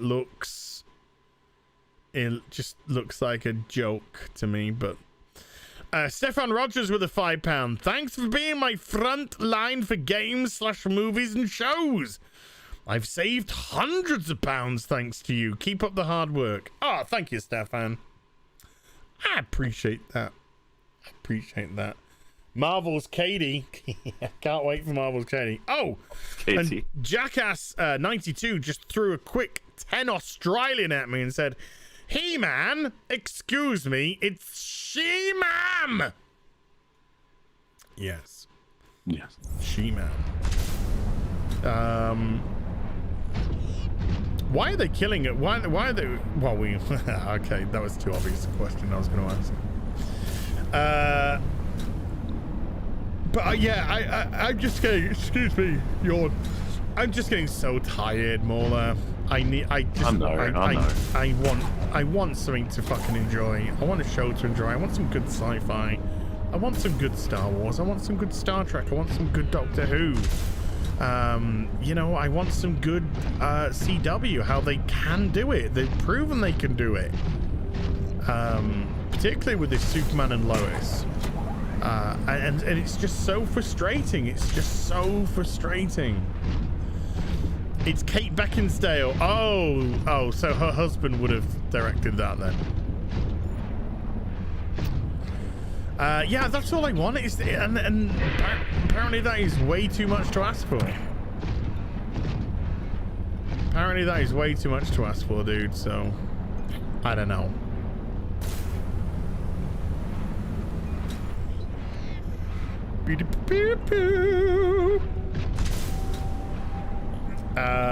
Gundam just dropped a new vid. Cool.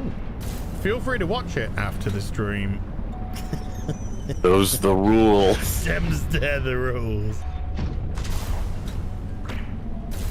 Huh? It's funny, after these two EFABs, there's a post on the subreddit from someone, or comment that's like, when did Mola stop becoming so political?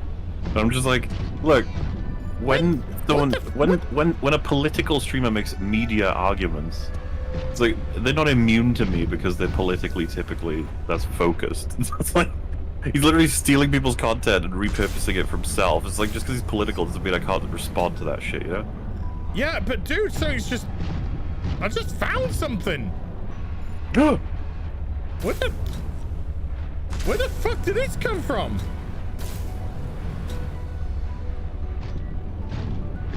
Where the fuck did this come from? Warning, passing 100 meters. Oxygen efficiency.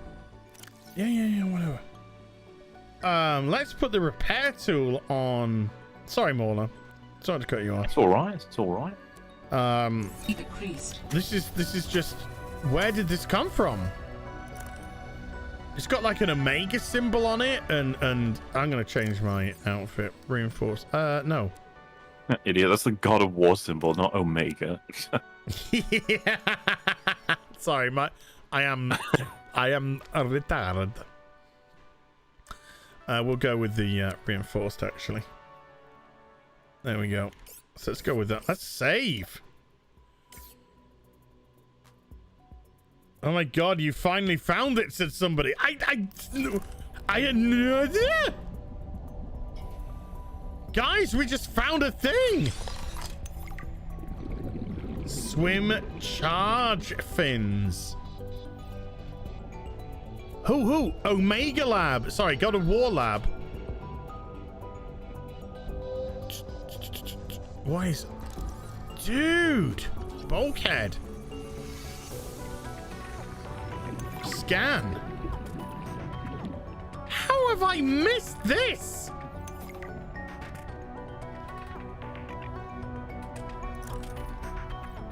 Data pad. Got him. What are you? Water filtration machine. Scanny McScandum. Sorry, Mola. I will get back to you in a moment. It's just fine. I'm just editing anyway. Aromatherapy lamp. Open the data box. Take the data pad, and that was for what, the aromatherapy lamp. I'm gonna bring my suit round. So a suit round, it's just here, but Welcome aboard, Captain. welcome aboard, Captain. I cannot even believe how the fuck I have not found this.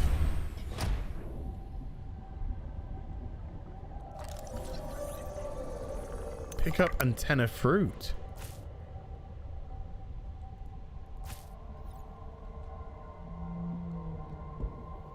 Pick up antenna fruit. Yeah, that's okay. See, let's have an eat. Nice. Nice. Water. There we go. Everything's tickety-boo there. I took that.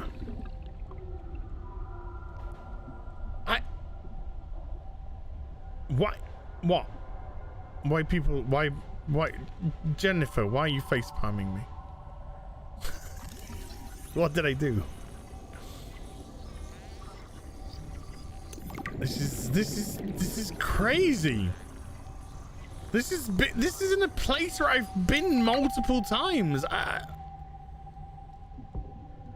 Single bed.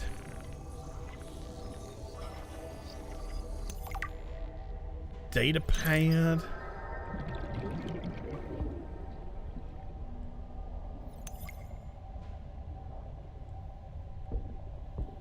Framed art. Let's turn my lamp on. Postcard. Take the postcard. We're doing 50 something for oxygen. We're okay. Fuck. Gone too high. Gone too high.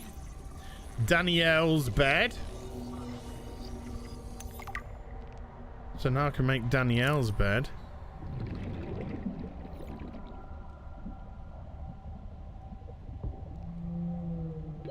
Warning. 30 seconds of oxygen remaining. Oh! Of course she was a lesbian. What was I thinking? Oh, you did a new character get introduced to Batwoman? Like, what was happening? I think it was your sister in the game. Of course she's a lesbian. Of course she was, yeah, and I just found a picture of her like hugging a woman. So it's like, of course she was a lesbian. Why would you be anything but? Well, you know what? In a way, I think we're all lesbians. I think we're all lesbians on the inside. And ultimately, it's more so about the lesbians we met along the way. It's about lesbians. And that's what's so powerful about it. Lesbians are never really gone. They're in our hearts. Forever. Beautiful. Nuclear waste disposal. Dude, we'll get to a point where a character gets introduced to something and goes, I'm straight. And everyone's like, what? Yeah. The fuck? What's wrong with you? What? Are you mad? Because I'm waiting for them to... Obviously, he's not going to be in Season 3, but if he were to return, Jacob, I think he would have to announce he's a lesbian too. Yes. That would be in the contract. Maybe he turns up at the end of Season 3 for the final episode. You know, kind of looking a little bit like a certain Jenna. I just want to see him in like a full-on dress with yeah. You look gorgeous. You look fucking gorgeous, darling. You fucking do. You fucking do. Let me just get my repair tool. Right, okay, so the nuclear reactor blew. That's what caused the damage here. I've got a power cell charger I can make beds. I can make a nuclear reactor. Warning. 30 seconds of oxygen remaining. Yeah. So just nip into my prawn. You got prawn soup. Just gonna read a couple more super dupers. Lucy Goosey with a $5 says, "As loved your Why the Last Man trailer reaction. Watched it 3 times in a row. Very naughty." Also, hi Mauler. Hello. Hi Mauler. Polyme Minion, how you doing? With a $5. "Hello ads, great news. Your Batman picture is on the way to you. Hopefully you will get it soon." I know, I'm excited. I'd love it if it arrived. It's a very nice piece. North American Hammer with a $2 says, "Any expectations for the next game of God of War? Stream I want it to be good. or review?" I like the 2018 one. I want the next one to be good, but you know, with how everything is these days, I just try to learn to not have hope. And the director is a massive fucking lefty twat. Ooh, Barlog? Yeah. I don't know much about him. He's like a Cockman apologist. It's the only way that I can describe him. Jesus, I hope we don't end up with like a disaster game. Like, it just feels like that's where everything's going. It's like everyone has to do it at this point or something. You don't have to. That's the hilarity of it all. You don't have to. You really don't have to. You can be like that 70-year-old vet and just say, "No, fuck off, you crazy fuck. Get the fuck out of here." There's a planety one. I think I've got everything that I'm gonna get from this, which was the nuclear reactor. I got the patterns, I got the data bits. We've seen that this was an explosion. Just down below you can see the explosive stuff. I've been into the bedroom quarters, I've been into the other quarters. Yeah. Douche. Jackass with a $1 fiddy Australian. What dog? And the Night Clock again with a $5 says, "If you're looking for a good film with manly men being heroes, I highly recommend The 13th Warrior."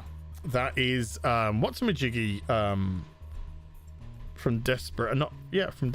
Banderas. Antonio Banderas, thank you. I turned off Black Widow and watched it instead. Yeah, I saw it when it came out. What? You don't love Black Widow? What the hell? It's like one of my Do you favorite not like movies. strong women? Are you a misogynist? I loved it when, all the action, so good. You, I like the way you struggle to even come up with an example to take the piss out of. I like the bit where the credits rolled at the end. Oh yeah, that was a really great scene. That was pretty cool.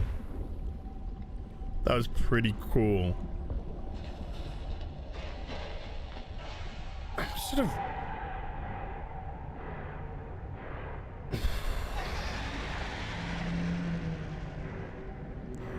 Okay. Oh, no. Sorry. Wrong hole. Ladies. So, it's okay. Yeah, we've all had this slip before. It's okay. Yeah,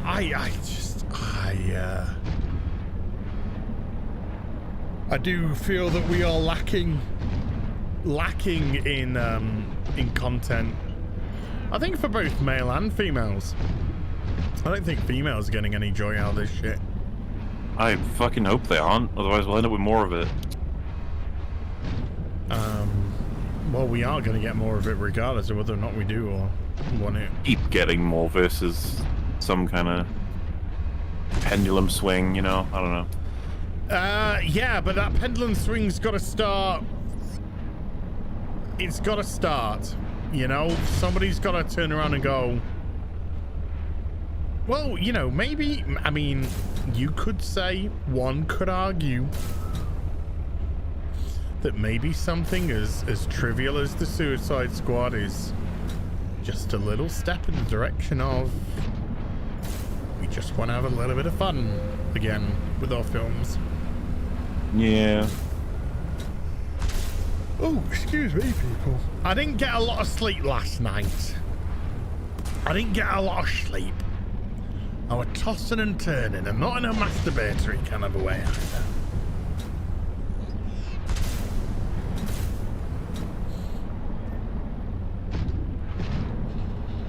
Now then, so I can make a nuclear reactor. Maybe if I make a nuclear reactor, that might be the next sort of catalyst to push forward on from. Maybe I should head to bed. Head to bed, ladies. Head to base and build this nuclear reactor. Let's see how that goes. A couple of super duperies. Jobs McGee with a £2 says next Batwoman will be a non-binary bat person. There is a small part of me which just says you gotta be careful what you wish for, because I could see DC doing a bat person. Well, I think it's time for Batwoman. I think it's time for Batwoman to have her own movie that's $2 million, $100 million. $2 million, $100. $2 million, hundreds. Sandy Q with a $1 fiddy phallic. What?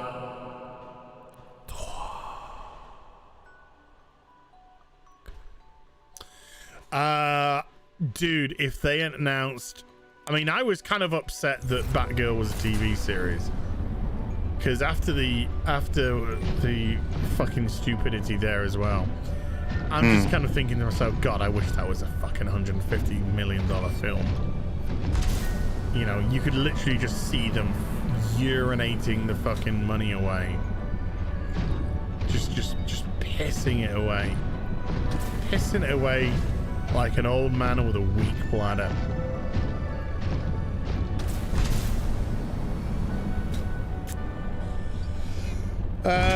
But it's a TV series, and I still think it's gonna be shit.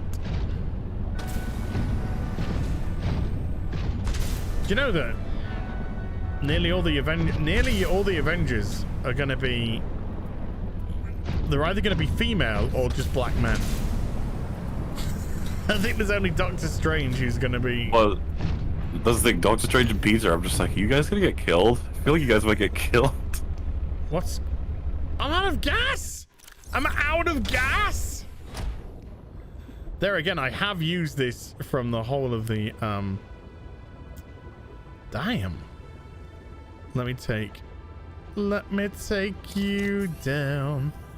Cause I'm going to. Yeah, Peter Parker and Doctor Strange, I think, are the only white boys left, aren't they? Which means I'm they're sure in trouble, you know? I'm sure this is the last Spider-Man film before we get Miles Morales. Fake Spider-Man. To be honest, it's surprising that they haven't done it already, isn't it? With how everything's going, I think they'd throw him in as soon as possible. He probably will turn up in No Way Home, yeah. Oh, I'm willing to put money on it. Willing to put the monies. My goodness. The monies on it. And then he'll take over as Spidey, and Tom Holland and Peter will be out. And Tom will go, thank you, Marvel. It's been a wonderful run. I'm so glad that oh, is that power cell? Sorry. I'm so glad that I had this opportunity to like they always do. Yep. Oh, I got a reactor. I've got reactor rods. Right. Let me switch the fabricator.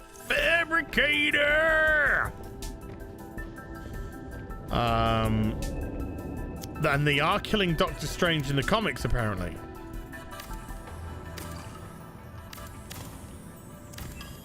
As far as death will be really good. Oh, I'm sure it'd be great. I'm sure it would just be great. Base pieces, interior pieces, water filtration machine. Turn seawater into water and salt. Nice. Nuclear reactor. Okay. Advanced wiring kit, 3 pieces of lead, and a plasteel ingot. Is that it? Ooh, that was a noise. Ooh, that was a noise, wasn't it? Never mind. Yeah. There's 1 piece of lead. Oh, 2, 3. Right, let's so what do I also need in a plastine ingot? So let's grab you, let's go to you, turn it into a titanium ingot.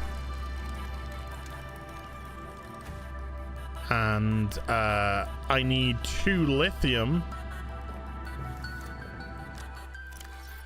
1 lithium for thee and another for me. And then let's turn that into a boom.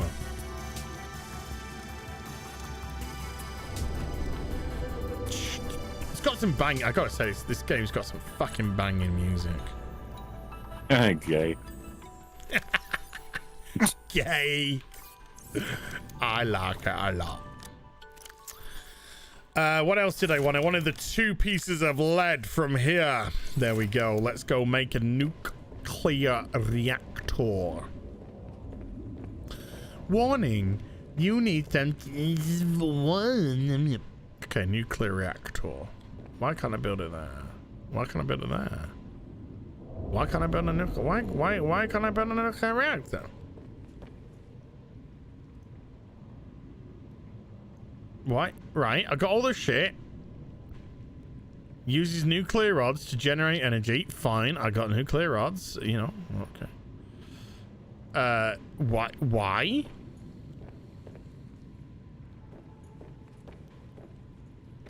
Have I got to build a nuclear reactor room? Have you upgraded your tech? Things are looking very crisp. What, in terms of my, like, streaming tech and shit? No, I mean, it's good tech anyway.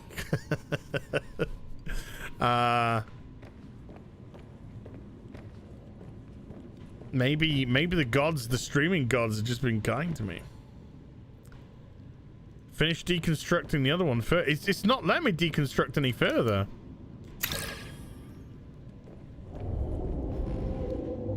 Or it is. Oh, wow, okay. Weird. There we go. We got a nuclear reactor. It's inactive. It won't be for long. No, it's yeah, my well, I say my text. My text yeah, you know, it's 3. I think it's 3, maybe 4 years old now. I don't know. My GPU, I got a i9. I got an i9. Right, let's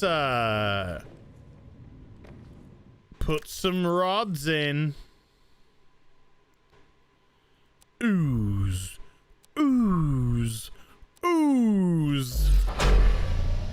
Oh yeah, baby. Look at my power. Ram your rods in. Oh, I rammed. Oh, I fucking rammed them, all right. Dude, I am now nuclear charged.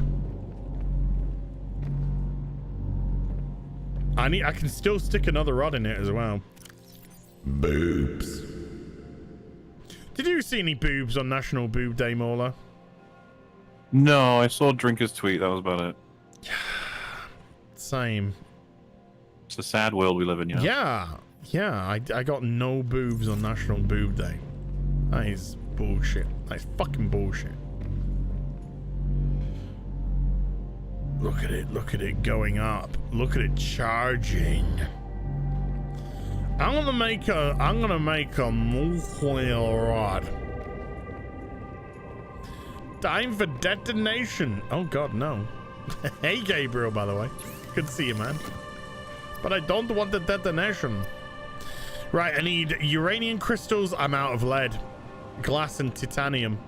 Right, I need a lead.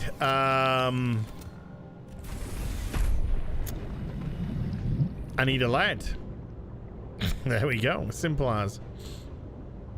Lead. Oh, what am I doing? Well, that's charging. I don't really want to. I'm gonna eat. I'm gonna cut some. I'm gonna cut a bitch. No. I'm gonna cut a bitch with my knife. Oh, what? Oh. Hey, dude,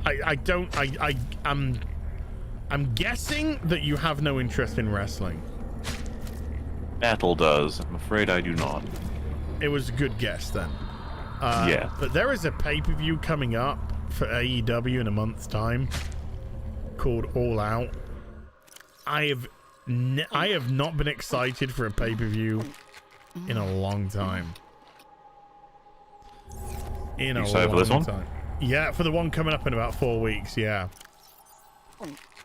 Because I'm going to change my suit. I want my silt suit. I want my water-producing suit. Thank you. Thank you, Jennifer. That is beautiful.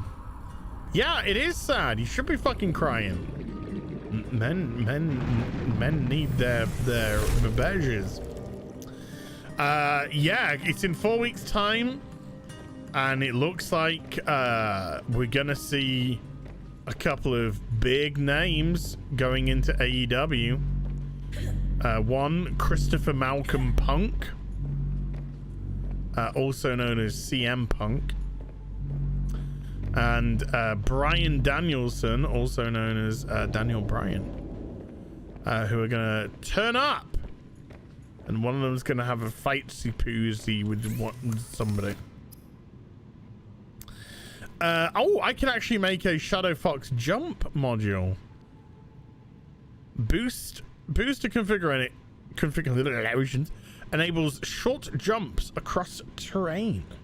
I don't even like the Snow Fox. I think shit. Yeah. I ended up just negotiating that area with my prom suit. Skyjumper 12 with a $5 says, you guys remember FAG, the Film Actors Guild from Team America? Feels like it became a real thing now. Oh, also, if they were to do a Man-Bat, if they were to do Man-Bat, how do you think that would be shown? Stupidly. If they were to do a Man-Bat, I don't know. It wouldn't be the who is it? Who's man? Kirk Langstrom is Man-Bat. That's his old. I doubt we'd get the Kirk Langstrom that we've had from the Comicos. Look at it charging. Look at my energy. Energy. Energy. Okay. I'm just gonna have a quick check in case I've slipped some lead into another place. No, I could do with some lead. I could do with some lead in my pencil.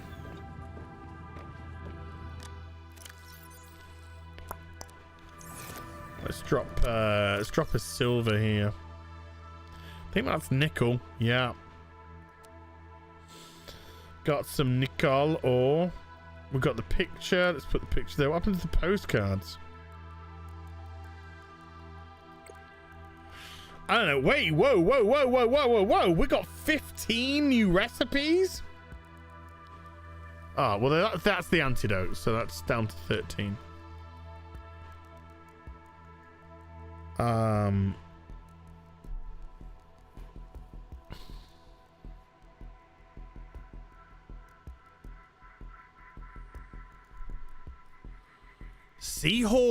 Sea truck horsepower upgrade. I still need one of them to complete that. I still need one more for an ultra high capacity tank. Multi-purpose glass dome roof. Nuclear reactor, yes. Okay, I gotta make a water filtration system. I'll do that. Then we got the basic double bed, the quilted double bed, and the single bed. Danielle's bed. We've got the trash can, the nuclear waste, and the vending machine. And an aromatherapy lamp. Okay. Where's the next fucking bit for the story happening then? I got no fucking clue where to go.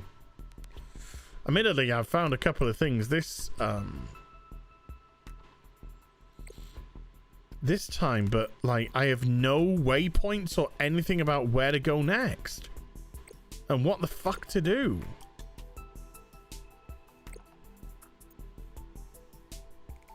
I don't know. I don't know. Right, I'm gonna make a water filtration system. So I need some aerogel. So aerogel, I need to find out what it's all about. There we go. Gel sack and a ruby. You have to go deep as. Yeah, but I just don't know the direction that I need to go. That's the problem. I just don't need.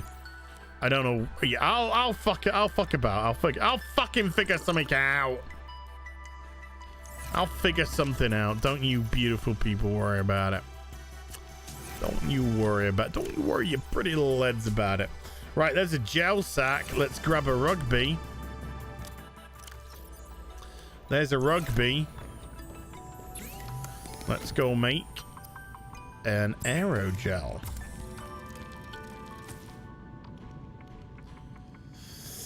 Right.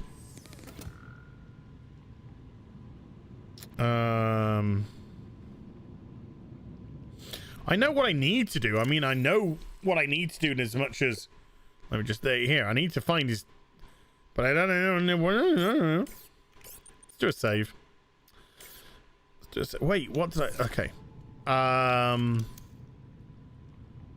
need 3 titaniums. Okay, 3 titaniums.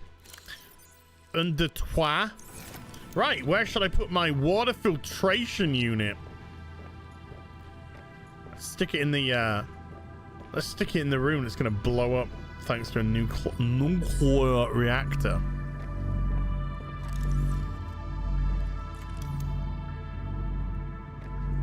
Yeah, I want this one. Where are you gonna go? You're gonna go there. Let's stick it there.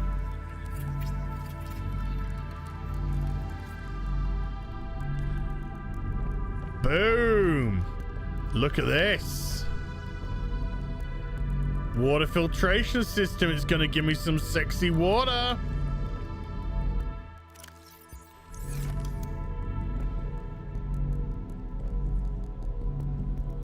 I don't want to deconstruct. Let's put that away. Okay, here we go. Filtration process. Water 3%. 3%. Salt 7%. Okay.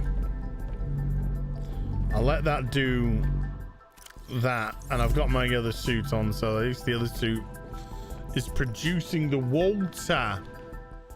The water and Majolka don't taste quite like it ought to.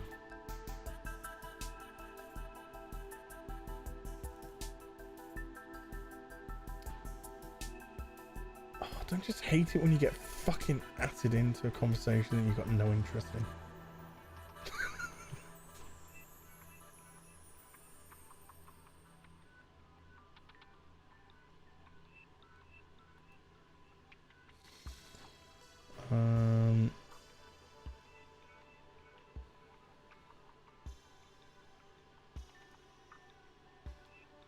Okay, there we go. Let's just do that. Let's just mute that conversation. Sorry, just don't have to listen to it. Reet, what are you doing? What are you up to, Mauler? What am I up to? Again, chopping clips. Getting there. Are you winning? Are you winning, son?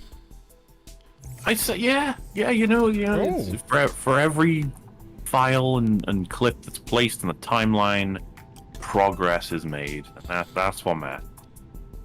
Congratulations. I want a power cell charger. I want to make a power cell charger. There it is. Advanced wiring kit, titanium, lithium. Okay, so let's advanced wiring kit is a wiring kit and a computer chip. I got a wiring kit. Okay, so I need a computer chip, gold, copper wire, table coral sample. Times 2? Yeah. Sorry, but I do love this music. I could listen to this music all day. This type of music, I really could.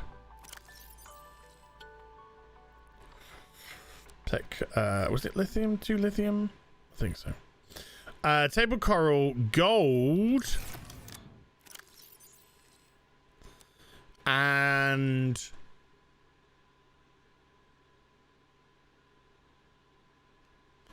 forgotten already.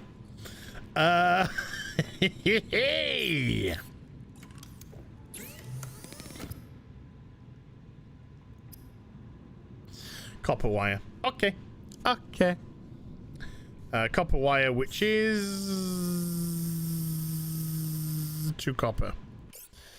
Okay. Let's get 2 copper. There's 1. Any more copper? Yeah, there we go. Breach maketh that. Now maketh that. Now maketh that. Oh, it's titanium. It was titanium, wasn't it? Yes. I am a real titanium. Titanium times 2. Yeah. Boinky boinky. So, where are we going to put the, well, I guess. That's why they call this the blues. I guess I can put it in here. Let's just put it here. No. Let's deconstruct it. Let's put it on this side. There we go.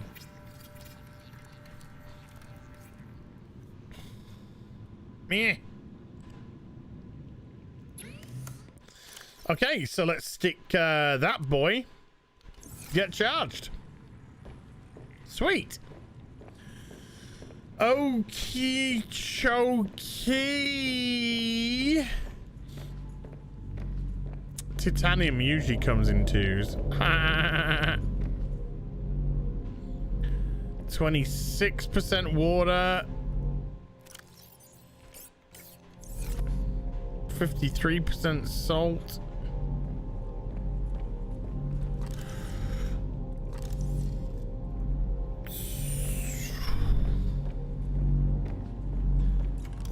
I have noticed that, like, when I played Subnautica.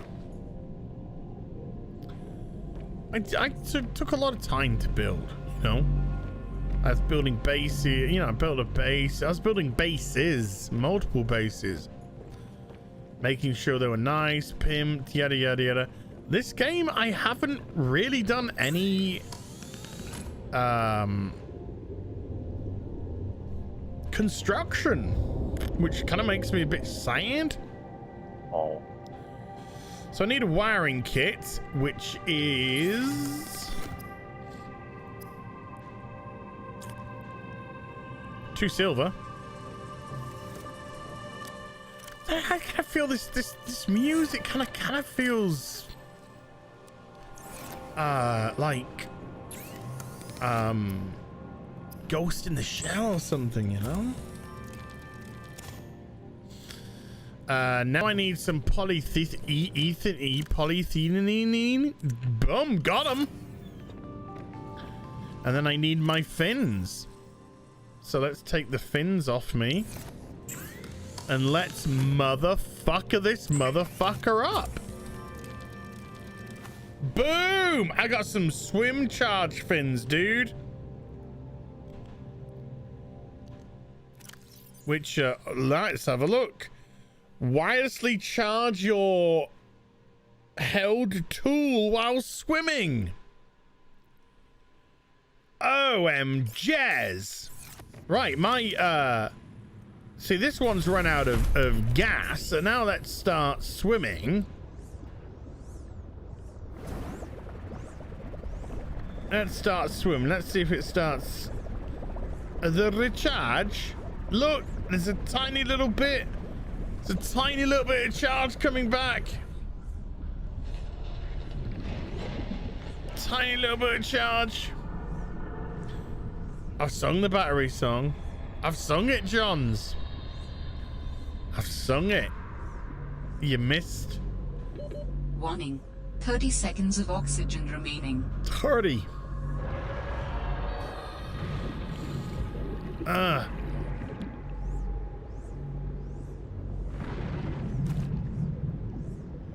Whee! Welcome aboard, Captain. Hi. So I charged it a little bit. There you go. It does. It works. It works. It works. I am happy that it works.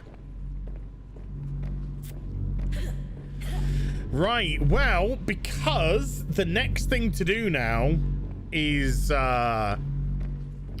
look for the architect issue, which means there's going to be some hefty exploration involved. And because we've been going for 4 hours, 47 minutes, which I cannot believe because it's gone past in the blink of an eye, I think this is the perfect time to call it for today. Oh my god. I know. Not even 5 hours. Weak.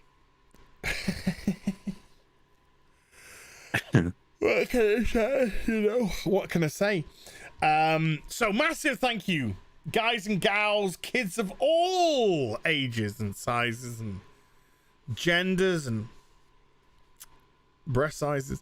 Thank you very much indeed for stopping by today. Massive thank you to my mods, Jennifer, Vanessa. I also saw a little bit of Gabrielle in there as well. For modding, thank you ever so much indeed. Big thank you to everyone who hit the join button and became a member, you beautiful people, and the people who hit the super chat button and supported the channel through super chats. Thank you very much indeed for your help and your support. You are absolutely gorgeous. And a big thank you to Mr. Morlapoos. Aw. For coming by and chit-chatting while he's doing his snipping. That's not vasectomy. Thanks for having me. And yeah, it's not that snipping. Yeah. It's different snipping. Yeah, not a vasectomy. Mm-hmm. And I will be back tomorrow. I'll be back tomorrow with some videos and some more stuff very soon. So you take care until then, folks. Have a great rest of your weekend. And say, yeah, bye. Bye. En route!